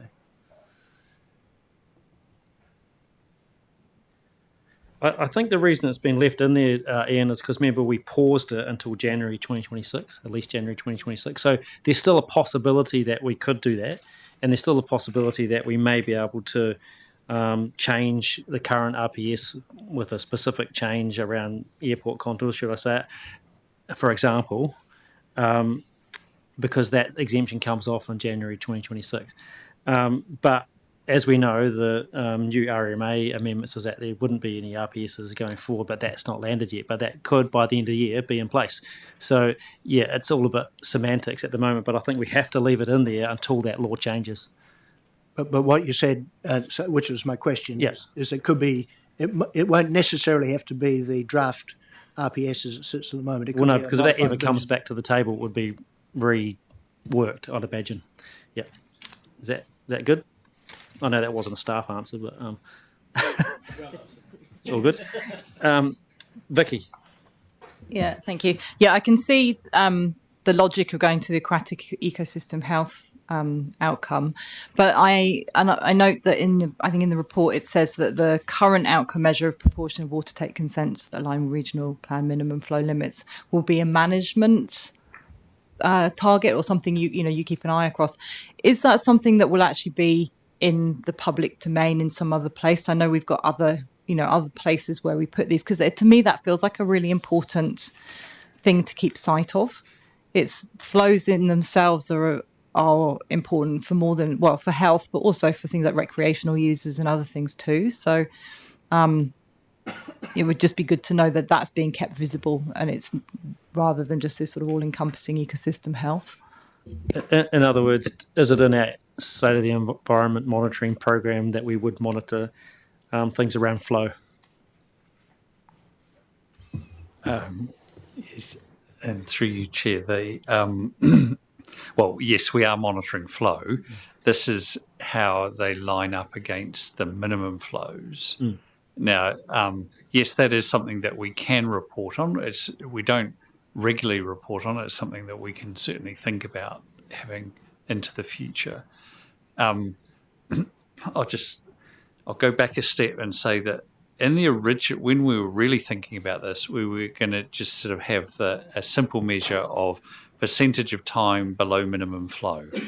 Now, the trouble with that is drought drives you lower than minimum flow, so it wasn't a very practical measure. So then we were thinking about it, okay, how does it line up against the plan? And of course, what that depends on is how quickly consents line up with plans, which is to do with reviews and time and things like that. So what we really decided when we were discussing it more recently was actually we want a complete outcome measure. You know, what really matters to the environment is the health of the river and how the river's responding to it, rather than a kind of a measure that we were trying to make against a plan limit. Now, but sorry, in answer to your question, Councillor Southworth, yes, we can report on that. It won't be easy, but we can report on that. Yeah, just because obviously the outcome ultimately is important, and that's why we set the plans up as we do. And I know there's then a lag time for consents to come in, but where there are things that are really important, I mean, like for example, in the Ashburton area, there was a review decided to be done because there were issues around lining. And so it's within our control. And I think that's what's really important. There are the big outcome measures, which have got other organisations as well, will all influence. And then there's some things like that one, which, yes, is difficult. Yes, it might not happen as fast as we like, but it is within our control. And so I think it's important that we do retain measures that are very clearly something that we can have influence on, as well as the big, more broad outcome measures. One thing I could throw in here is, I mean, we've got the work around the Section 35 effectiveness efficiency thing, which is really looking at how our plans have been implemented. Is that something that could be done then when we do that work? Because noting that, like you're saying, Tim, it's a plan. It's how well the plans are doing versus sort of outcomes on the ground. Is that something that's possible? Just in terms of when it could come back?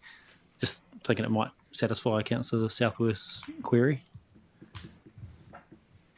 I'm slightly loath to say yes, we'll put it in there because I haven't had a chance to talk to staff and around it. But that is the sort of place that I think it could be. I think it could still be reported through in different other ways. Okay. Grant. I just want to thank Tim for just highlighting or clarifying that issue that I raised before about the nitrates. And yes, it's on page 23 of the LTP under a outcome measure, which concerns the concentration of nitrates in monitored groundwater sites. And the measure of reporting is on a 10-year trend, looking at concentrations of nitrates, which in 2022 were increasing in about 53% of wells. So the outcome measure target is for that level to decrease over time. I'll just see if there's any other questions, Vicky. Deal, and I'll come back. Well, my question's actually, Dr. Davey, I don't know if you can answer public transport questions. So maybe we'll do the water questions first, and then we'll get. I know we've got Sonia coming up. Sonia, we've got outcome measure 32 and 33. I just want to start with 33, given that we can't purchase, well, we're not going to be purchasing any more electric buses. Is that service measure achievable? And then on service measure 32, I just wanted to understand what, I might have missed it somewhere, but the rationale why we've changed to just putting those two together, which is the ferry and the bus. And one of the submitters talked about if we could measure from a people point of view the on time. So sometimes it's disproportionate when you've got a peak demand, you've got a full bus that's not on time versus a bus that's only got a couple of people that's not on time, and if that's possible at all. Okay, through you, Mr. Chair, I'll step through one by one. So in terms of Service Measure 33, with the lack of availability of new EVs, essentially that may show that it declines in terms of the percentage of total kilometres travelled by zero emissions. If we decide through some of these new trials to bring more diesels into the fleet, we'll see that decrease. I guess in some ways that's actually good that we'll see that, because that provides that visibility of actually the impact some of these decisions are having on your service measures. So I think that's a legitimate way for us to kind of show what that looks like and the impacts to the outcomes. Percentage of bus and ferry services that start on time, recognising the fact that, yes, for example, with the ferry, when it's really nice weather, you can see it tracking in terms of it's less reliable because it doesn't necessarily start on time because we've got to load more people onto it. You don't see that pattern as clearly with the bus network, but you can really easily track it with the ferry network. Yes, where we have kind of issues with getting people onto the bus and over demand, we do see that punctuality go down because it just takes longer to load the bus, and that impacts when the bus starts the journey. The reason that it's been combined is to try and simplify this target. So the ferry services only count for a really small portion of our network. So that can maybe skew some of the reporting. So we've made the decision to propose to combine those targets. Thanks, Dion. Vicky. Yeah, so this is for Dr. Davies. Not public transport, no. Chair Pauling mentioned the Section 35 report, and I'm not sure where to have asked this question. I have put in a query about it as well through our emails. But in terms of Section 35 work that I think Science are involved with, as well as the planning team, we are looking at actually assessing the on-the-ground scientific data that we collect and have and comparing it against policies, or are we getting that done externally? That is a piece of work that's happening, isn't it? Through you, Chair, yes, it is, but it's not in the very first part of Section 35 review that's being done. So it is coming, and I was actually just looking at the response to your email, so I will be getting that to you soon. So. Thanks, Vicky. Any other questions on these, councillors? Genevieve? Just with regards to the land and water targeted, well, there's a spelling mistake there actually, amendments. Specifically, what are they? Because they probably need to be in there.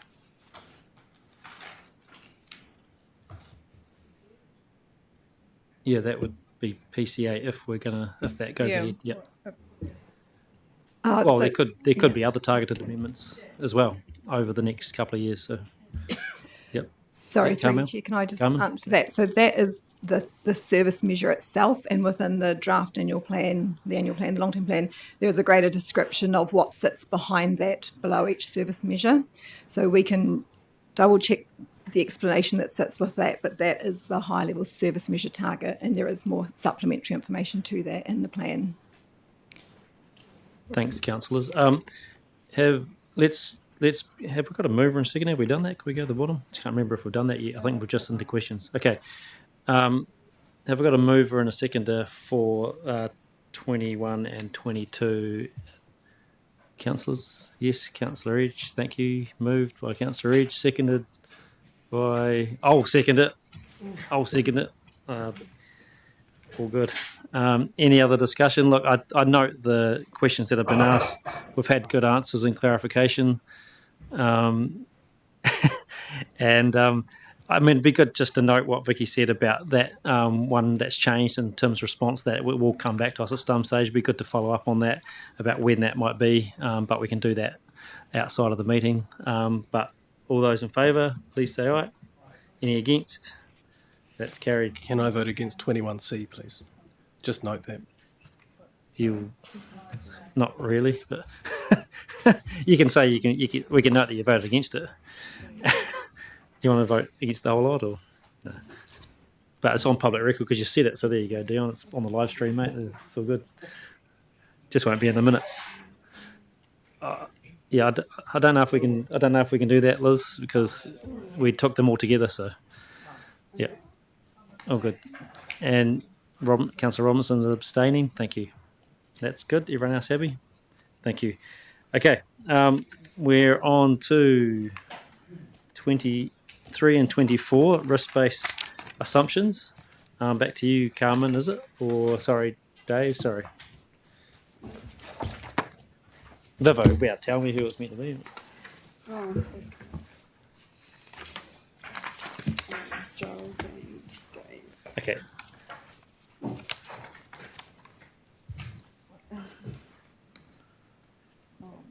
Do you need the presentation back up? Oh, Just one slide. plug it in. Is that going to work if you plug it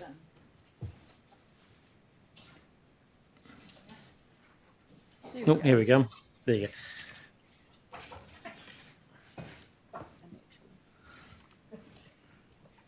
Thanks. Okay, away you go, Dave. Thank you. Okay, just a reminder for councillors here that these are called risk-based assumptions because they are assumptions at a point in time and in many respects are subject to externalities outside our control. So we try and anchor on something for these assumptions. Talked about this in previous workshops, and the two that are up here are the interest rate, the borrowing on our borrowing, and the impact this has on the floating rate debt. And it's the staff's recommendation that the rate can be dropped from 5% in the draft annual plan to a proposed 4%. And we've highlighted the impact and dollar value on the right-hand side there and the impact on the rates percentage further right of that. And I've just got a column in the middle there to highlight, I think the risk in this area remains low. It's a conservative approach. Yeah, questions, Councillor Scott? Oh, you can move it. Okay, thank you. Moved by Councillor Scott, seconded by Councillor Swiggs. Any questions? Do you like to speak to it? No? Okay, let's put that to... Yeah, Grant, you want to speak to it? Oh, just quickly, it could probably be less, but anyway, I'm okay with 4%. What's that? I'm okay with 4%, but I'm thinking the way things are going, it could be less. Cool. But it's a bit of a hedge, you're hedging for it. No. If you look at the longer term rates currently, some of them have gone up, not down. So I don't think you want to be going setting your sights too much lower. No, we'll trust the... I know that because I've been following them. Good work. Okay, I think any more discussion? No, let's put this to the vote. We'll just... Sorry, Dave. You can step back. Can we bring the resolutions back up on the screen? The second one is the staff vacancy rate assumption, which is in the draft annual plan at 5%. We're proposing that without a major impact on risk, that can move to 7%. And I've got the rates impact as well on the right-hand side of that previous slide. Well, good. Any questions? I was going to take them together, so sorry, you caught me by surprise, Councillor Scott. Happy? We're happy for them to be done together? Yeah, cool. Thank you. Yeah. Just I'm more than happy that we have a wee bit of a sinking lid, but I do have a nervousness at times when I ask questions of can we do this, and we don't have staff. So the question is, are we targeting where some of those vacancies might lie, and do they ultimately fall off the system? Because I think there's a difference between saying there's a vacancy that might be filled, or we have made a conscious decision that we do not need to backfill those positions. So when are we targeting where we need to go to prioritise our work, and ultimately do they fall off the system if they are no longer needed? It could be a chief executive. Through you, Chair, I think there are two answers to that question. One is remembering that in a given year, we may not fill positions immediately. And so there is a time frame in which those vacancies are simply open. And that should be a savings to our ratepayer, full stop. And then the second point is that, yes, we consistently look at where the staff are required, bearing in mind general and targeted rate also needs to be considered in that mix. And councillors have previously raised questions with regard to consenting and compliance and how we might work through those. And I would anticipate that we continue to look at those over the next 2 years. Greg. Yeah, thanks, Chair. Yeah, just briefly on that, I agree with John. It's about where things fit best, and obviously running that ship is your baby, for want of a better expression, CE. But have you had any discussion? Do you keep up with the PSA, the other unions that are involved with the staff that work for this organisation? Are they confidently sort of supporting their staff and involved with things? I can't put it any clearer. Through you, Chair, at the moment we're in good faith bargaining, so I need to be mindful of that. But overall, we're actually in very good health with both A1s and with the PSA, and they are aware of terms and conditions and the like, and the rest is to be discussed through good faith bargaining. Ian. I thought John had asked a question which wasn't answered by the Chief Executive, but he may not have asked the question. So, at what stage do the vacancies become non-vacancies when we decide we can live without those staff in the first place? I probably need some help from Dave in terms of the finance piece. We do carry over FTE, but every year when we look at our FTE, we look at it in its, what's the simplest way of putting this? In the delivery that is required that the council has approved. Thanks, Stephanie. You got anything to add, Dave? No, you happy? Okay. Any other discussion on these two resolutions? If not, we'll put it to the vote. All those in favour, please say aye. Any against? That's carried. Thank you. Okay. We've made it to number 25. And note that there is 26 as well, which is the last one, but we do have a series of, not too many, four other resolutions that have been foreshadowed, or amendments, sorry, to the annual plan that's been foreshadowed. And we've also got number 16 that we held over from earlier on. So if Sonia and Stuart are happy to speak to this at the moment, happy to let you go for that, and then we'll ask questions. Thank you. Through you, Mr. Chair. Essentially, recommendation 25, we talked to this earlier, which covers, we've received some amazing feedback and some really good engagement through the consultation process.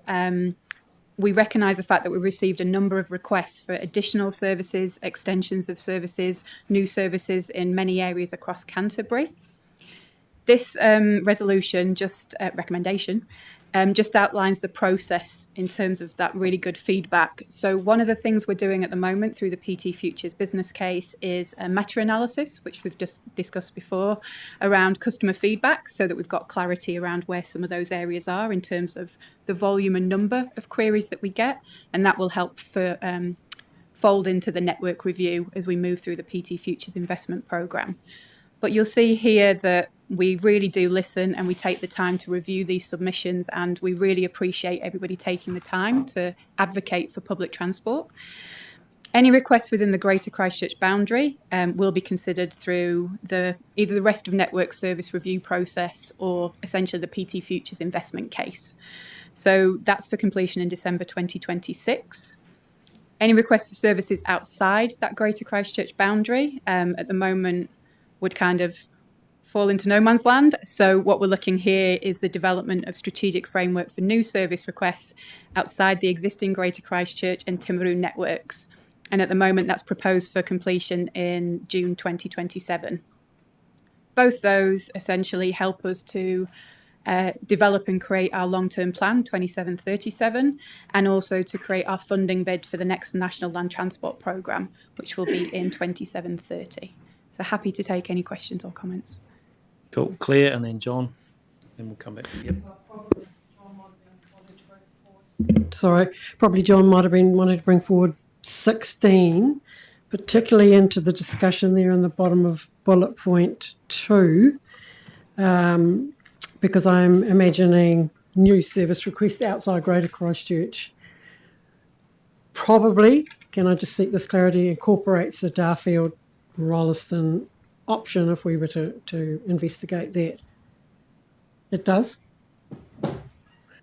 It does at the moment. So essentially, Darfield does sit outside the Greater Christchurch boundary, but I guess there's always room for discussion around, is it strictly the Greater Christchurch boundary? Do we include Darfield to city because it meets the network? Can I raise something that came up at the Greater Christchurch Partnership meeting last week about that point?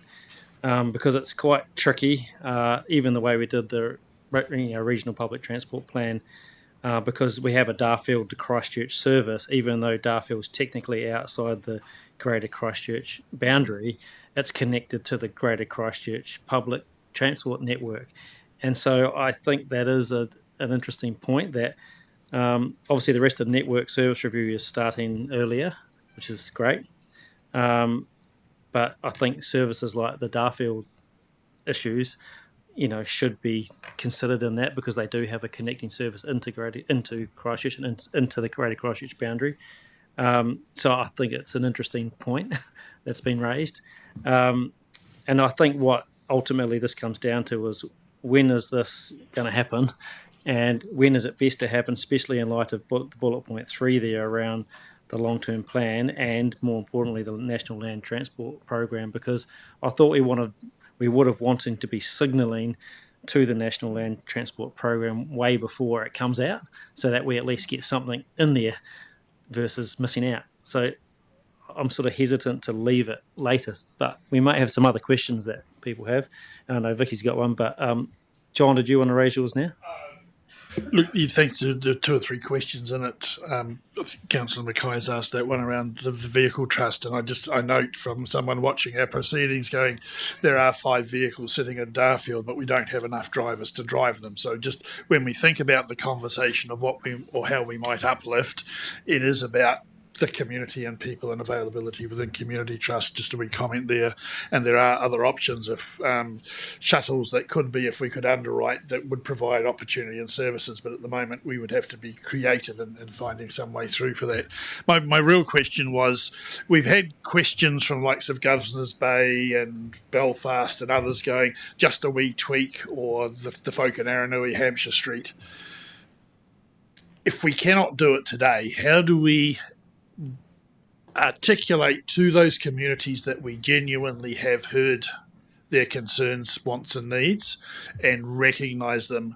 And it comes back to the why bother making a submission if nothing happens and I don't hear it. So I guess my question to PT and maybe to comms is, how do we genuinely articulate that we have heard those requests, wants and needs, and that we are actively looking at working on to them into the future, and the future isn't something ethereal away out there. So that's just a question, because they seem on the basis of being really simple, but we accept they're not.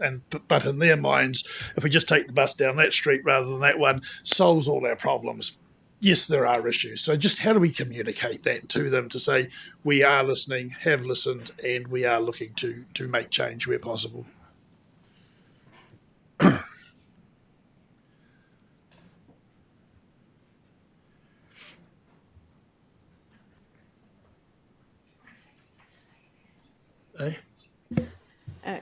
Kia ora, councillors. So just picking up on that communications piece. So we will be doing some feedback to the community following the annual plan adoption, so that there's a comms rollout sort of post-adoption, which will talk a little bit about what we heard and then what we do with that information, what went into this plan and what might then be taken forward from here. So yeah, we can certainly wrap in some of those messages in that communication following the annual plan adoption. And sorry, to add further clarity, in terms of this customer meta-analysis that we're talking to as well, people will see that we've kind of got that information, we've collated it, and we want to reflect that back to our communities through the engagement process, because we really appreciate the fact that people have taken time and understand it can feel incredibly frustrating to feel like you're not being heard. So we're really, really cognizant of that, and we do want people to know we are listening. We review each of these. The RPTP, again, had the same feedback that came through around network services. So we're hearing a lot of the same feedback from communities. And through that review process, we're going to build in 2 stages of engagement so that we can really, really talk to our communities and so they feel valued and heard. So the rest of the network service review is massive, and it's really important. And I think that's part of John's question there. I don't know examples, but like I said too, the Darfield sort of stuff and the intracell and stuff is going to be important too. So I know here we say it's completed by December 2026. So when's that work starting? Or have we already started? So that 2 stages of engagement you talked about, when is that happening? We've currently started work on the strategic case. So we're doing that internally, working with our partners, Christchurch City Council. So the aim is to have that completed by June, and that outlines the evidence of the problems, the benefits, and kind of just reevaluates where we are in terms of PT Futures, because it's now 5 years old.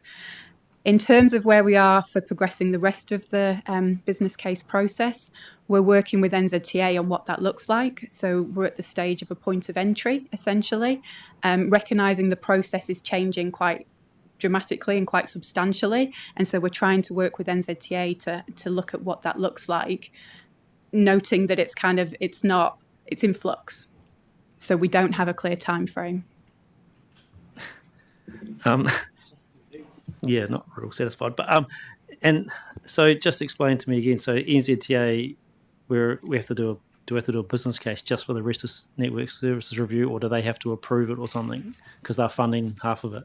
Can we not do the planning ourselves if we chose to?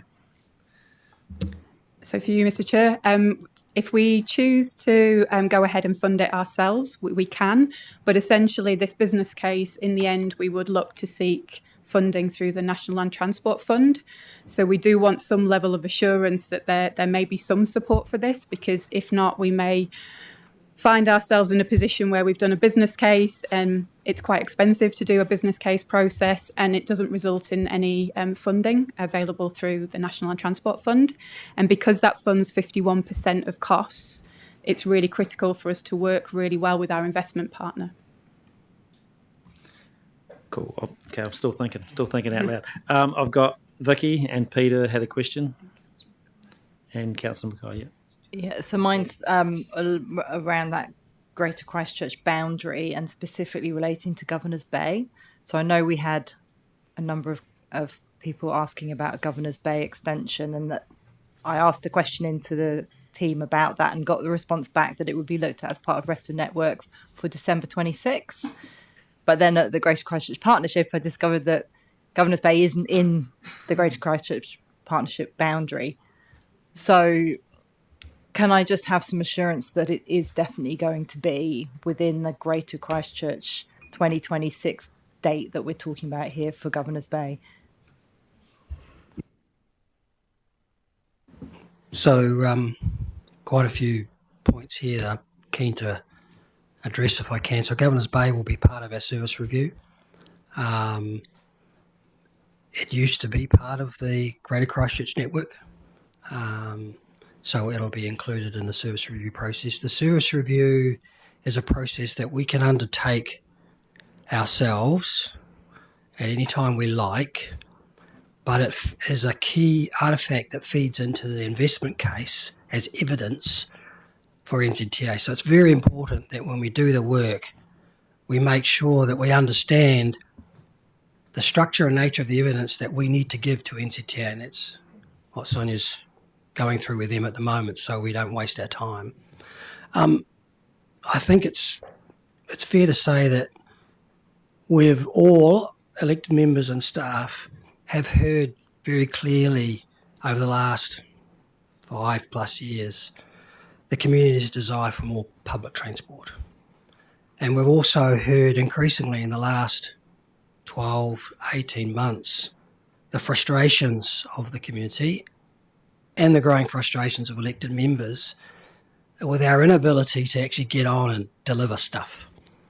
And staff are also very frustrated with not being able to do stuff. So when we take all these desires and requests from our community for a little tweak in Preston's and a little tweak out in Brighton and something in Darfield and something in Governor's Bay and bigger tweaks in Horswell and people in Papanui want PT, etc., etc., etc. When you add all those little tweaks up, that's a significant amount of change on the network.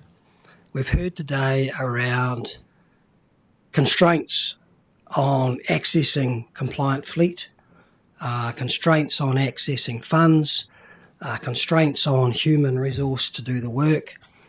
But it all boils down to there's some very substantial parcels of work that we need to do by the end of the next fiscal year in order to feed into the next funding round.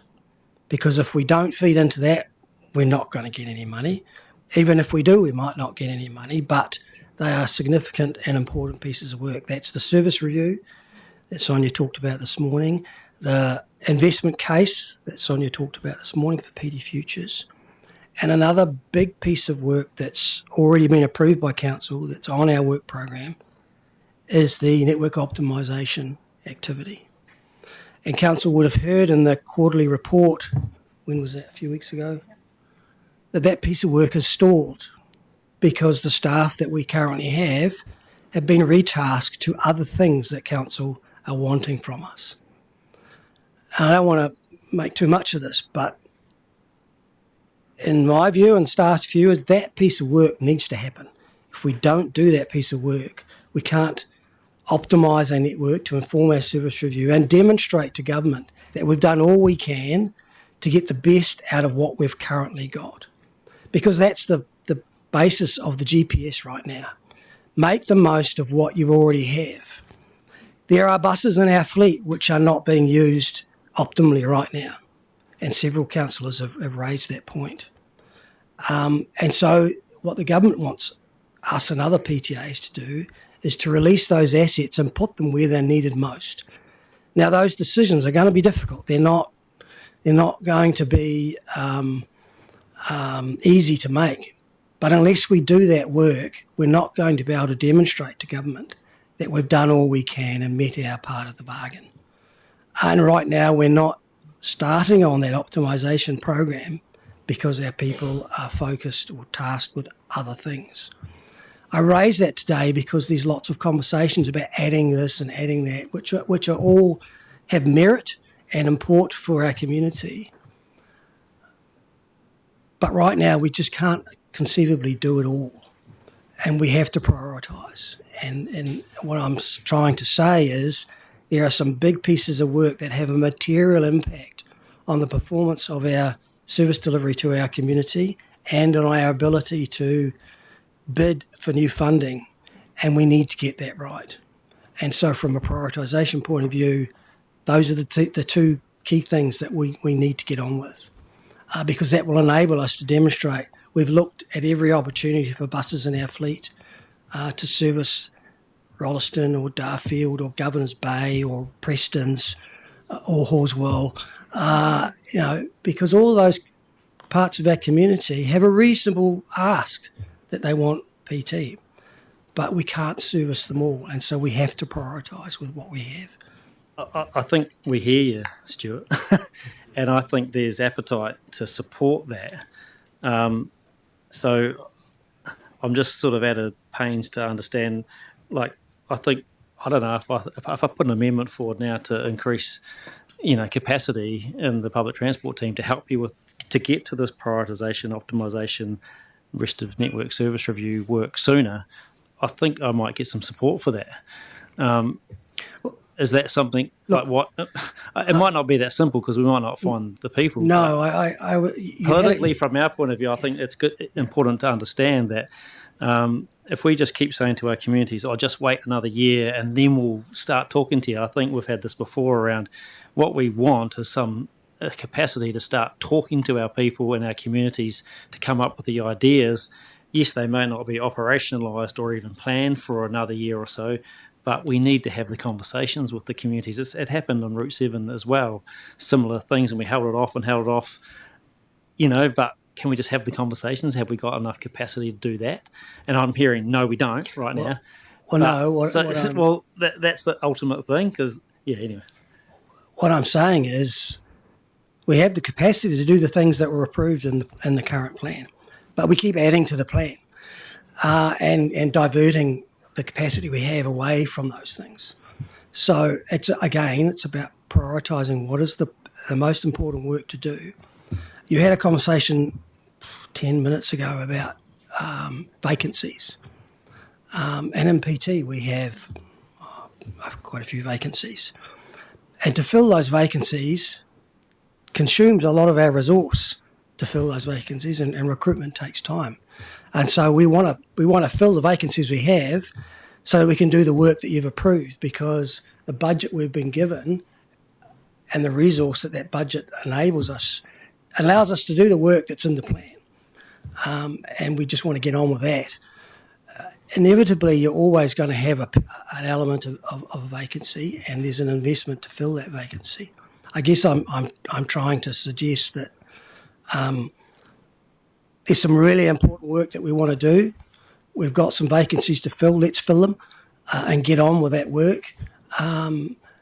Because at the moment, I feel like we're being distracted away from that important work. And in order to do everything, we're going to need more people, and that's going to require more time to recruit, find those people, because they don't just grow on trees. And there's a point in time when we have to prioritise the work, unfortunately.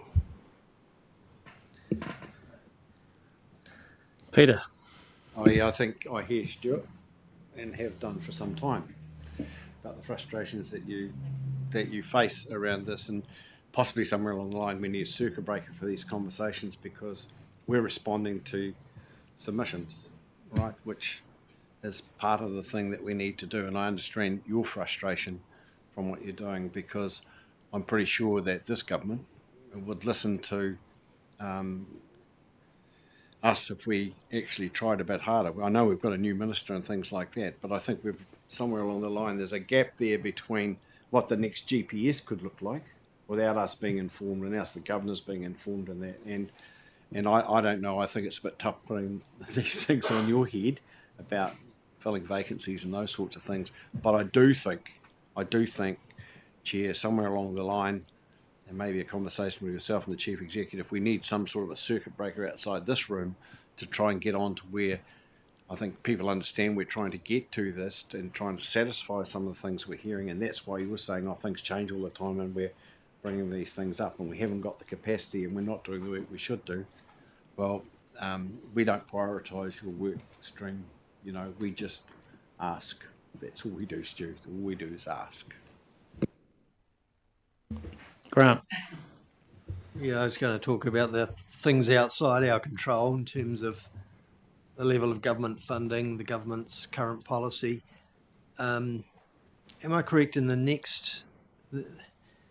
there have been requests to get some alignment between the next GPS and the local authorities in terms of funding? So there's, we're not poles apart in terms of our annual plan, long-term plan processes.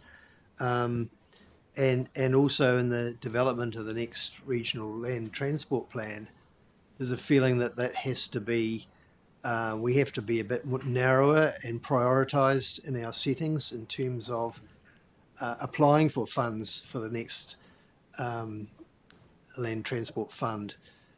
Is that correct? It's just that because there's not a pot of money coming from the government, that whatever regionally we ask for, we need to be quite focused. So those things that we've talked about in the past of on the horizon are not necessarily going to be there next time round. Is that? So there is some work underway at the moment in Jesse's team to review the funding and financing component of transport in general, to try and get more as you say, prioritising alignment. Perhaps he can talk a little bit more about it.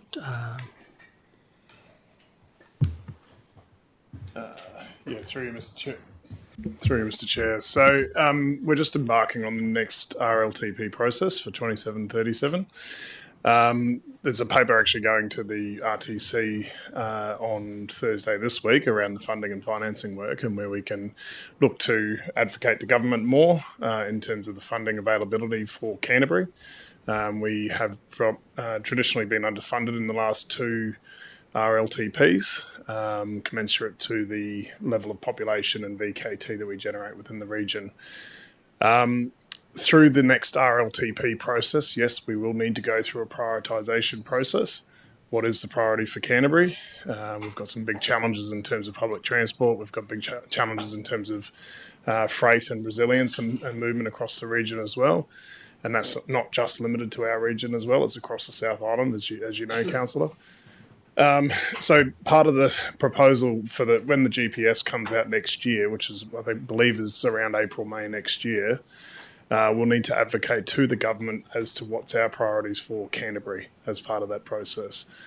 Ideally, we would have greater recognition of public transport and active modes in Greater Christchurch and in Canterbury, and that would potentially, if the funding is there and the government signals that in the GPS priorities, the activity classes that we generate requests for funding for public transport will enable what we need to do, including what we previously advocated for, which was mass rapid transit in Greater Christchurch as well, which didn't receive any recognition in the current GPS. It moved towards more roads of national significance, freight movement, efficiency, effectiveness of the network, and those type of things. So, yep. Thanks, Jess. And I get that on the RTC committee, but I thought we also, in the interim, we're going to need the ideas to fill the. And I think that's sort of my frustration is I just don't. The dates that are here in 25 just feel too far away from me, and I might be out of my depth here, but that's what I feel like. I feel like it doesn't leave us enough time to get into the next government funding rounds because we won't have the ideas generated because we haven't spoken to the communities, we haven't done the planning work. That's my feeling. And noting what Stuart said, yes, and we've got staff being pulled and some vacancies, and I'm frustrated because I want to help that, but not sure what to do. We can put these resolutions up, but that's why I feel I can't support them because I feel like it's too far away. That's my feeling. Sorry, I've really lost track of this because I'm actually really frustrated, and I don't know where to go next. But I know we've got some more questions, so I'll go to Dion and then Councillor Davies. I'm equally as frustrated, and I'm saying the same things as the chair is saying. We are hearing the same thing that we heard through the first annual plan here, and especially the long-term plan. And when I read these recommendations to start with and saw the rest of Network Review December 2026, I nearly sort of fell over because I thought it was already underway, and then we were able to feed that into the next NLTP process. So is there and then we could feed that into the next annual plan process as well, what we're actually hearing, so we can prioritise some thinking around the next budgets that come in for the annual plan, and then iteratively look at how we do things for the long-term plan. But is there no way we can bring that 2026 date forward, and what would you need to be able to bring that forward? Through you, Mr. Chair, December 2026 is kind of worst case scenario, so we would look to finish it as quickly as we possibly could, effectively, obviously dependent on the start date. In terms of what we need to progress, essentially we really need clarity from NZTA around what we need to provide them at the end of this process. We've talked about the risks of us just going alone. There's a risk that we set expectations up with our communities in terms of they will expect us to be able to fund the service improvements that we're asking them to provide feedback. So we really need to kind of get clarity around where NZTA as our investment partner is and what it is that they need us to produce in order to make sure that we meet that. This December date would still allow us to, the idea would be that this would feed into the NLTP funding bid, and it would feed into our long-term plan process. So it has been structured around the fact that we would be able to feed into those processes, and the service improvements that we identify through this process would help build that funding bid. Vicky, and then I got Joe and Claire with a question, I think.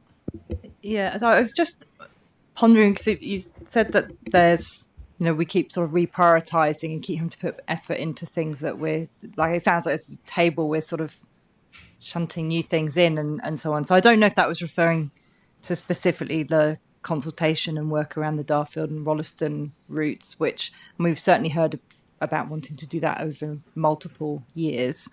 Then the other things I can think of that have been sort of come winging in are bike racks. I'm sure that took a lot of staff time.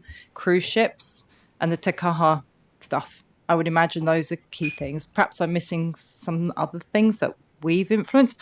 Those three things I just mentioned are all external influences. They're all things that have come upon us that we've had to respond to. I'm just wondering if, is there capacity within the team to deal with those external type influences like that, as if they're essentially that's a normal? It's almost as if that is a normal, but we're treating it maybe as if that's an unusual. So is there the capacity to deal with unexpected winging in from outside and being able to continue to actually keep on track with our own work? Because that feels to me like it's not so much our table as others outside of us that's actually really impacting. And perhaps we've just got to ramp up a team to be able to manage that rather than drop everything to deal with the thing we weren't anticipating. So can you just talk to that? And I think that's where, Chair Pauling's saying, do we really need to be looking at putting a bit more into your team? In this current LTP, Council approved a bunch of extra resource for our team, which we're been focused on recruiting and have not yet filled all those positions. So I guess you could say that Council have heard our plea for more resource and put it in the LTP, and we're beavering away trying to get that sorted. The level of external disruption that we experience and have experienced over the last 5 years actually has been quite significant. And those parcels of work consume significant amounts of time. So when we think about business as usual, just running our network and keeping the lights on, absolutely we have enough resource to do all that. But these external inputs on us, as well as desires from council from time to time, to do the jobs properly requires focused time and effort. One thing we don't like doing is bringing things half-baked to council, because that's not doing justice to our community or yourselves or us as individuals. So I think it's important to, you raised some good points about externalities. There's been a lot of those, and a lot of those have been complex and consumed a lot of time. But we've also had to pivot for new ideas that keep coming from our community and yourselves. And new ideas are great, don't get me wrong. We're all for improving and innovating. But the reality is we have a bunch of constraints on our ability to deliver outputs, meaningful change to our network. And the biggest things that are going to do that is the three pieces of work that we've just articulated. Today we've talked about a desire to review our vehicle trusts and to review PT opportunities in our rural communities, which are all laudable tasks and activities, but they will draw from the resource we have away from, because it's the same people doing the work that has already been approved in the long-term plan and the annual plan. And so that's what I'm trying to reflect is every piece of work we get given is useful work that we need to do, but not necessarily all at once, I suppose. Yeah. Thanks, Stuart. I mean, one of the things for me that I'm wondering is I get the really technical public transport planning work that needs to go on, but the other bit that I talked about was just those conversations with our communities and how that may be able to be done differently with a different skill set potentially. And I know what you said about raising expectations, but I think that's the bit that I'm missing. I wonder if there's a bit in between, because my assurance that I'm looking for is that our communities are going to hear from us, and sort of similar to what Councillor Sunkel said. Yes, that community vehicle trust space, that in the middle, rural intra-district transport solutions that might be there. They're the sort of things that I want to see us get on and do. Get the rest of the work has to be done, but I'm just wondering if there's a halfway house that we can try to find some common ground to get some assurance that that's going to happen, because I just can't go out and tell our community they're going to have to wait another 12 months before we're going to talk to them. Like that's my part. And I know I've got Joe coming up, but Sonia, happy to. Yeah, sorry, just to confirm, we wouldn't wait to go out to talk to the communities. Essentially, the communities, through this process, we're expecting them to hear from us definitely this side of the, not financial year, calendar year. So they would hear from us. We just wanted to get that clarity from NZTA, but there's nothing stopping us going out once we've done this meta-analysis, the customer feedback review. We can have those initial conversations with the, we can start the engagement process. And we've got the resources to do that. Yes. Yeah, well, that's sort of good. Maybe we have something about noting that, because I think that's really important. But Joe? What's the time frame on that meta-analysis? How far back do we go? So at the moment, we've gone 2 years, and we're looking at what it looks like from a data visualization perspective. But the idea is that we have this as an ongoing piece of work. So effectively, at any point in time, we can kind of have that visualization of where are the hotspots on the network, what's the feedback that we're getting from customers, so we can kind of really clearly see that. Do you have an estimate on the cost of the rest of the network review process? So through you, Mr. Chair, the 2 business cases together was around 1.2 million, I think, from memory, give or take. So will that be done in-house, or will we outsource that work? So it's a mixture, actually. So what we're looking at is to get some consultants to help support the team, because these are big, complex pieces of work, but we need that knowledge and experience from our internal team. So essentially, I really want a better word, we're going to squish them together. So we're going to kind of get them working really closely, because what we don't want is a theoretical piece of work. We need something that we can implement on our network, and only our staff know how to make that happen. So it's quite complex from an operational perspective and from a network planning perspective. So it's the 2 teams together. And in addition to that, so we're talking about the network, but what about if it's outside the network because it's something different? Where does that come in? Because that's the bit I'm trying to respond to. Or are we only going to link into the network? So sorry, the PT Futures business case as it stands is currently the Greater Christchurch boundary. So that's the boundary that all partners have signed up to, in terms of that's what we've looked to. We're somewhat increasing that boundary, so we've agreed to look at Governor's Bay, and through resolution, I would just have to quickly find it.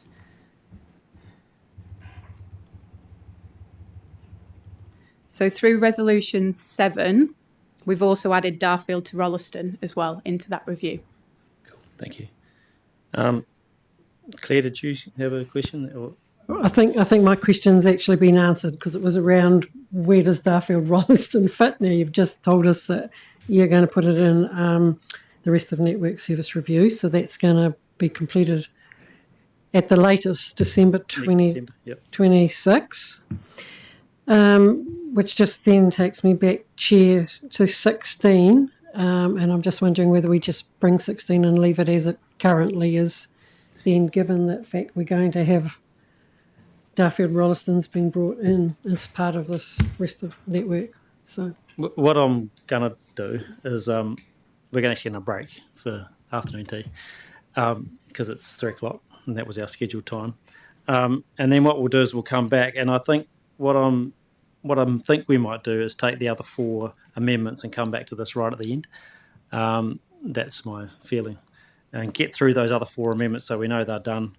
And we'll start with the Joe's regional rail one, and then go through back that way.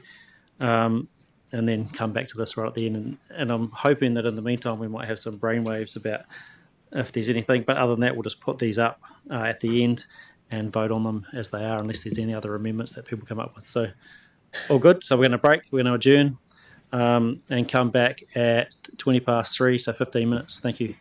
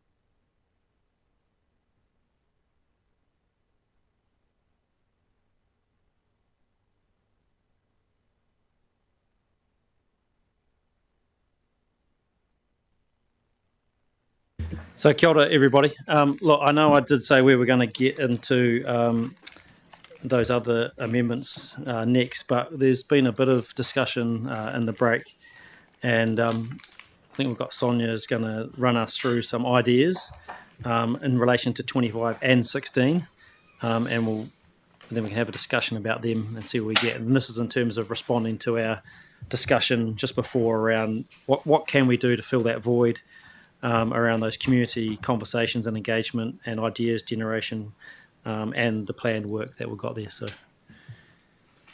hand over to you. Sorry, are we able to bring it up on screen, the drafted resolutions, or? The ones or I that can just talk Sonia to them. sent through to you? Yeah. I'll start talking. So essentially, we've drafted 3 new potential resolutions to be considered. So the first is approves the use of public transport reserves funding of up to 250k in the draft annual plan to undertake interim engagement with the community to feed into the PT Futures investment programme. So through the long-term plan, we agreed to use PT reserves for any kind of one-off costs. So this is just following aligned to that decision. And this would help us secure some external resource and to be able to go out and talk to our communities earlier. But it would still feed into the PT Futures investment programme. So obviously still incredibly valuable. It just means we can have the conversation earlier. It's important to note that the PT Futures, so the thing that makes this recommendation different is it's the Greater Christchurch boundary with the slight tweaks that we've agreed. So that includes Governor's Bay and it includes the Darfield to Rolleston. So the second one is approves the use of public transport reserve funding of up to 80k in the draft annual plan to undertake work to identify what additional support Environment Canterbury could provide to community vehicle trusts. Any decision to increase funding outside the inflationary increase that we've resolved today will be considered through the next annual plan 26-27. So that's bringing it forward by a year. So originally when we were having the conversations, we were talking about potentially doing that work in year 3. So bringing that work forward into year 2, so 25-26, and having that decision through the annual plan 26-27.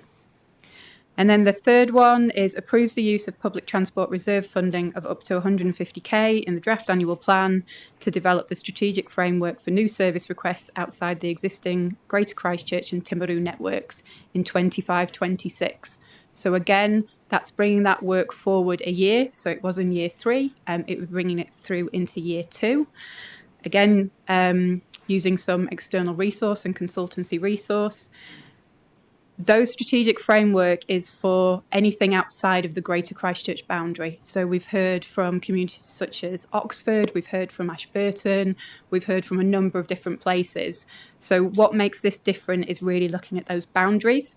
PT Futures focused on the Greater Christchurch boundary. This would look and to create that strategic framework outside of that boundary. Sonia. Now, we'll go to questions in a second. Put them, you reckon? So in terms of 25 and 16, I'm just trying to work it out in my head. Do these replace them, or do we still need 25 and 16? Or should we just put these up, see what support we get, and then we can tidy that up at the end? So that's just a question maybe to think about. Yeah, 16 is pretty much the middle one, isn't it? So it replaces 16, doesn't it? So that's cool. So we didn't move or second that one, so that's fine. And then the other two do relate to bullet points in 25, the first bullet point and the second bullet point. That's correct. And the third bullet point in 25 still sort of stands, but that's just a noting resolution anyway. Just so everyone's clear. But you happy to move them? Yeah, I'll move it there. Cool. Dion, you got some questions? Yep. Yeah, I've just got a question on the rest of network service review. Is that what you've pulled into the PT Futures investment program? I just wanted to get clarity on that. I don't want to lose that. So sorry, just for clarity, the first bullet point of recommendation 25 should still is still for consideration. So it is part of that wider network review, and that would be completed by 2026. So that's that full investment case. What we're proposing here through this new resolution is in addition to that, which is some bringing forward some early work to do some interim engagement, and that will feed into that investment process. And I assume that some of that early investment work that you're doing there would reduce the amount of work that you may need to do in the following year to do the completion of December 2026 work, because it would feed into the same work. So not necessarily. The reason it's costing more is because we are going out separately to do a separate piece of work to bring it forward. It would in some way streamline the process because we'll have obviously done that initial engagement. And so that would allow us to go away and look at actually how we believe we should structure the network based on the feedback we get through. And then we would go out to consult with the community again once we've got a kind of clarity of proposal. Okay, cool. Thank you. Yep, Claire. Just, Chair, I just wonder if we should be taking out the middle one, which is 16, having it separate, and then tidying up 25, because I'm just hearing we've still got the first bullet point, with then the top para underneath it. Yeah, I've got a similar thought pattern, Okay. Claire, actually. Okay, well, I'll leave it to you. Yeah, well, no, I think it's helpful because I think, 25 still sort of stands with bullet point 1 and bullet point or the third bullet point, but maybe not the second one. Is that correct? So we could still pass 25 and then add these after that. Is that people happy? Yeah, sorry, Sonia. So sorry, bullet point 2 would be replaced. So you can see bullet point 2, essentially, we're bringing it forward by a year. So that's the difference. But yeah, bullet point 1 and bullet point 3 would remain. Yeah. Well, that's sort of, I agree. So what I'm sort of saying is if we can go to 25, take out bullet point 2 and just have the first and third bullet point, if you follow my drift. So if you can put a line through that second bullet point. And then 25 still makes sense from a staff point of view. And then we've got the amendments to that, which is the approvals that we've just, so get rid of the 26 at the moment. We'll put that somewhere else. Sorry. I know it's a bit confusing. Yeah, sorry, John. Yeah. Sorry, Liz, if you can bring those other ones up underneath that. This is what we're trying to figure out just before when we're still in adjournment. To figure out how these two meshed back together, and I think Claire's right. I think if we can, about 16, we just forget about 16. That doesn't exist anymore in a way. Yeah. And if we just add these into it, it makes sense because it's a sort of wash-up resolution.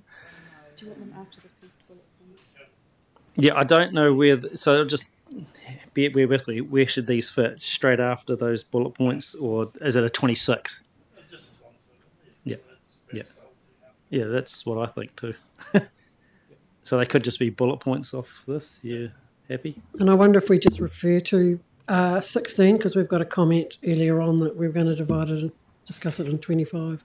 So that paragraph that relates to 16 just perhaps... in the resolution, so if we go down... could say previously from recommendation or whatever. Yep, so if we go down, Liz, sorry. Take us down to that second one there, about the 80,000. Just the brackets at the end of that sentence to note that replaces, I don't know, do we need to do that? What's the thought pattern, Claire? Just note that this... Previous recommendation 16. Yeah. I mean, it's in our document, you're right, but we haven't put it to the table. Yeah. I don't know if that works, but I think we know what we mean. Yeah, cool. All good. Sweet, thank you. So, Councillor Sunkel and Councillor Swiggs, are you still happy with all of that? Cool. Sorry, Sonia, where you go? Yeah, it's all good.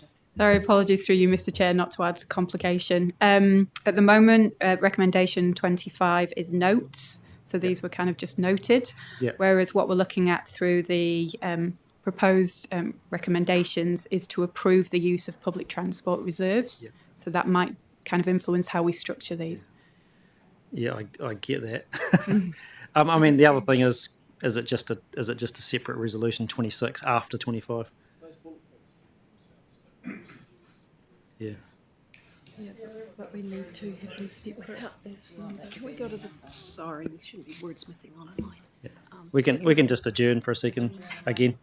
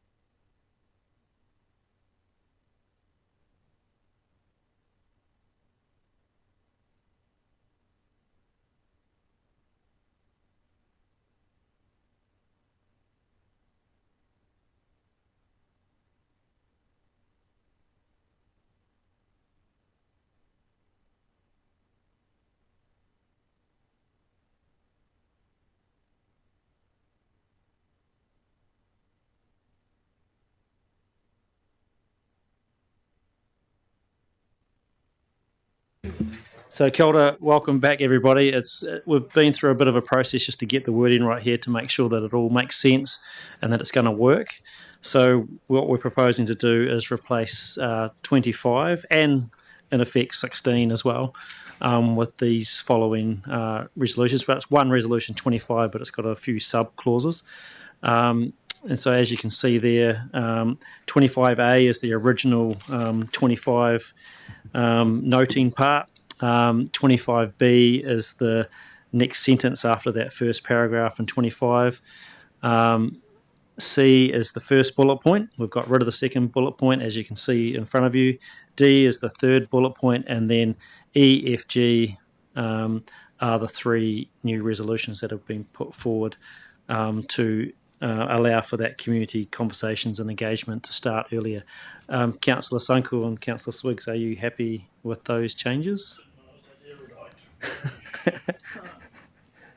You're good? I'm fine. Okay. Any discussion required on this? I know that we've had a lot of discussion before the break and a lot of questions. Anyone wish to speak to this? I just want to say thanks to the staff for listening to what we were saying before.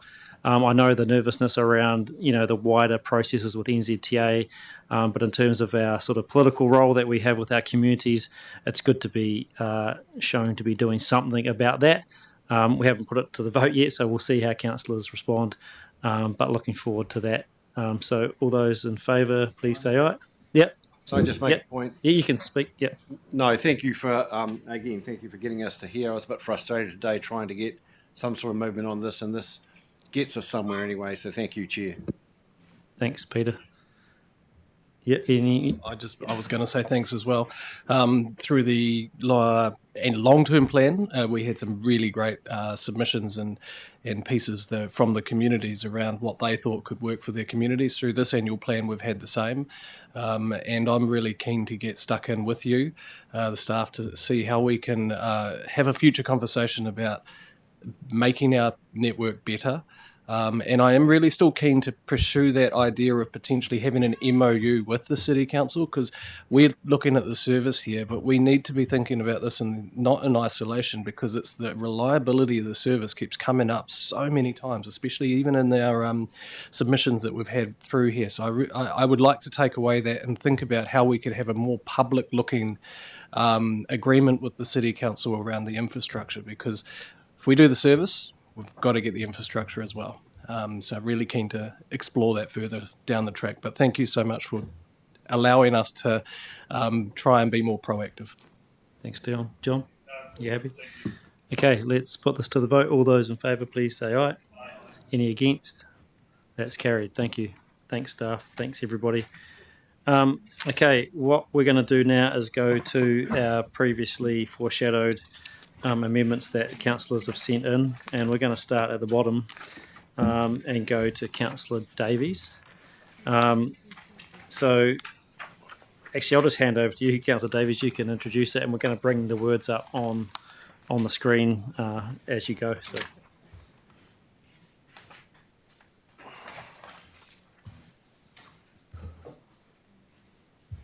So I circulated this amendment in a development case to councillors yesterday. So, the way I see this is, my 2 years here, the bus system has got its issues. We've gone through those. So that's kind of here. We've got MRT, and I don't really want to get into the can of worms that MRT is, but the funding foundation has collapsed. This can't be highlighted in any greater clarity than the $78 million Crown funding that was supposed to accelerate PT Futures, the essential precursor to MRT, that was reallocated to the Ashburton Bridge and Bryant Street. This has caused the timeline to blow out catastrophically. We've gone from operational by the mid-2030s, and it's been pushed back 10 years, exactly where we were before the Crown funding was announced. So bluntly, there's not going to be MRT on Papanui Road and Rickerton Road until the mid-2040s. This was established by the GCP director at a briefing in this chamber on May the 1st. So we've got these two systems going on, and then I've got an idea And this idea actually came from the Regional Transport Committee in 2021, which is not in competition to MRT. We shouldn't view it as competition to MRT. We should view it as an alternative while we wait. It's a seedling outside of these two systems that today is fighting for survival. Christchurch Heavy Rail Transit, because the RTC in 21 recommended it go into our long-term plan year one, where where there was discussions around this. Eventually, staff wanted to put it into year 3, year 4. We went against staff advice in our long-term plan and we put it into year 2. And now through this annual plan process, the attempt has been to push it out of this long-term plan to year 4. My amendment today says let's keep that $525,000 in this year. Let's narrow it down so we're not just talking about studies or further work. Let's define what the problem is, and the problem is congestion in Greater Christchurch. It's congestion between Ralston, Christchurch, Rangiora, Christchurch. And let's take a focused development case to the only domestic agency and provider that can reasonably look at this problem, and that is Kiwi Rail.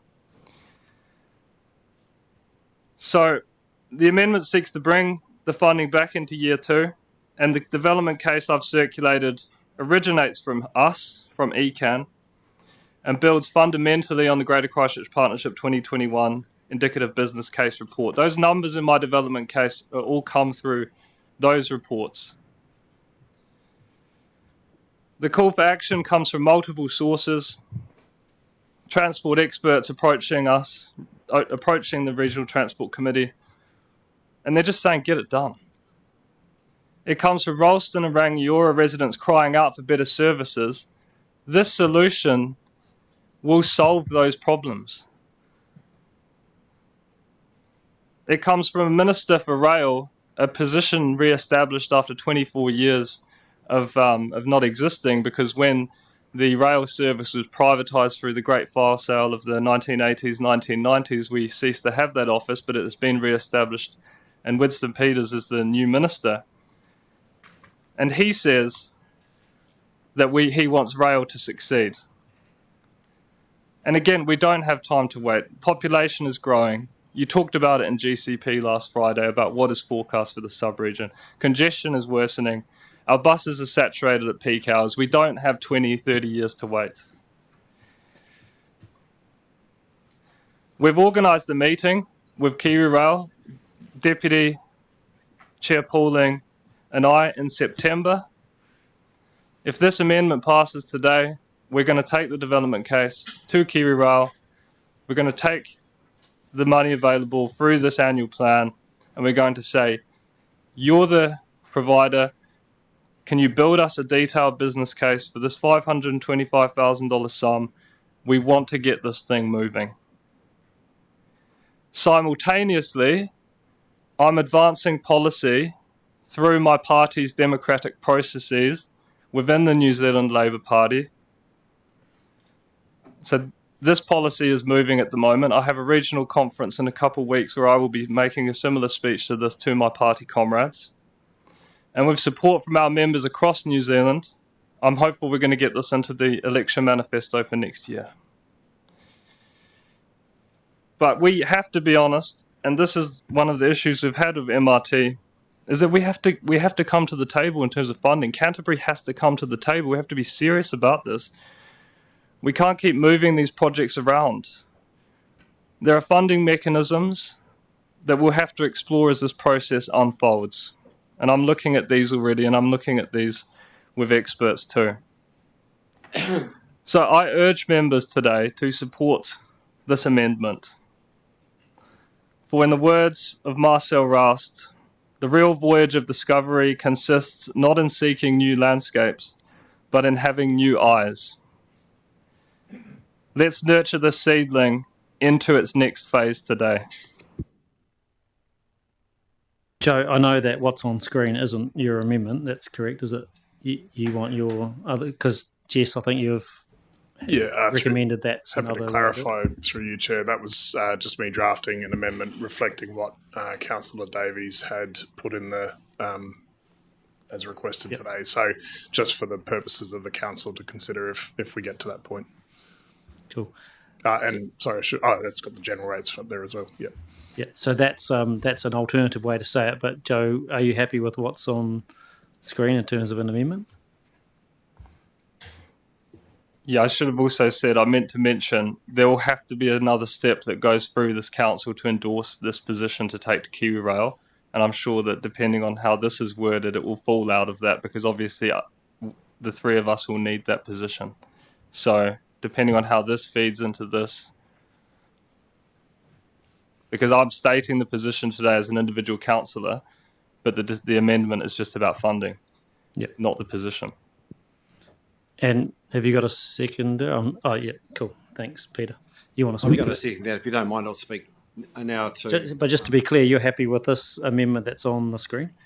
Because it's different to what you sent through, but it's obviously a reflection of how the funding could be brought back into this year.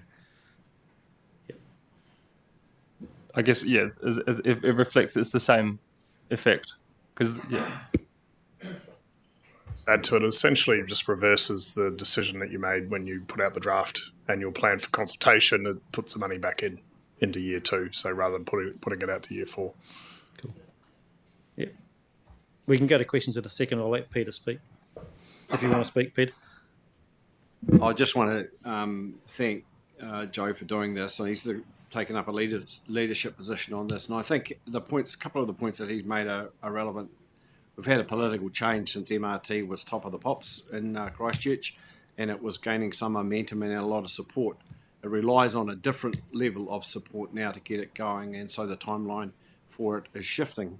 At the time that GCP considered MRT as the flagship, it was also on the table was the heavy rail solution based on some of the information that Councillor Davies has put before us. That was put to one side because of the fact that MRT was going to get as much support as it was going to do.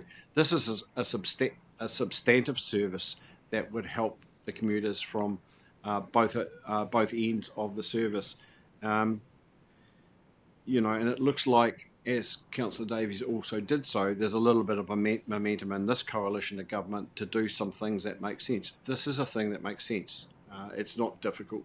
We're talking before about, in our PT process, about buses and how hard it is to get a bus. And then you're putting on a bus on a road that's full of potholes. How many potholes have you ever seen on a railway line? I mean, one of the things that really nuts me off about this whole thing is the fact that we're putting more and more vehicles on roads that aren't up to the services that we're putting from. But I'll speak again at the end. Thank you, Chair. Do we have questions? Yep. Councillor. So, question, does this affect our private revenue ratio?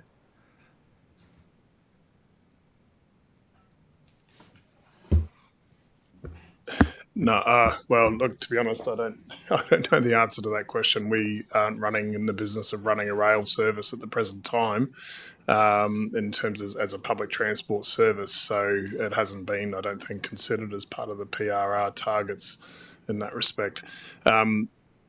We would be quite some time away from having a passenger rail commuter service up and running in Greater Christchurch, given the processes that we've explained already today around public transport in a holistic sense around strategic business cases and funding and everything else. So in terms of PRR targets, that's something we would have to provide some further advice on, and depending on the categories that falls under and things like that. So sorry, we haven't been running a rail service up until now, obviously. So, and the resolution that's up there, is that I'm just trying to understand, is that funding for year 2 of the draft annual plan? So that's not in 25-26, is that the funding for 26-27? This would be funding for next financial year, 25-26. So it's year 2 of the long-term plan, okay. It was originally in year 2.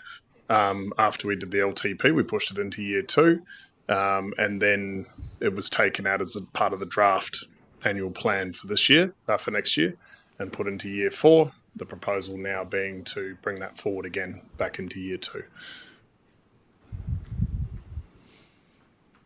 just the question around rail would still have the same problems that we have with NZTA as we do with buses, eh?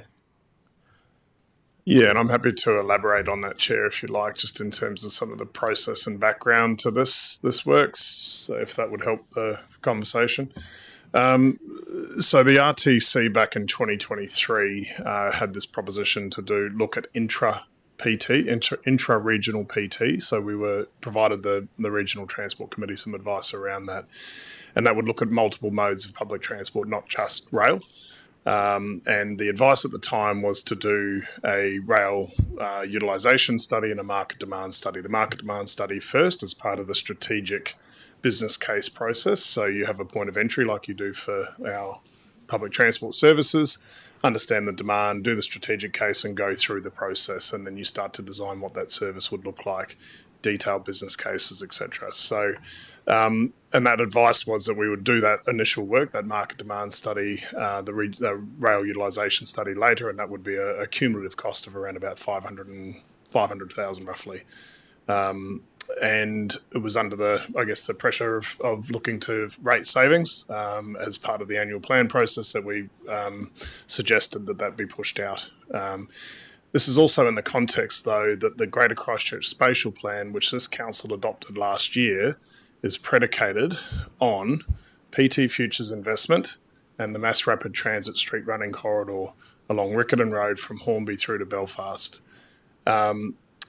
This council also endorsed the MRT IBC as part of that process and previously endorsed PT Futures, which MRT is part of that PT Futures program. So we've talked about this previously and we briefed council a couple of months ago, or last month, around the PT Futures investment, the building blocks, and then into MRT as the essential long-term investment. And Councillor Davies is correct in terms of the timeline. That would be 10 to 15 years at least away from a mass rapid transit system.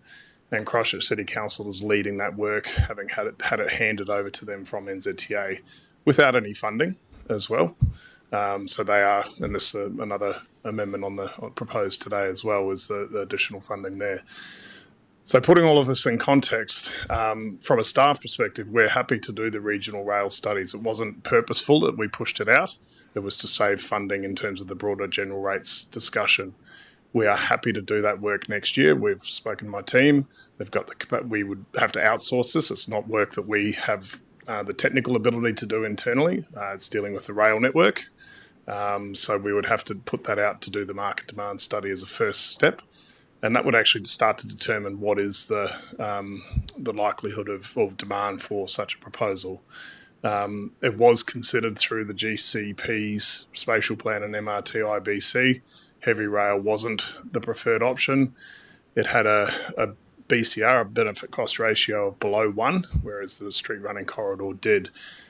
It doesn't follow where employment and intensification would go in the city, particularly around our centres and along our main corridor route that I suggested earlier. So there's lots of different elements to it. It's not. I appreciate we could have a heavy rail commuter service in Greater Christchurch, complementary to MRT.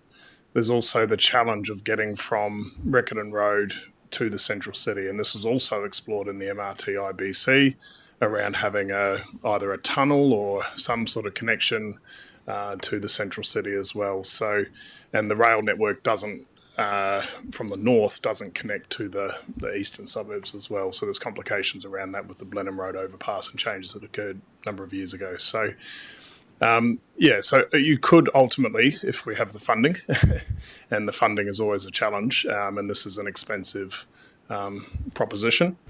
Councillor Davies has outlined, I think, around about 400 million. We need to explore that as well, obviously. But if we don't follow the strategic case, as we've talked about with PT funding, you won't be receiving any funding from the government, NZTA, through the National Land Transport Fund. So we need to, the advice would be to follow that process and do the proper strategic case development and go through that process. So, but the first step is that market demand study, which is the money that you're talking about here. Thank you. And I have no position on this at this point. I just asked the question, given that this motion potentially negates a decision made. So just a clarity of who made the decision. Are we negating a previously made decision? And I'm not arguing one way or the other. I'm just seeking some clarity. If it's been taken out, I'm just I understand it, Councillor Sunkel, that it was only taken out just before Christmas when we were looking at doing the draft plan because we were trying to save rates. That's what we initially did. So it was already in year 2 of this annual plan, or long-term plan, so this annual plan, but it was taken out to get us to the 9.9s previously when we looked at all those different priorities. We chose not to prioritise that one, but it was in there. So, yeah, but Jess might be able to answer it as well. Yeah, no, you're spot on, Chair. So the Regional Transport Committee still expects us to be doing this work and requested us to fund this through our annual plan, our long-term plan, I should say. And it was only, as the Chair just said, shifted out as part of your decision-making as a council to look at your rates increase over time. So, but as I said, we're not opposed to staff to bringing it forward. We're happy to do the work, got the capacity to handle that piece of work as well as part of our work program next year if the funding was put back in. Thanks. I just wanted the clarity of the process to ensure we didn't get ourselves tipped up if someone wanted to come along. Thank you. So we are in debate and all questions, so you're allowed to ask questions, but we are in debate as well if you want to speak to the motion. So, Claire, have you got a question? Yeah, I just have a question. The funding of the 525k, what pool does that come out of? Is it? From general rates. Even though it's a public transport proposal? So we were looking, as I said earlier, the recommendation that came through from the Regional Transport Committee was at a regional intra-public transport rate proposal. So it's not just limited to Greater Christchurch. I appreciate the context that Councillor Davies has put forward in the development case. The funding was originally intended to look at intra-regional public transport, which was looking at potentially rail, but beyond, looking at Rolleston to Rangiora, but also looking at sort of Timaru through to Huranui through to Amberley as well. So it wasn't just limited to the Greater Christchurch context, appreciating that there'd been a number of, a stream of work already done through the MRT IBC on that as well. Thanks, Claire. Grant? Just on that, so just to clarify, when it says regional rail, is it focusing just on passenger rail?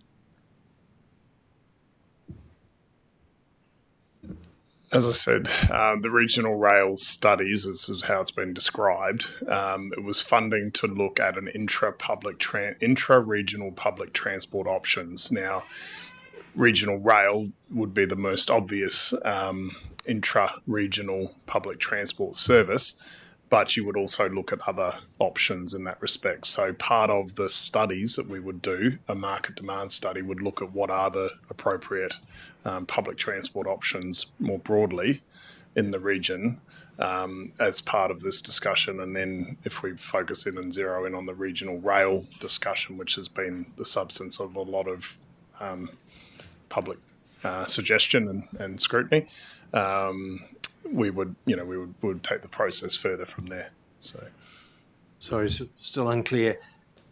The study you're talking about in terms of the regional transport, a regional transport study, is not as specific as this.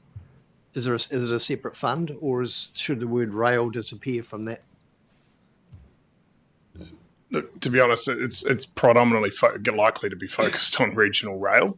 But we need to look at the other options as well. So yes, you could amend that to regional, intra-regional public transport as per the previous resolutions from the RTC, but it would predominantly look at regional rail as being the option that we would be exploring in more detail. We've got to consider this in terms of our freight network as well with Kiwi Rail too, so the other outcomes that are sought through the RLTP. For our broader regional land transport system.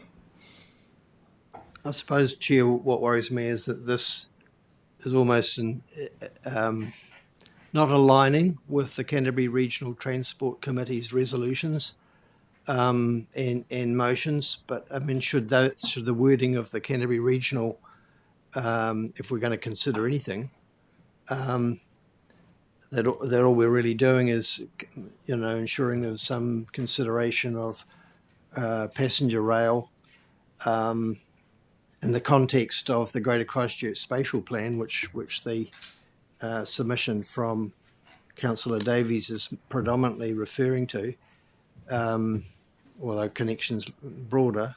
Yeah, I just unclear about that. Anyway, so that's one thing.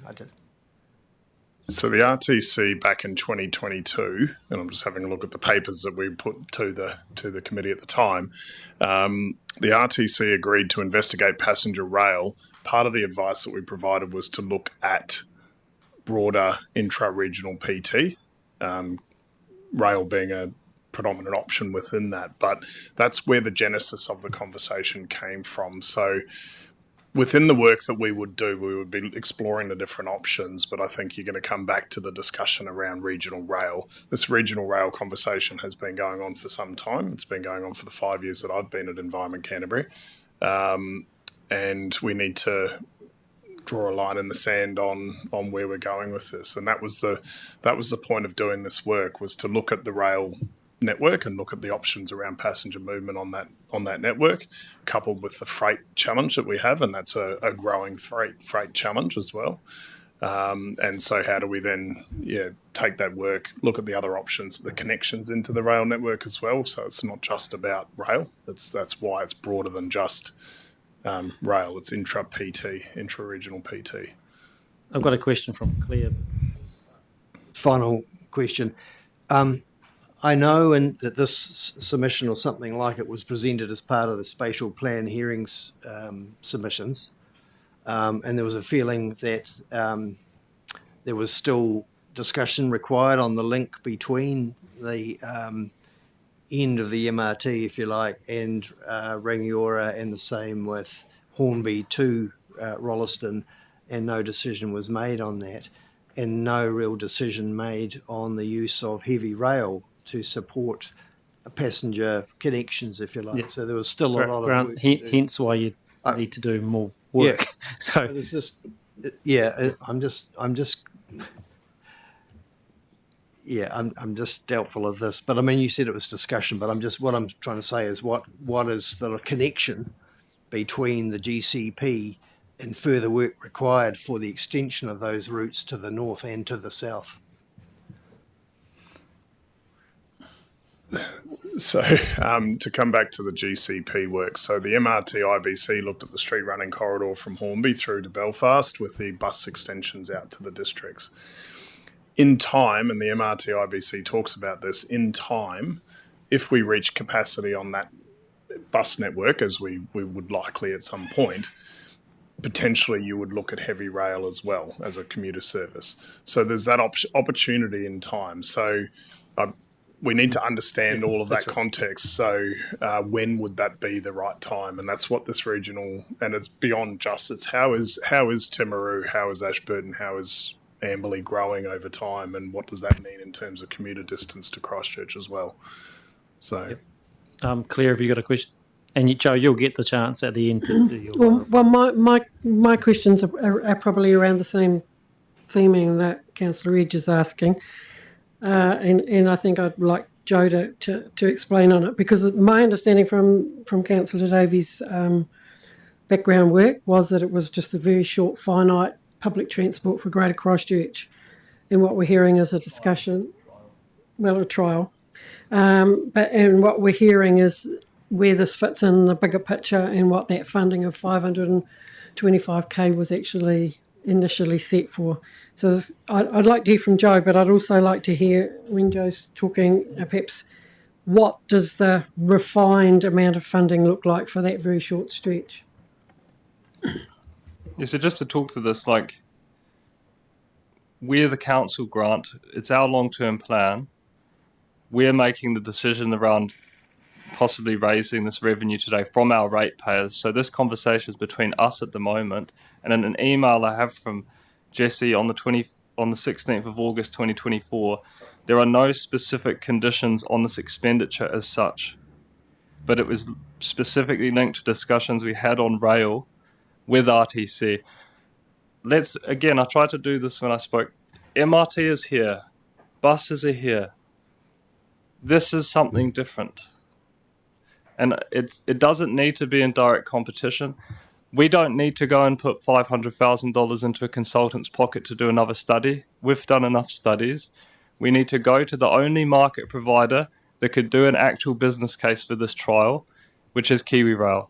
We've scheduled a meeting with KiwiRail in September, and so I suggest that if this amendment carries today, we have a paper come back to council outlining the decision-making processes to go from there. I would not support this money if this is going into another study. And I particularly wouldn't support it if it was going to look at transport between Invercargill and Christchurch, because that's not what is causing the congestion on the roads. Any other questions, councillors? Ian? So a question back to Joe really is, if I understand what you just said, Joe, is you actually don't need the money at all at the moment. All you need is authority to go and talk to KiwiRail. With authority and with funding, to say to KiwiRail, here is funding to complete a detailed business case, and perhaps they would like to contribute to that. Yep, Jess? Through you, Chair, we're conflating two different issues here. We've not considered, as staff, in advice that we've given to the Regional Transport Committee, funding to give to KiwiRail to do a detailed business case for rail.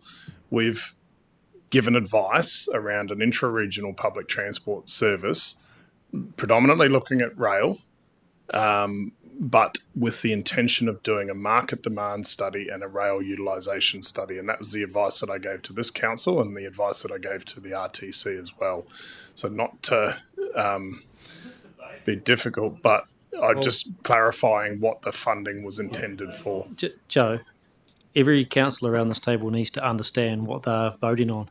So they need the chance to ask questions to clarify in their mind what they're doing. That's all we're doing here.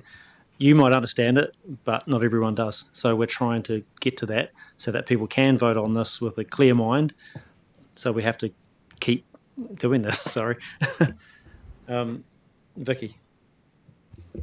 Yeah, so sorry, just to clarify, and I'm not sure now whether it's going to be Councillor Davies or Jessie answering, but so have we got some clarity from KiwiRail? So it sounds like this is about trying to look to find an opportunity to have heavy rail used for passenger transport from our satellite towns much sooner than through the processes that are currently trundling along. But have you, so I think this is a question then to Councillor Davies, so have you got some confidence or something that identifies that KiwiRail are in a position to pick up a piece of work looking at this and doing a detailed business case, and that sum of money tallies with what their expectation would be? Because that's what's sort of missing for me. I don't have a sense of the explicit sort of scope, exactly what it is KiwiRail are going to do, and whether that's either way more than they really need, or under, or somewhere in the ballpark, or are you going to negotiate, or what? Yeah, what's the confidence that this is the right sum? So the only communication I've had with KiwiRail this term is when Angus Hodgson sat at this chamber in 23, and he said KiwiRail are always interested in ways to increase revenues. And so I've spoken to Dion and Craig about this, because for me the neat solution eventually was, when we, these conversations, Jessie's been, coming saying this stuff for a while now, is that it's not going to happen through us. We're not going to be able to develop a business case or market studies. Only KiwiRail can. So I've spoke to Chair and Deputy, and they've tried to get a meeting with KiwiRail through this process, so I could come to you and actually say that KiwiRail are into this. The board invited us to talk to them in September. Yeah. I think I'm getting a better picture in terms of the conflation between that 525 was a figure put into the long-term plan, is that right, for a broader intra-rail or an intra-transport regional transport study to look at both freight and passenger rail, and that's what that money was for. This is something completely different to focus. So really, it's a sum of money that has been suggested by the Canterbury Regional Transport Committee for something else.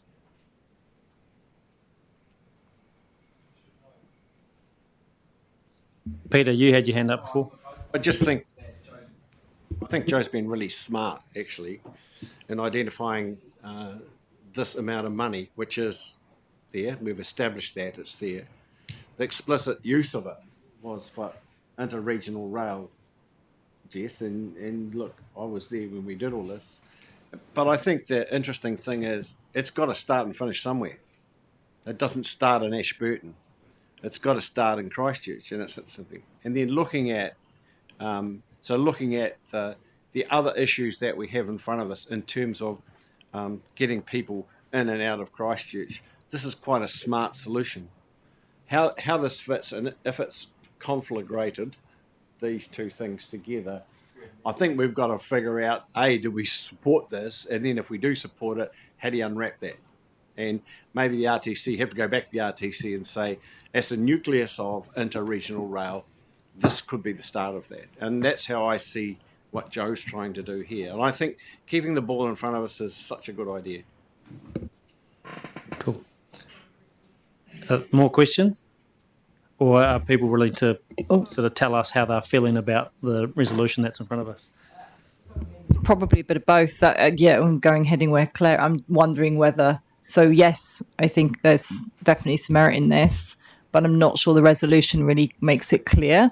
So I think, it might be another one of these cases of an up to and or approve with, and then gaining confidence from Kiwi Rail about what it would entail, but just be more, it needs to be more specific about it being passenger rail, I think is what you're specifically talking about. Kiwi Rail might want to do some more around the freight rail alongside our public transport component that we're looking at. And I think we just need to be more clever with the title. I think, Claire, you've got a possible amendment. Jess, you had your hand up. So, as I said earlier, the MRT IBC looked at heavy rail as an option. It was the second option. It had met a lot of met a lot of the objectives and outcomes that they were seeking. The cost of it was quite significant compared to the other street running corridor option. This work that we wanted to do that was signalled through the RTC was to do a market demand study. So that would look at when does the demand start to look like it's going to happen. Give you a time frame for when a heavy rail system would be the right type of system to put in for passenger movement of people to and from. It is broader than just that corridor from Rolleston to Rangiora as well, but that's an extent of the study. And then the rail utilisation study is about the combination of passenger rail and freight. There's a lot of challenges with the network, with double tracking. Parts of the network don't allow movement of other than just one train in one direction. So there's a lot of different aspects to it, which would all be explored through that work. So this could be complementary to the MRT IBC work, which is a business case process.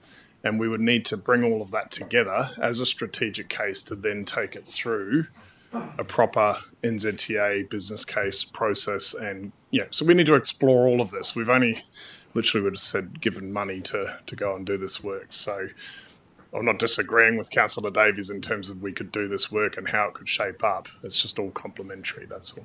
Cool. Councillor Mackay? Thank you.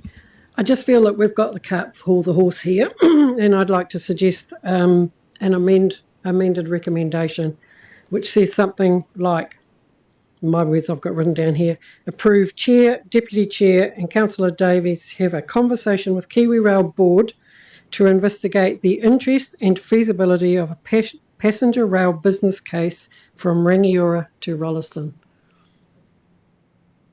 In my thinking, we need to have that conversation with a proposed or the likely business partner before you actually start necessarily setting money aside. And that's what I'd like to think, that perhaps could be a a way forward in this. So do you want to move that? I will move it. And have you got a seconder for that? Yeah, Ian, you're willing to second? I'd second that because I've got. I mean, I get what Joe's trying to do. Well, I think I get what Joe's trying to do, but I'd be really nervous about flagging the amount of money we're prepared to offer Kiwi Rail to go and do a study. They'd go and buy another ferry, I think, if we offered them that money. So I am concerned about the tactics here, but I can see the point in talking to them. What I'm going to do is just adjourn for a second to let Councillor Mackay's amendment be written down and put to us. So we'll just do that, and then I can note your hand up, and there's a few other councillors. We'll come back to that. Yeah.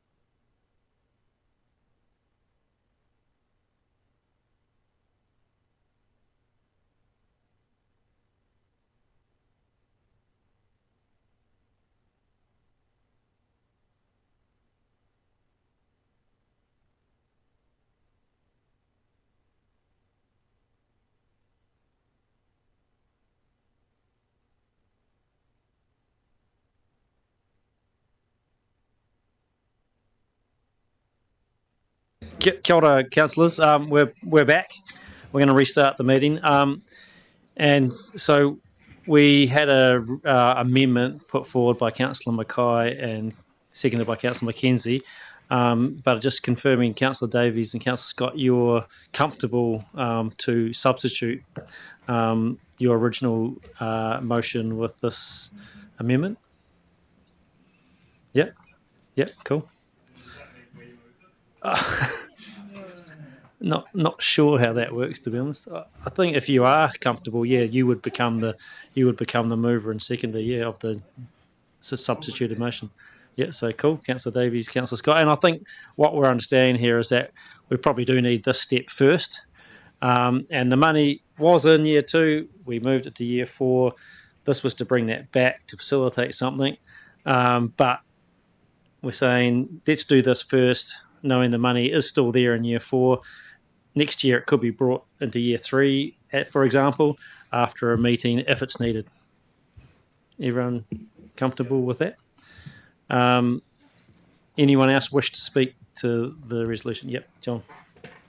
In a sense, I hadn't made my mind up where I was going, but I do not favour the amendment. I think way back in the day, my great colleague and mentor, David Cagle, used to sit beside me, and I would say to David, "Where's the train set?" Because there was the promise of the train set from Wollaston. He said, "Well, that was Labour Party policy, but it's not government policy, so of course I can't influence the government."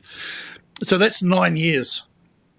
And so I have a frustration if we are going to make a real difference and really attack this issue, then, as we said before, the future is now. We make a decision, we make a commitment. And if we are going to go and talk to Kiwi Rail, go in with a checkbook and say, we have funding available. Can you build us a business case? What can happen? I am not interested in going and having a conversation with a Kiwi Rail and saying, well, can we have a conversation? Is there something you can do? And if we kind of agree, and then we will consider and see if we can get the money to do it. So from my perspective, we're either all in or we're not. So I've probably changed my mind over the years to whether I agree with with trains or not. But we are reaching a point where we probably need to go there. If we're going to do it, we commit and get the business case done. So I'm sorry, Claire, I speak against the premise that you put up there and the way it's been moved and seconded. Right. I can't support this submission because the 525k, as I said before, was earmarked for an intra-regional study, a bigger, broader study that would have included the looking at transport link rail or whatever between Rangiora and Wollaston to reallocate the money, which was decided We're not on. doing that anymore. The money's not part of the next. That's gone. Well, where's the money coming from for that then? There's no money. It's just giving the authority to meet. John just Okay. The money's still in year 4. Just so Okay. everyone's clear, the money is still in year 4 of the LTP. It's not gone anywhere. It's still there. So don't worry about that at the moment. That's been But changed to allow a discussion to happen first. I was going to support the bringing forward of that money on the same conditions in terms of the intra-rail study. Bringing that forward to year 2 was going to be okay with me. It would have actually done the same kind of thing, but bring it forward. But anyway, and that's okay. There can still be a resolution after this amendment. I suppose the idea of doing this without staff reports, the relationship of the decisions we've made on intra-regional rail and all those sorts of things, that it does need to be the GCP and the Greater Christchurch Partnership, the Regional Transport Committee, need to be involved in some kind of decision here. But it would have to be if you're going to do this bottom thing, it would have to be on the basis of a reasonably informal discussion, I would have thought, with Kiwi Rail, because Kiwi Rail sit on our Regional Transport Committee. They sit on the South Island Regional Transport Committee, and so we're working with them on other things. Anyway, at the moment, Oh, that's fine. We'll go Vicky, Genevieve, Greg, and then back over. So yeah, I have some sympathy for Councillor Sunkel's position, but I just feel that 525, this uncertainty around what exactly that would deliver and what would Kiwi Rail, would they even go there if we offer them? I don't know. So it feels to me like the right process is to start that conversation, be really clear that we really are serious. I feel like GCP would be. I feel like they would be supportive of this as well. I've had to learn over the last 5 to 6 years that things do seem to take an inordinate amount of time. But I get the point of, you're spending ratepayers' money. You need to be really mindful of that.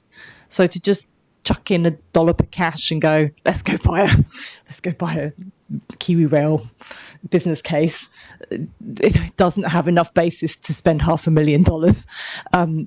So to me, this is the right mechanism. If it means that we can't actually put the money to it and get the work underway until the next annual plan, so be it. Sometimes we manage to find workarounds. So yeah, I feel like I'm happier with this. You're right. Something could always come back after that meeting. If it worked, it could come back to a council meeting. So, yep. Genevieve. On paper, I really like the idea of this. Really pro-rail. I love it. Having taken the Southerner many times with my thermos of tomato soup to Christchurch to Dunedin. But anyway, that was a long time ago. The only concern I have is probably the time frame of which you will be meeting with Kiwi Rail and being September. I mean, that's 4 months away. So I would really love to see something a little bit earlier than that, if it's possible. Otherwise, I think the month needs to be added to this, perhaps, the time frame. Yeah, and also the state of our railway lines at the moment. Yeah, I love the idea, but so, yeah, I support this amendment, but yeah, I would like to see it brought forward, if Thanks. possible. Greg? Yeah, thanks, Chair. Look, I find myself, I thought John was reasonable about this. I do want to congratulate you, Joe. I was sort of thinking about, there's a romanticism about rail, but it also is a practicality. Interestingly enough, I presume you're hoping for regime change next year, but if it's not, the one thing that you could actually say about Winston Peters is at least rails. He seems to have rail as something that he is interested in, which I think is a good one. My thing is, I'm not worried about the 525 being put into the thing. We've just cost our ratepayers millions earlier on by making that decision around how much of the general rate we were going to subsidise the processing of consent. So 525's peanuts, really. So I'm like John, I would rather see the money retained so that you do have something to be able to make something happen if conversations go well with Kiwi Rail. Kia ora. Yep, and just to remind, that could still happen after a meeting, and the money is still in year 4, so there is other options. Dion, go ahead. You're good? Nick, did you want to speak? And then we'll come back to the move. Firstly, I'd like to congratulate Joe for bringing this to the table. Secondly, I do agree with what John has said here as well, that, part of me is Scottish and I don't like throwing the money around, but, if you're going to go and try to start a story, it's a lot easier to start it when you do have the ability to have some money there to offer from your side of the equation as well, if they're prepared to match it or have that conversation. So, a little bit conflicted. Cool. Anyone else? I'd like to say, I think this is the right process to get the meeting happening first. Like I've said, the money is still in the long-term plan in year 4. It could be brought forward to year 3 next year after this meeting, or in a subsequent council decision. But I think this is a good process. So thanks, Joe, for bringing it to us. We'll go to. Did you want to speak, Claire? Sorry. No, I think you probably just brought it up. But just going back to the comment before around this meeting being planned for September, which I understand we've been informed of. There will be a different council table in the future, and I think it's important to wait and see what feedback we get before we put some money into the pot, so to speak. And we'll go back to Peter and then Joe. Yeah, thanks. I think we've got ourselves to a good place now. We've sort of untangled what was a bit messy, but a magnificent idea from you, Joe, in terms of trying to get some more conversation around public transport. I think we lost the point that Jess was trying to make here. We are the Transport Authority, and so it's not up to Kiwi Rail. Kiwi Rail are part of any decision. The business case that they may need to do for provision of the service and the demand services that Jess has talked about, that's our responsibility, that $525,000. And so we were very clear on RTC when that $525,000 went into play that that's what it was for. But I think we've unravelled it to the point now that we can go and test the water. Well, Joe, you and Dion and Craig can go and test the water and just see if there's any appetite at all there. This discussion is costing ratepayers nothing, but it's a discussion. Thank you. Joe? Yeah, I think we've come to a good place. Like, this is what this table is to do, is to bring ideas to refine them. And I totally sympathise with John's and Nick's view. That was my intention. But I'd also hear Claire and her rationale around there's a new council coming through and this option doesn't cost anything and we get to soundboard with Kiwi Rail first. And the Te Huia was a trial that was commissioned by the Waikato Regional Council. And so there is precedent for this, for the case to be developed by Kiwi Rail and for the operations to be run by Kiwi Rail. And so that is where, as well, a genesis of the idea. And very finally, that $525,000, Regional Transport Committee recommended to the Canterbury Regional Council that we put it into our long-term plan for rail studies, which have no conditions attached to them. So it's all well and good to now say Regional Transport wanted the $500,000 for this. We're elected to raise rates off the ratepayers. We're responsible for that money. We're responsible for how it's spent. RTC can make recommendations to us. But fundamentally, I think we need to come back to that, and we need to come back to the fact that we're elected to solve problems. That's what governance is about. We're here to make sure this organisation is looking across the region at transport, environmental issues, and solving them. And that's what we do, you know. And that's what Stephanie does, and that's what our officers do. And we have to sometimes take responsibility for that. Joe. Let's put this to the vote. Thanks for the discussion, thanks for the debate, and thanks for the flexibility and looking at a different way forward. Let's put it to the vote. All those in favour, please say aye. Any against? That's carried. Thank you.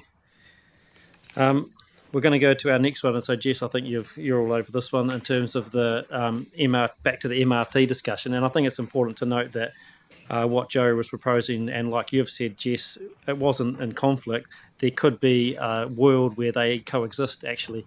And so I think that's really important to consider when we look at this next one. And I think we had the background of it earlier on around the GCP meeting last week, and some clarification around the work that CCC has taken over on our behalf in terms of the GCP partners to look at the designation work for the MRT proposal. So over to you, Jess, if you want to add anything else.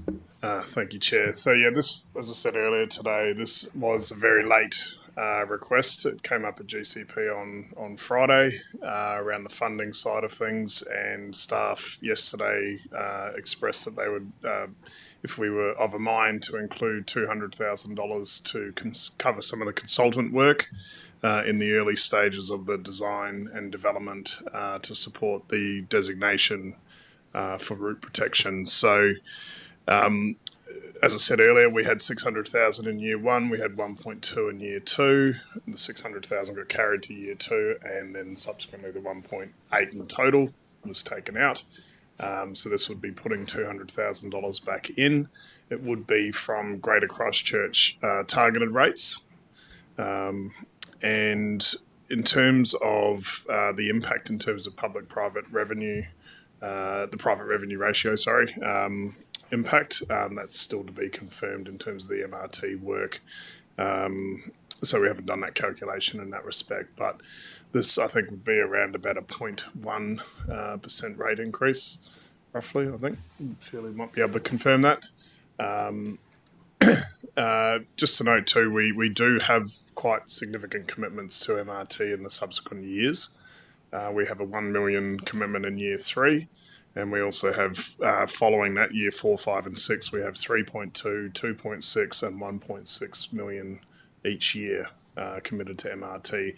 That was predicated off the original budgets that were envisaged for doing the MRT IBC work, MRT designation work and business case work, when NZTA were doing the work at that time, and that was the contributions that we were making and put into the LTP. Since CCC's taken over, they're doing the further work to understand that, so that may change as well. So I just wanted to make that point. So we took it out to save money as well, and on the basis that the city had said that they didn't need any funding this year coming. So I'll leave it there. Cool. Questions? Yep, Peter. I've got a question. So it's predicated also, Jess, on the fact that CCC, Selwyn and Waimakariri will put their contributions in. So it was Environment Canterbury, CCC and NZTA in terms of the funding splits that we had.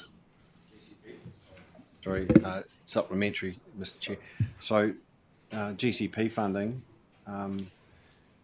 is those 4 councils, is the 4 councils though, isn't it? Or is MRT different?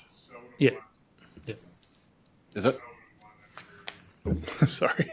Selwyn and Waimakariri weren't committing funding into the MRT further work. So this is 200, 200, 200, NZTA, CCC and ourselves? This funding here? Yeah. No, this is just us. Just a request to us on yesterday for $200,000 of extra funding from our council to CCC to support the MRT work. The districts haven't been requested for funding. Look, it came out of a discussion at GCP, which I was chairing on Friday. We asked the question directly, does that work need any further support to allow it to happen? We didn't answer it in the meeting because we couldn't. Staff went away, and this is the answer that's come back. It's up to us, as Joe has just said before, to support this or not, but I'm in council's hands. I'm happy to move it when we get to that point, but it's up to us whether we want to support this. I think noting that we did have 0.6 in the funding before we made those changes. We had another 1.2 in the year after, so we're already committed to funding that. That was ECAN, not without the other partners. That was us. So this is putting a little bit back in there to help support that work. But again, I'm in council's hands as to whether we do this. So, but I'll go to more questions. So I've got Dion, I think, and then Claire. Yeah, I was just wondering what exactly this work was for. I mean, you can see what it's there, but it's like, why has it come so late when they've already said that they didn't need it? It feels weird, and it feels a bit sort of like them saying, "Oh, look, let's see if we can save a bit of money from our rates increase and put it onto ECAN." It's a very cynical view. There you go, Jess. It's a realistic view. It's dying on me, I think. Through you, Chair. I can't comment in that respect, Councillor Sweets. So, but in terms of the work that it was has been outlined by the staff at the city, it was to support the design and development of the route protection phase, which is what they're scoping and developing at the moment, and work to inform the assessment of effects for the NOR notice of requirement process for the designation. That's the extent of the detail that I've had yesterday to support the conversation today. Yep. And so that is a road controlling authority's job, not a public transport authority's job. So doing the notice of requirement is a resource management process to designate the corridor. But as a partnership, we had all committed to co-funding, between ECAN, NZTA and Christchurch City, not the district councils, to supporting the MRT process, which includes both the designation and the detailed business case work. So that's what we agreed, as Chair Pauling just said before, we had in the LTP already. We've just took it out, moved it. This is a suggestion to put 200,000 back in. Claire, and then we'll go to you, Grant. Yeah, look, I'm like Councillor Swiggs. I feel very uncomfortable about something just coming to us out of the blue at the last minute when all our briefings and our discussions pre-Christmas around what was going to go in and what was going to come out was had. And certainly we've had several briefings here at the table to say that Christchurch City Council didn't require any support, that they were taking this on. So I feel very uncomfortable about going ahead and actually supporting this at this point in time. So I think probably there's no question there. We're not quite in the debate yet, but no, yeah, I know. Well, fair enough. I did have a question, but I think it was sort of addressed. I guess the question is, if there is one, is what's it going to be next year and what's it going to be the year after? Well, through your chair, as I said before, we've already got funding committed in year 3 onwards for the project. So unless there was further detail from the city's work that they're doing now in terms of scoping all the subsequent phases of the work, I think there'll be further discussions around what extent of funding is required year 3 onwards. It may be less, I don't know, but that'll come as we get through the process. So. Yep, I think for me it's the lack of clarity around what our share is actually funding, in the transparency and accountability around that.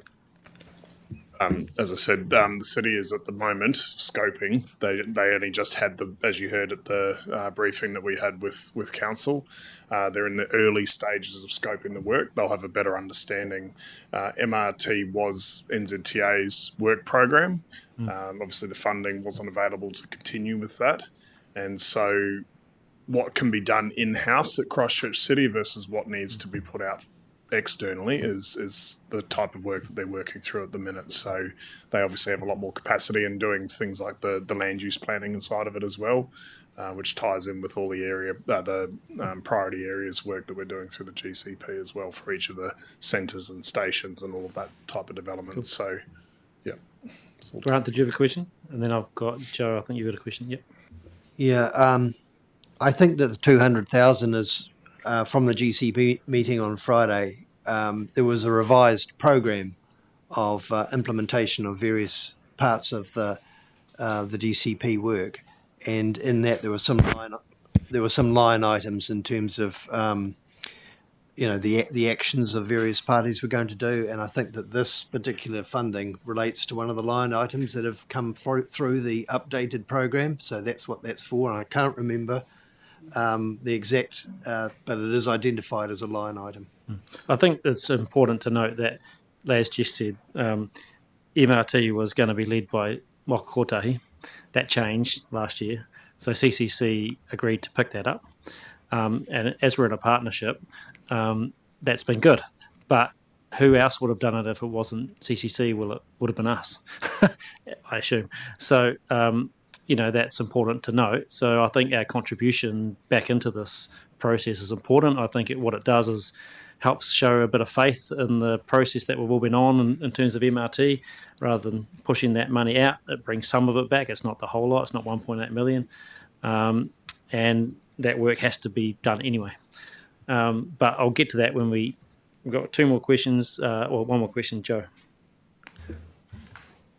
Given that the GCP's position that the PT Futures program is a prerequisite for the implementation of MRT, have we undertaken assessment of how the City Council's loss of the $78 million Crown funding affects the viability of this $200,000 Canterbury investment? Well, it's not a Canterbury investment, remember, it's a Greater Christchurch targeted rate. So it's not Canterbury, it's not general rates. Yeah. But good question. Through your chair, I'm going to turn that on the side. Through your chair. So I guess that's where we've been at the moment in terms of not having that that $78 million worth of investment. Both Environment Canterbury and Christchurch City have had to look at what public transport spend we would put into our annual plans and long-term plans. So as we've said consistently through all of our discussions, the investment in PT Futures, and this is sticking to the program business case, the stepping stones or the building blocks, if you like, towards MRT is the investment in the core routes and then the rest of network and then the MRT. But while we build towards MRT, we need to do the scoping and designation of the corridor. That is a CCC role. They are the road controlling authority, as the chair said before, and the notice of requirement process is theirs to hold. So they would be the designating authority for that road corridor and all of the work that would happen within it. The MRT system, the service, is what we would run in that respect. So, but in terms of your question, the 78 million didn't eventuate. And we've had to relook at how we invest in public transport going forward. So if there's no further discussion... Oh, sorry. So you got a question? Oh, sorry, Genevieve. No, thank you. I feel like there's still detail missing, and it says following the meeting on the 23rd of May. I'm just wanting to know, how was the request from City Council relayed to us, and what did it actually say? Because I think that detail was needed. I mean, was it emailed or requested from people, staff, council?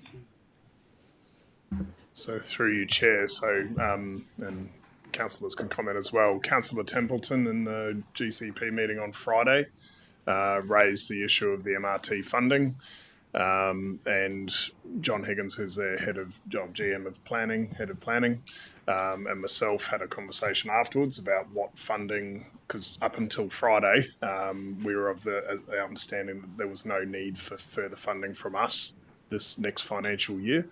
So John and his team agreed what that would need to look like in terms of any funding that they would put to us, and that's what I've expressed today, 200,000, as I said, for the next initial development stage, using some technical expertise that they don't have in-house to inform that first part of the designation process. So that's the extent of the information. It's essentially me paraphrasing an email to you.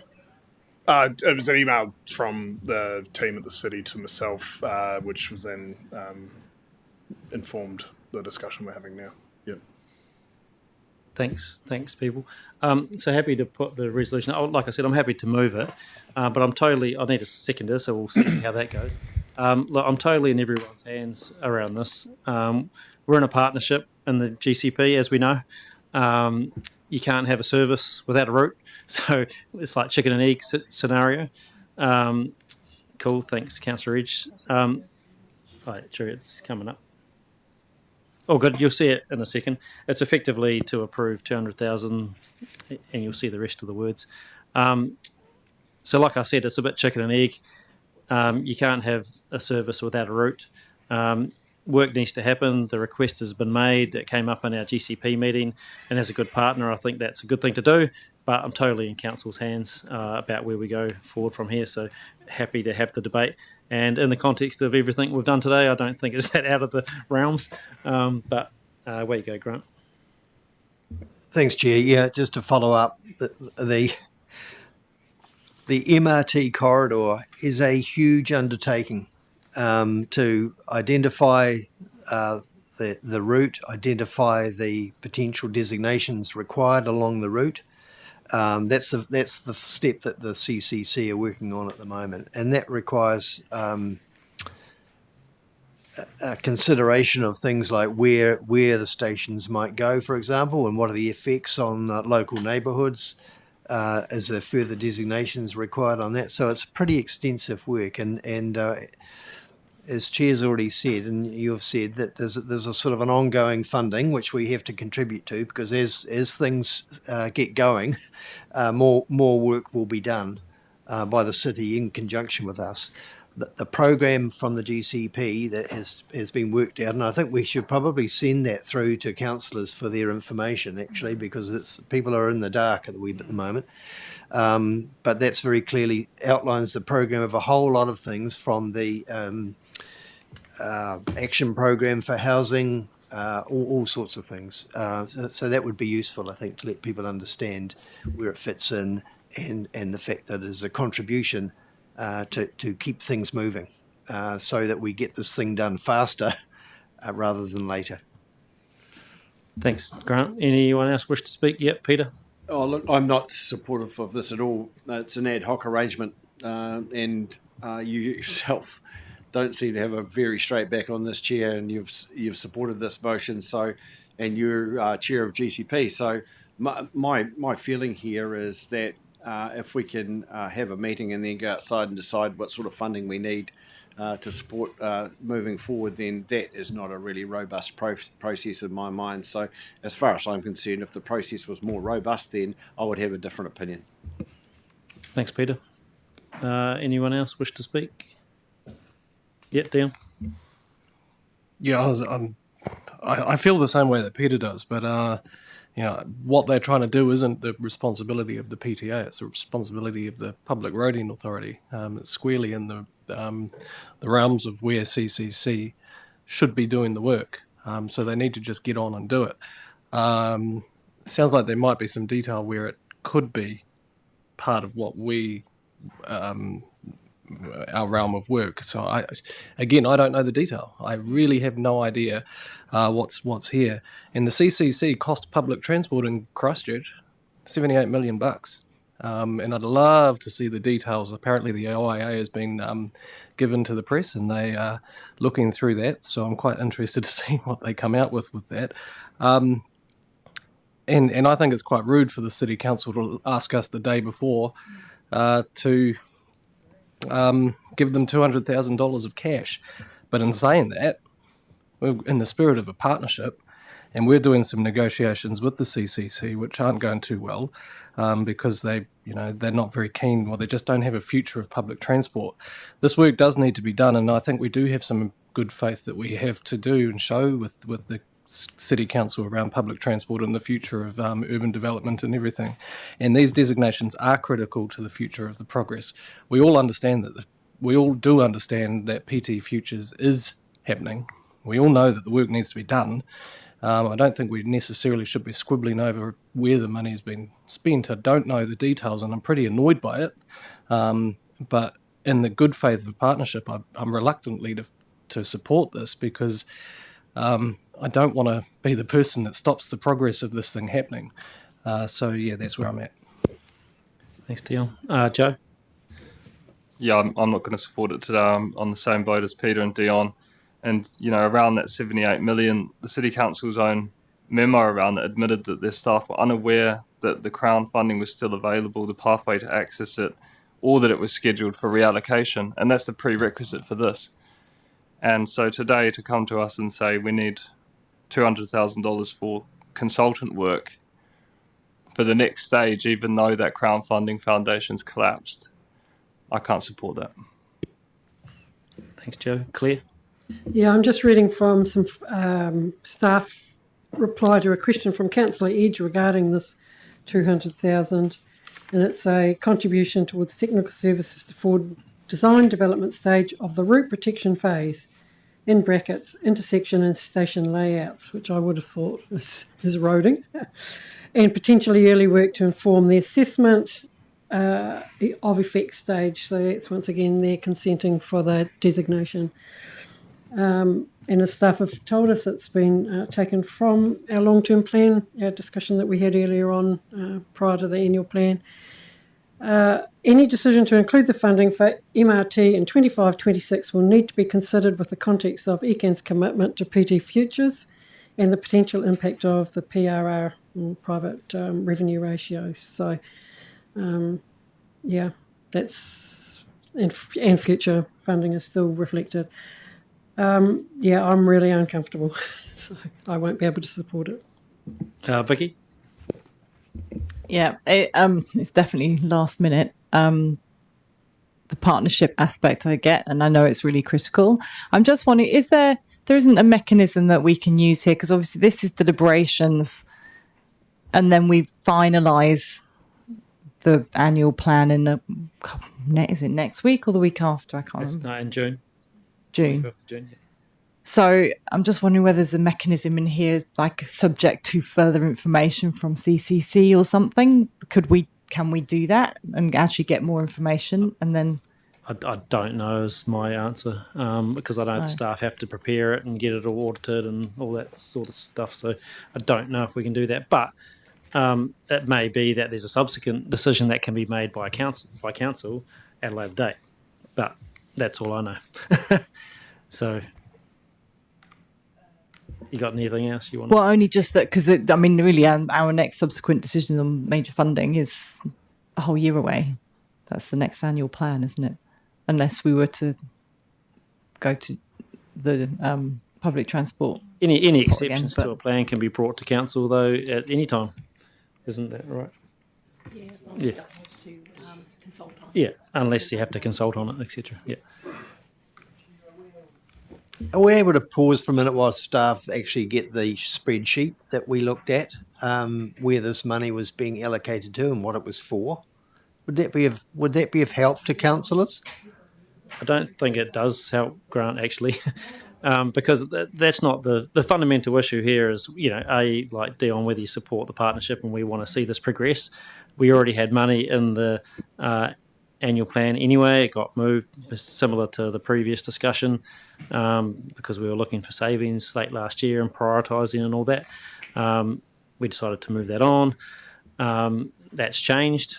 So, yeah, this is about bringing some of that back. My question, Jess, would have this money been used that we had originally in the annual plan would have been used to support this anyway, or would have been used to support something else? I guess, excuse me, through you, Chair. As I said earlier, the funding that we had was predicated in the LTP based on the recommendations that we had from NZTA at the time of pulling together the next phases of the work. The work hadn't been worked through in terms of what that would look like. So we, potentially, I don't know exactly how much we would have needed to spend in year two, and whether there would have been potentially an underspend on what we had committed to in that financial year. So we would have, if we'd progressed with what we had, we would have had 1.8 million. Things have shifted since we did our annual LTP process, and things have handed over from NZTA to CCC, and they're in that space of trying to understand what that program looks like and what money's required. As I said, when they're bringing a lot of stuff in-house as opposed to being external, but they didn't have enough funding. This is why, hence the request now is to put some funding in. But I appreciate councillors' concerns around not having the level of detail, and nor do we to that extent either. But yeah, we wouldn't have. It's hard to say exactly how much we would have spent in year two necessarily. I suppose it's more about what we would have spent it on. So would have we helped with the design development process or the route security? Is that what our money in the previous years was for, or was it for a business case? Or I'm just trying to understand. It wasn't specifically tagged. That was part of developing the next phases of the work to understand what we would need to. So our contribution was, in a broader sense, put towards that broader route protection and detailed business case work, which, as Councillor Mackay just read out in terms of some of the elements of that. And it's quite, as you know, a notice of requirement and designation process requires significant investment in terms of detailed studies and things like that. So, but NZTA did do a lot of work prior to handing it over, and that's where the City Council's at this point in time is understanding what's next required in this process. So, thanks. Greg, you want to speak? Yeah, very quickly. Look, it's very hard not to agree with the 78, especially when we got told some time ago in this building that why haven't CCC picked it up? And you're absolutely right as well. Last minute, what do we know? But at the end of the day, I just want this to continue to progress. For $200,000, I don't want to be a stumbling block. More speed, less haste. Just go for it. So I will support it. Thanks, Greg. Anyone else wish to speak? John? I still haven't just made my mind up. All the way through these processes, we have had stuff almost dumped on us at times in the hundreds of thousands of dollars going, oh, but we need this money. And there's a frustration for me when I read the officer's report saying, Christchurch City Council said we don't need the money. Oops, just before you make a vote, we do need the money. Let's bring it back in. So I'm leaning to no, but I absolutely understand why we want to progress. But it's just a frustration around the process. And I hate the word, but yes, we do. No, we don't. Yes, we do. And it's not the first time. Thanks, John. Any other councillors wish to speak? If not, I'm going to have a last crack at it. Look, I think we can be tit for tat if we want to and say, who can do this. And I'm a bit like Greg and Dion. I think we all want to see this succeed. And this is a sign of good faith to continue the process. We had money allocated. Would have we helped with the design development process? I'm pretty sure we would have. The money wasn't tagged. That was in there previously. It was to help the process continue. At that stage, NZTA, we all thought they were going to carry on with that process. Things have changed there. They're not. CCC's picked that up. And now, yes, it is late in the piece to bring this to us, but it's all about getting the next steps in the process sorted. Like I said, you can't have a service if you don't have a route. Got to get the route secured, and that's what, in meetings with the minister, and Peter, you'll remember that last year, that's what he said to do. Get that sorted, and then you can look at funding for services later, which will obviously benefit us in time and our people in Christchurch and beyond. So I'm definitely supportive. I hope you will be, but like I said, I'm in council's hands and understand where everyone's at. So let's put this to the vote. All those in favour, please say aye. Any against? Cool. Oh, a division. Or why not? One more for the day.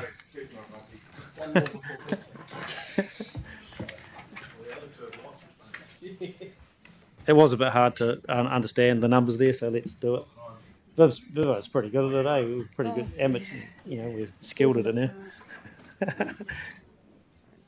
All good.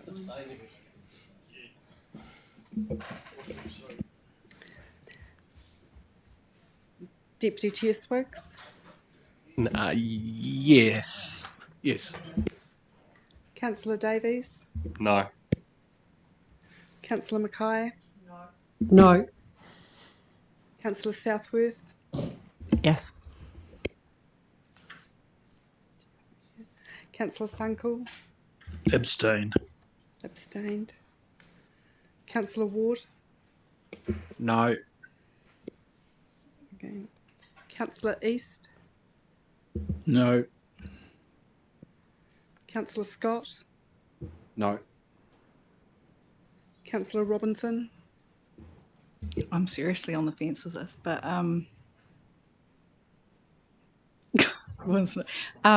abstain, actually. Thank you. Chair Pauline? Yes. Councillor Edge? Sorry. Absolutely yes. Councillor Mackenzie? No. No. Councillor Burns? Yes. Councillor Karako? Oh, no. Councillor Cranwell? Aye. Yes.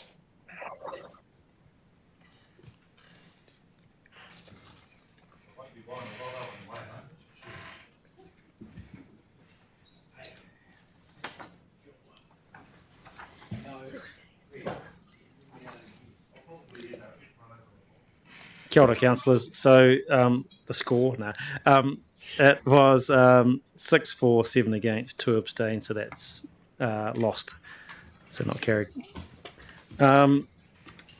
Let's move on, and thanks for that, councillors. A bit sad, but all good. Let's move on. It's been a big day.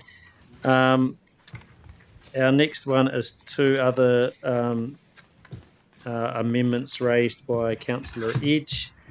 I think they're our last 2 to be... Oh, and then we've got the wrap-up clause 26, but we'll have to renumber that, of course, in time. So, Councillor Edge, you raised a couple of matters about increasing Waitaha Action to Impact Fund. You want to put them? Can they be put together? Yes, they can be put together. Cool. Can we have them to bring up? Have you got a seconder for those Do I have a seconder? resolutions? Seconding these? I just need Yes. We'll just adjourn just for a couple of minutes.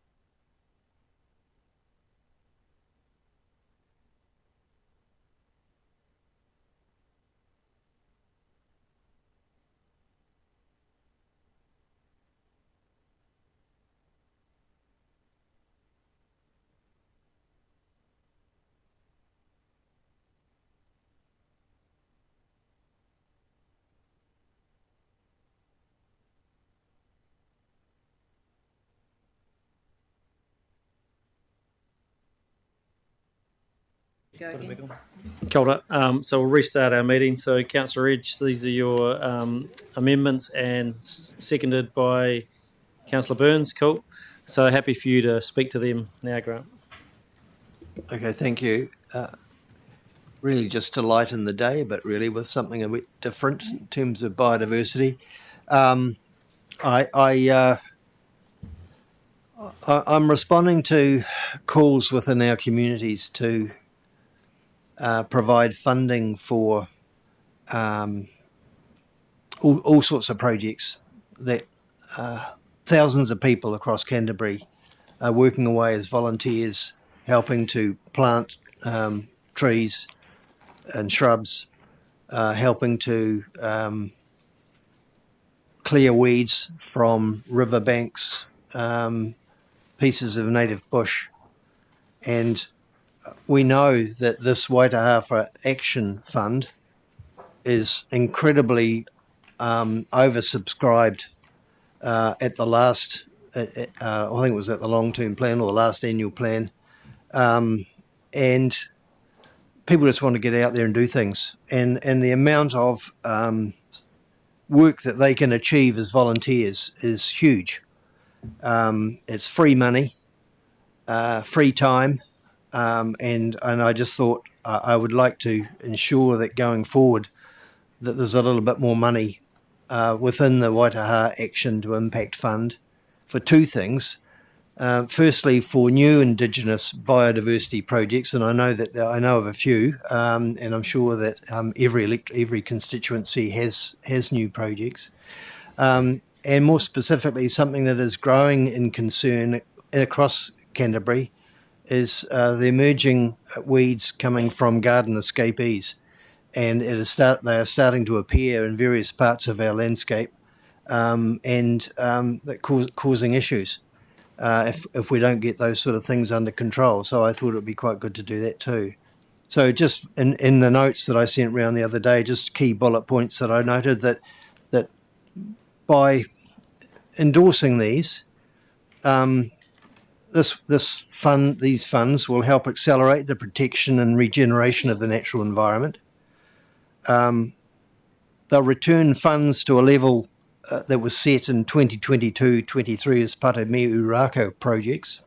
So it's nothing new in terms of the level of funding. It's significantly overprescribed, as I said before. There is a rise of biodiversity trusts and land care groups that are looking for projects to do, and they have people to do it. And of course, the mentioned the garden plants that are escaping into the wilder landscape, and they are impacting local ecologies. And if we don't control them, there'll be trouble later on. And it's helping to empower communities to take action.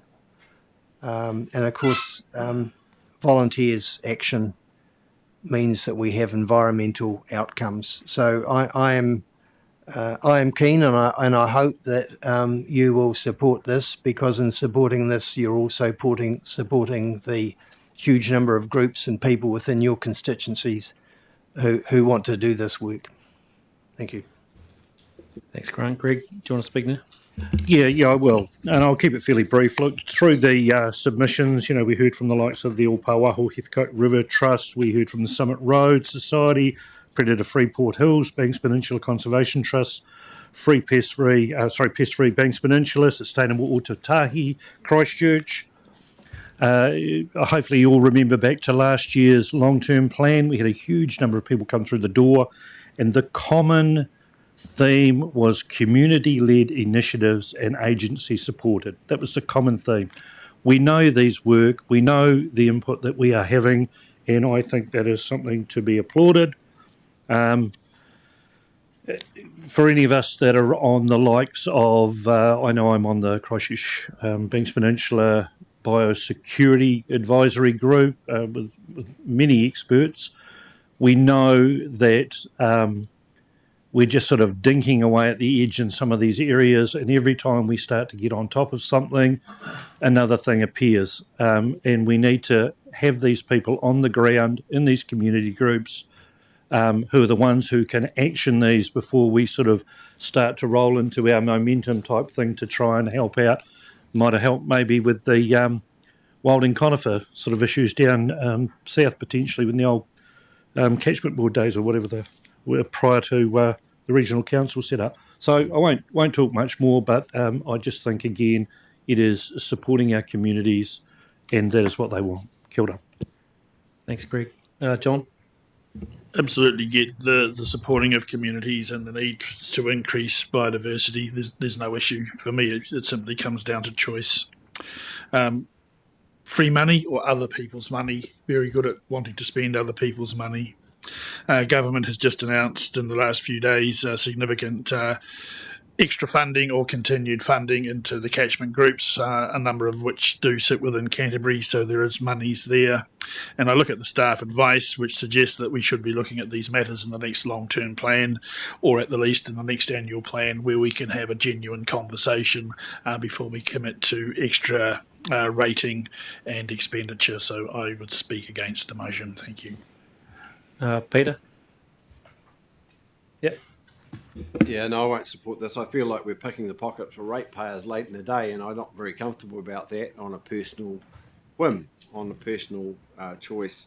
A staff recommendation is pretty straightforward in terms of pointing to the long-term plan, which will give us a more strategic undertaking in terms of how to do this. Now, I do not disagree with what you've said, but I think we're late in the day, and I think that we're just about got ourselves into a position where our rates movement is going to be mildly acceptable to some of us, and so I don't support this. Thank you.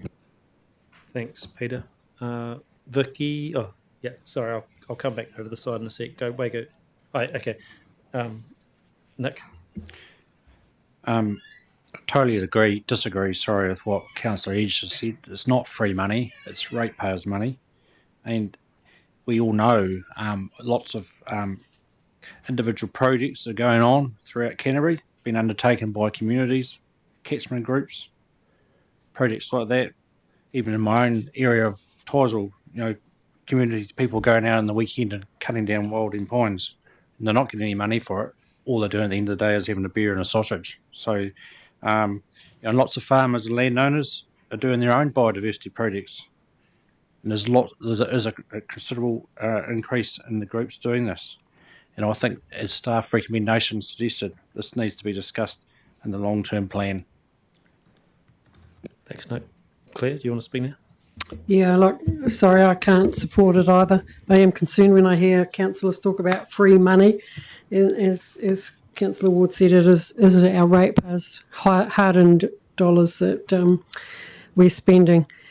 I just think that we're all collecting something like 14 million from our ratepayers and spending on biodiversity projects in Mahanga Kai through in the organisation. And we've had briefings from our water and land team, and we only have 3.3 million set there around goods and services. So there is definitely a bit of inequity here, and that is particularly when you consider that actually biodiversity itself is not one of our core functions. I know it's an interest from an agenda for many councillors that sit at this table, but I just do wonder where our priorities are, and I would prefer to have this discussion in the next long-term plan. Thanks, Claire. Vicky? Yeah, thanks. So, as I pointed out earlier, there's a degree of hypocrisy around this table. I'm just hearing about other people's money. Earlier, there was an opportunity here to save our ratepayers $2 million, 1.1% off our average rates. But we felt that it was okay to spend that ratepayer money on private businesses making consent applications. Still subsidising by 25%, just not the 34%. So, yeah, that's a hypocrisy. And I also pointed out that biodiversity always comes last, a genuine public good. So, yeah, it is exactly what I was expecting. Yes, I would like to support this. I think when we look back over the years of the Waitaha Action to Impact Fund, it has been always oversubscribed, including the 600,000 in 2022-23. The suggestion that farmers are just pulling out their pines all by themselves and having a beer and a sausage, I'm pretty sure there's been some pretty substantial requests to government and large amounts of our ratepayer money going into wilding pines and wallabies. It is not just people pulling out the odd pine. And there's more to biodiversity than pines and wallabies. And they're an amazing group of catchment groups and other groups across both rural and urban doing enormous amounts of work for biodiversity on smell of an oily rag, and they need support. Jobs for Nature's been pulled.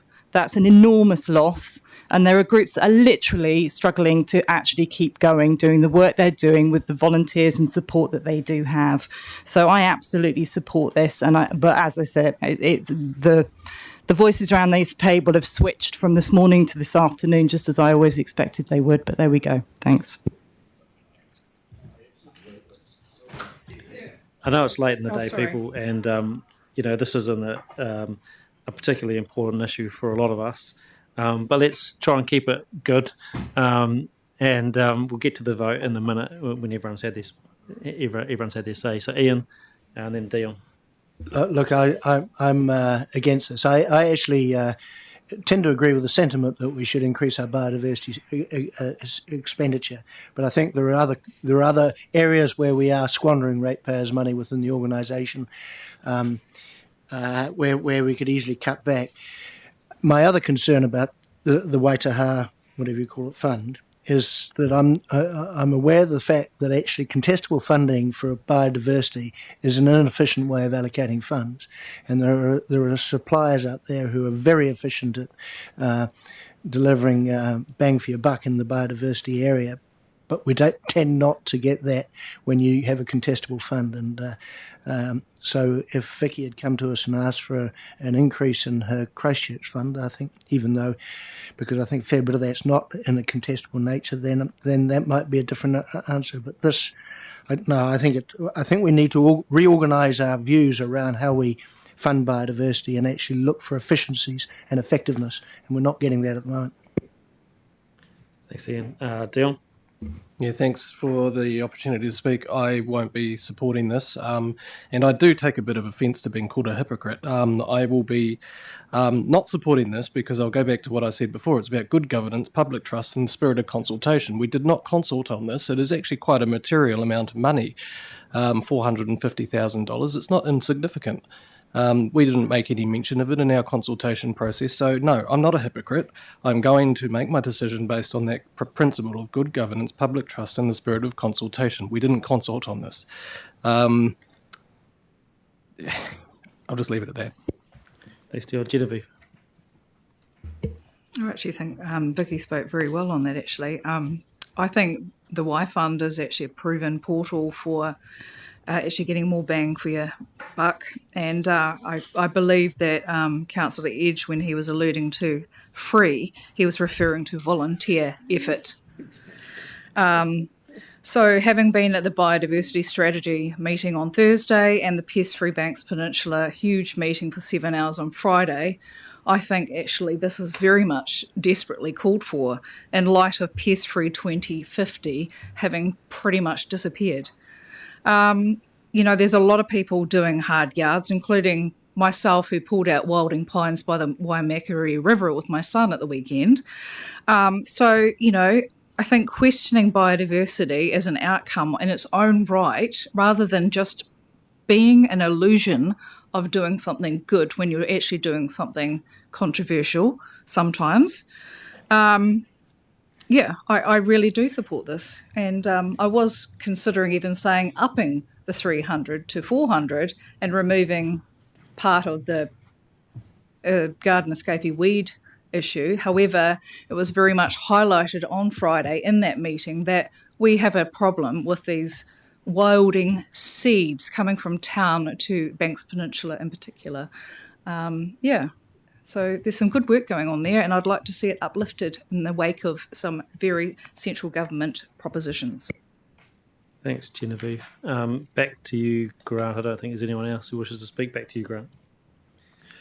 Thank you to the councillors who've supported this, and yes, you're quite right, Councillor Robinson. I was referring to free labour that people provide to improve our environment.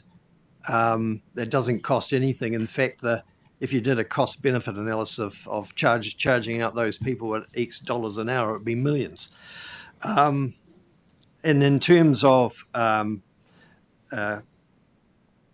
Councillor Swig's comment about public trust and consultation, we consulted on biodiversity issues as part of our LTP, of which this annual plan is year 2 of that. And I'm listening to my community. I think, as Councillor Mackenzie said early on, we need to listen to our community. So I have done that in the preparation of these two proposed amendments. Look, it would be disappointing if we didn't do this. And it came about from an experience I had with the Blythe River group, a meeting where a whole group, probably over 50 people in Huranui, coming together to clear weeds from their valley. They spend a lot of time, a lot of action on the ground. They plant new plants, and they are looking at landscape scale change in their neighbourhood. It's disappointing that Councillor Mackay isn't supporting this. It might not be our core values, but I believe that it is, because without the healthy environment, what else is there? So anyway, look, that's about all I'm going to say.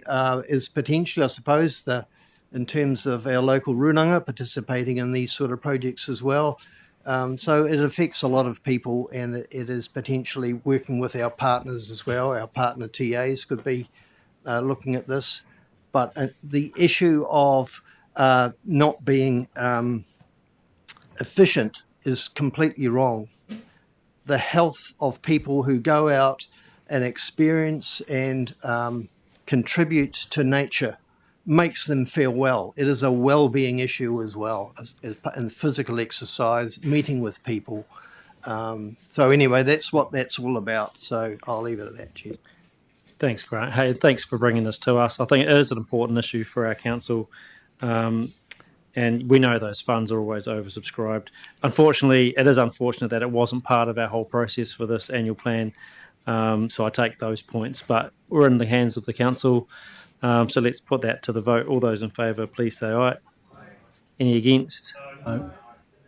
Ooh, one more. Why not? Just to finish it off. Go for it.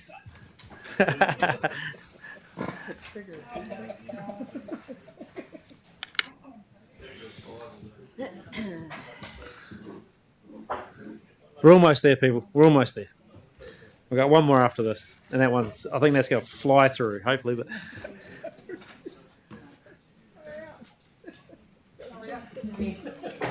yeah. Councillor Scott. I'm against. Councillor Sankel. Councillor Mackenzie. No. Councillor Mackay. No.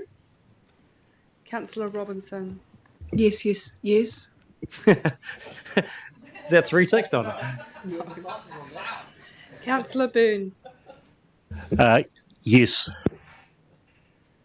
Councillor Ward. Against. Councillor Karako. Oh, no. Against. Councillor Southworth. Yep. 4. Yep, 4. Deputy Chair Swiggs. Against. Councillor Edge. Yes. Councillor East. Against. Councillor Cranwell. Aye. 4. Councillor Davies. 4. Chair Pauline. Yeah, I'm 4.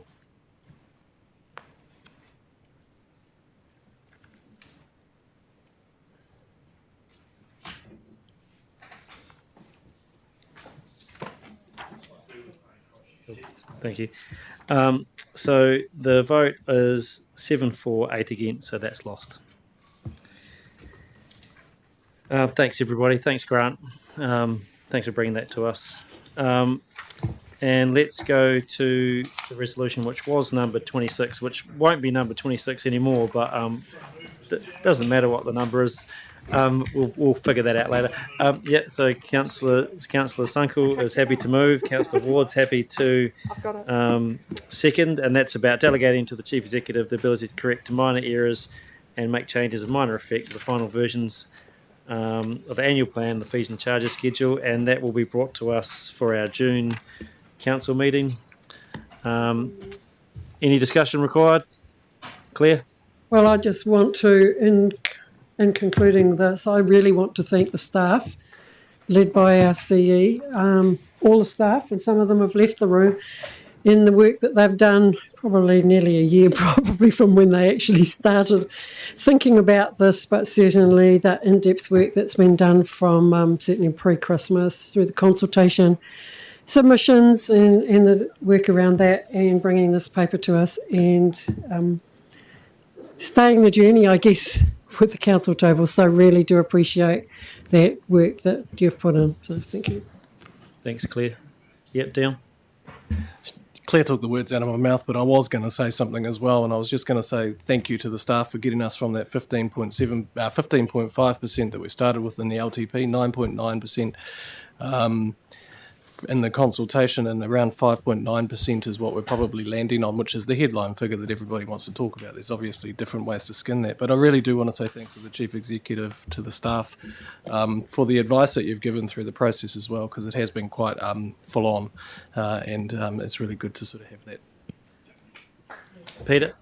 We'll get there with some claps. Just a bit of procedural stuff about Thursday. So that we're done after tomorrow, Wednesday, just so that we can organise ourselves.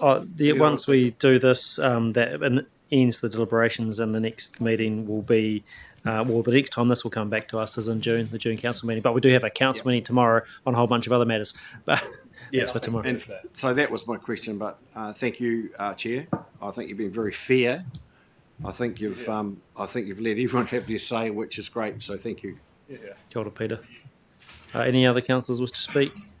Look, I'm just going to talk all of that support for our staff. Thank you, Stephanie, and the role you've played. Thanks to all of our staff that have stuck around in the room and that have been here throughout the day. Like the long-term plan, look, it's. I think we've done it in good spirit, people. We don't always get the things we want in life, but we've tried to open that up and allow people to have a say, to bring forward the issues from their communities and from their constituents that are important. And at the end of the day, we cast our votes, and that's the way it falls. And I think that's an important part of the process. And thanks again to the staff for helping us through those things. For the councillors that put those efforts in to bring other ideas to the table. That's all part of the process, and I think that's what we've got to keep having here at the Regional Council. So, yeah, just ngā mihi ki a koutou, mō koutou mahi tēnei kaupapa o te māhere a tau. Ai, tēnei te mihi ki a koutou, mō koutou mahi anō. So kia ora, thank you again for all of the work, and for the staff that are in the room, I do believe we do have some pizzas out there, so do come and share them with us. If you don't want to hang around, that's all good. If people need to leave, take something with you. And just, again, thanks for the staff that have been doing that and looking after us out in the lounge as well to get us through the day. And, of course, our great team up here. Thanks, Liz and Vivo, for all the work you've been doing, getting all that stuff on the screen so it makes it easier for us to understand what we're doing. So just thanks, everybody. Can't say that enough. So our next meeting is tomorrow. So... yeah, and we've got to do that. I know, we'll get to that. So, yeah, all those in favour of the last resolution there, please say aye. Any against? That's carried. Aye. And Grant, have you got a karakia for us to close us out? Anuhia, ki tu uru tapanui o tānei, kia watia, kia mana, ki nāko, ti tinana, ti wairua, I ti ara takata, koia urangi, whakairea, ki runga, kia tina, tina humiei, Kia ora koutou. Thank you. Arigatou gozaimasu. Kia ora koutou. Thanks, Yayan, all the way from Japan, and Nook online for persisting with us. Big effort. Thank you.